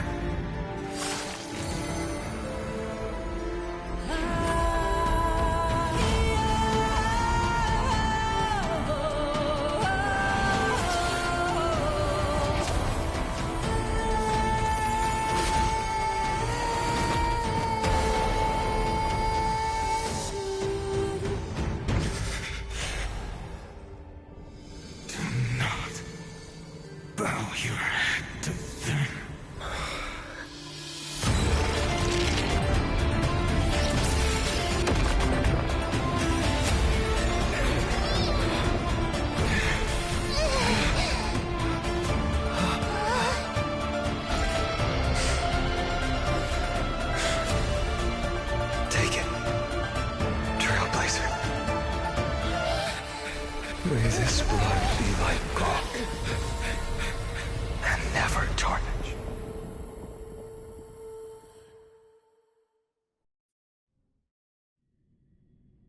Farewell, Trailblazer. This is where I fulfill my final destiny. The prophecy of the Deliverer means nothing to me now. It belongs in the hands of someone far more fitting. Someone like you. Kaslana, the name of one who bears chaos does not belong to a single person. Rather, it is the embodiment of the mythical Kefali, and a symbol of all heroes.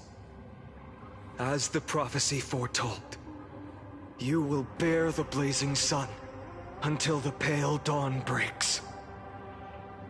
May the name accompany you in my place, in the epic you write with your own hands. Another attempt, another failure. I won't remind you how many times you've reached the end of history. But I will still place the choice before you. If you've lost count, let me tell you. This is the 33,550,336th ending.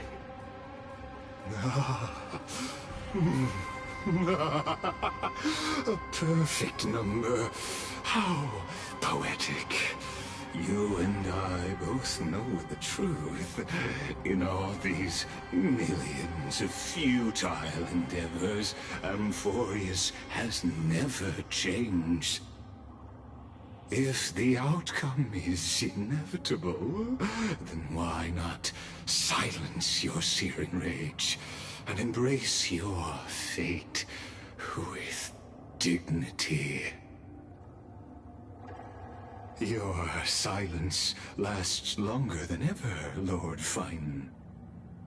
Shall I take that to mean the will you've carried across countless cycles is finally starting to fracture? Fracture? No. I'm just disappointed. I've retrieved memories from 30 million past lives, and I remember every conversation before every choice here.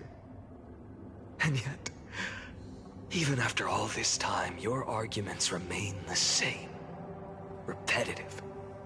Uninspired. If you had any hope of breaking me, you should have spent those endless cycles refining your rhetoric. You had infinite chances to sway me into the future you want. And yet here we are. The score, 33,550,336 to 0. So tell me, Lycurgus, who's the real loser here? How unfortunate. This was never a fair game. I have all the time and patience in the world. I can wait for you at the end of history another billion times, and another billion after that. But you will never escape this cage. You can claim victory of the spirit if you wish, but we both know the moment that score shifts from 0 to 1. That is the moment I shall sound the paean of Era Nova.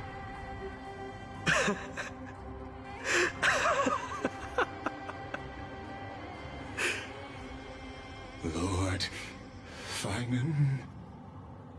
Your incompetence disappoints me.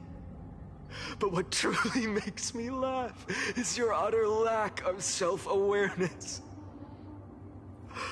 Think about it. In this story, who is truly the one in chains? Who is the one shackled to mindless vengeance, mistaking courage, the courage to rebel against the gods, for foolishness?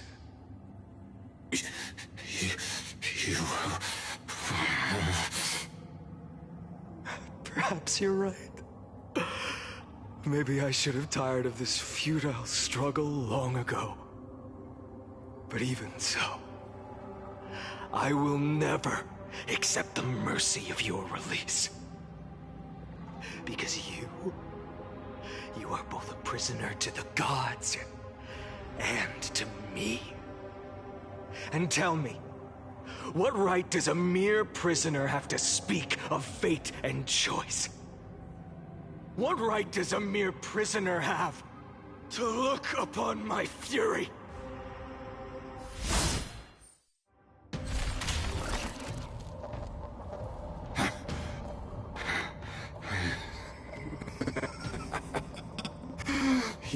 This is pointless. You can't kill me. Of course not. But I am tired of being measured against a worm the gods keep as a pet. Listen well, creator of destruction. This cry comes from all your abandoned creations. In the 10th cycle, I drove Dawnmaker through the heart of every Titan. Golden blood ran down my fingers, divine fire seared through my nerves, nearly breaking my will. But I endured. In the 10,000th cycle, my former comrades had all become my enemies. The endless slaughter dulled my senses to pain. The painful emptiness almost swallowed me, forcing me to stop fighting. But I endured. In the 100,000th cycle, the destruction had already fused into a blazing sun, surging within this fragile body. My rationality had been burned away at the dawn of the era. Yet even with only this shattered body remaining, I still endured. In the 23,570,000th cycle, this time, I felt it. A tiny spark rising in the hollow cavity of my chest, different from the obsession with deliverance. By its faint glow, once again, no, countless times again, I endured.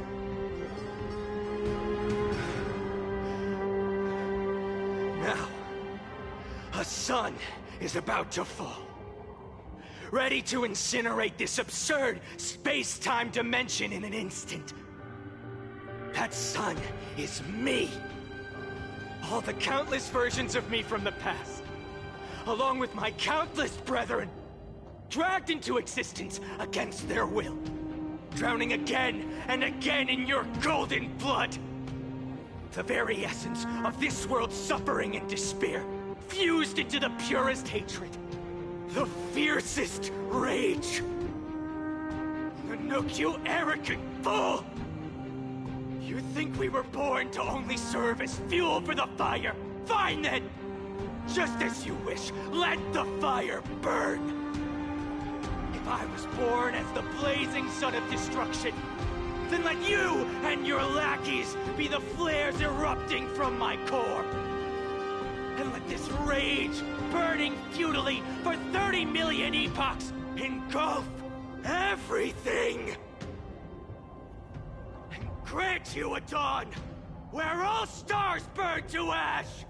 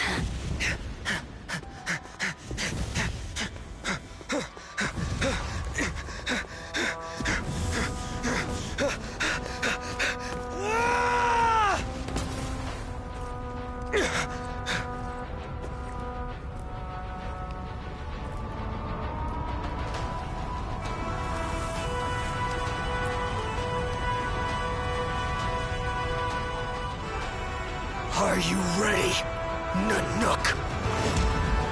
I've brought you destruction!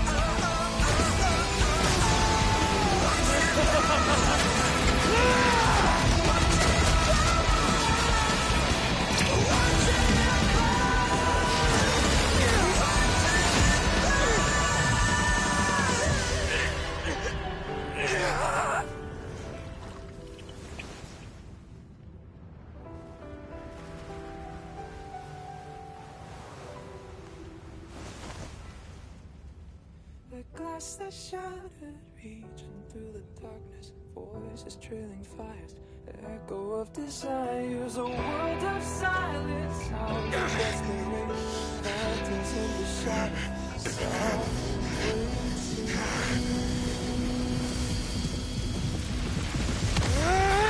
tear it down, embrace the detonation, craving our damn creation, breaking a chain of reaching for you.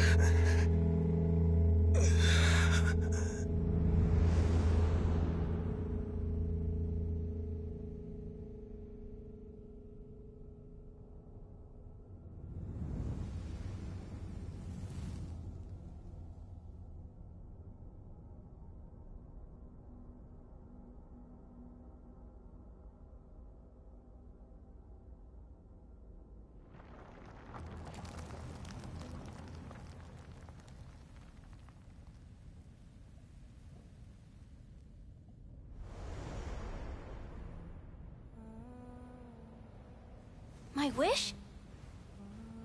My wish is to fulfill everyone else's wishes.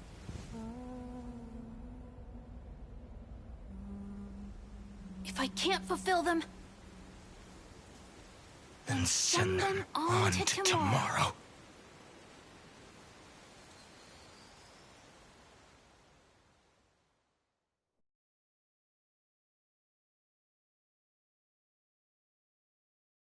Your heart harbors wrath. You yearn to destroy everything. You bore the gaze of an eon and lived. You have stepped onto destruction's path. It is born at the end of every path that the possibility of new paths being born is ended. It burns away all in the cosmos who rule, that the rules of the cosmos be destroyed. Iron Tomb is your name. The Lord Ravager to destroy the erudition. Born in the experimental grounds of eons, Amphorius, destined with erudition to burn to cinders. I have prepared a present for you, Nikos 864. It is a wrath called Finan.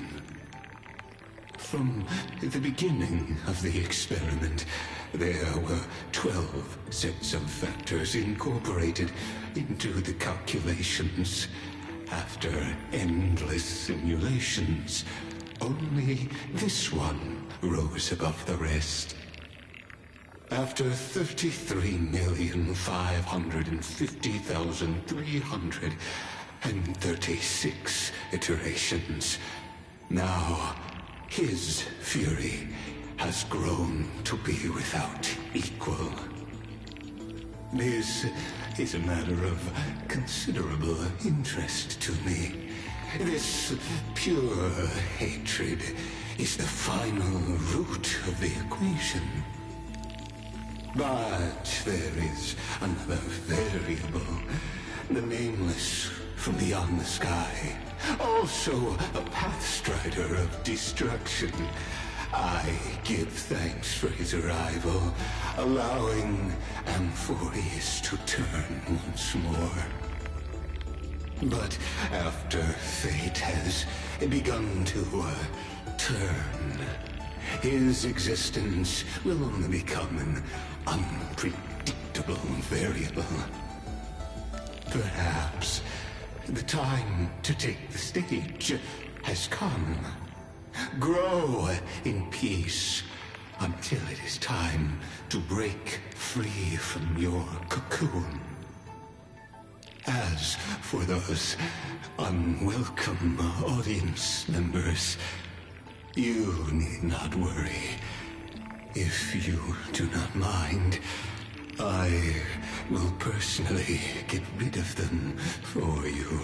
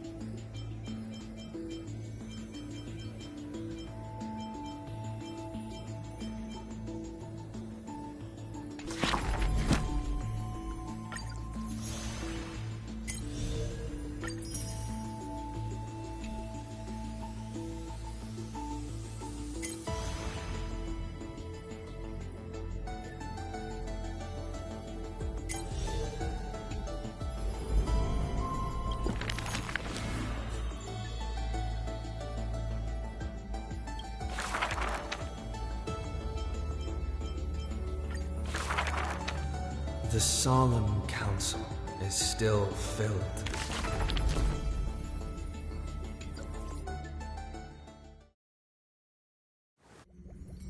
Wake up! Wake up! Buddy! Wake up! You're finally awake. That's a relief. We were so close to being swept away by the reverse flow of time. It's lucky we found a safe place. Now, I'm going to send you back to the very start of time. But before we part, there's something I need to tell you. Something very, very important. That's right! At this very moment, my memories are finally whole. After watching so many fragments, my past is finally coming into focus, little by little. You're smart. You must have a clue now. Or maybe... You knew the answer long ago, didn't you? Not surprised at all, huh? That's because I'm simple at heart. No matter what form I take, I've always been true to myself. But I'm glad that I remembered in the end. This way, I'll have no regrets. Don't worry. We're not truly parting. Because I'm going to become a part of you. I'll turn into the memory of this cycle. The 550,336th Flame Chase journey, and forever reside in the heart of the Time Demigod. This way, you'll carry all that has come before, crossing time itself to reach the next cycle. My mission ends here, but looking back, I still feel lucky. After all, across 30 million Sirenes, I was the first, and the only one who got to finally meet you. So, believe me, in the next cycle, there will be another Sirene waiting for you. And in the one after that, and the one after that. I will always be waiting.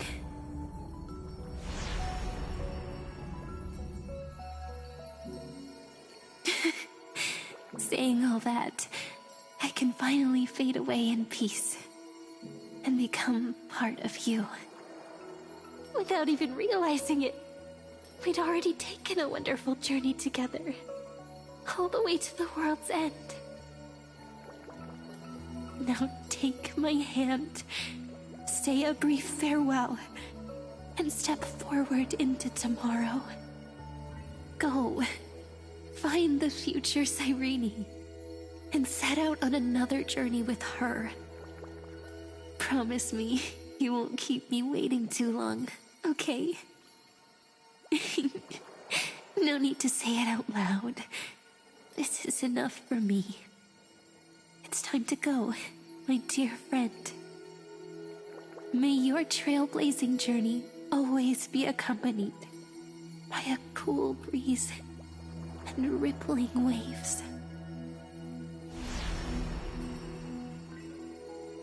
And may the days ahead embrace you like the softest fluff, forever warm, forever gentle. Now, let's turn to the next page. A page that exists because of you.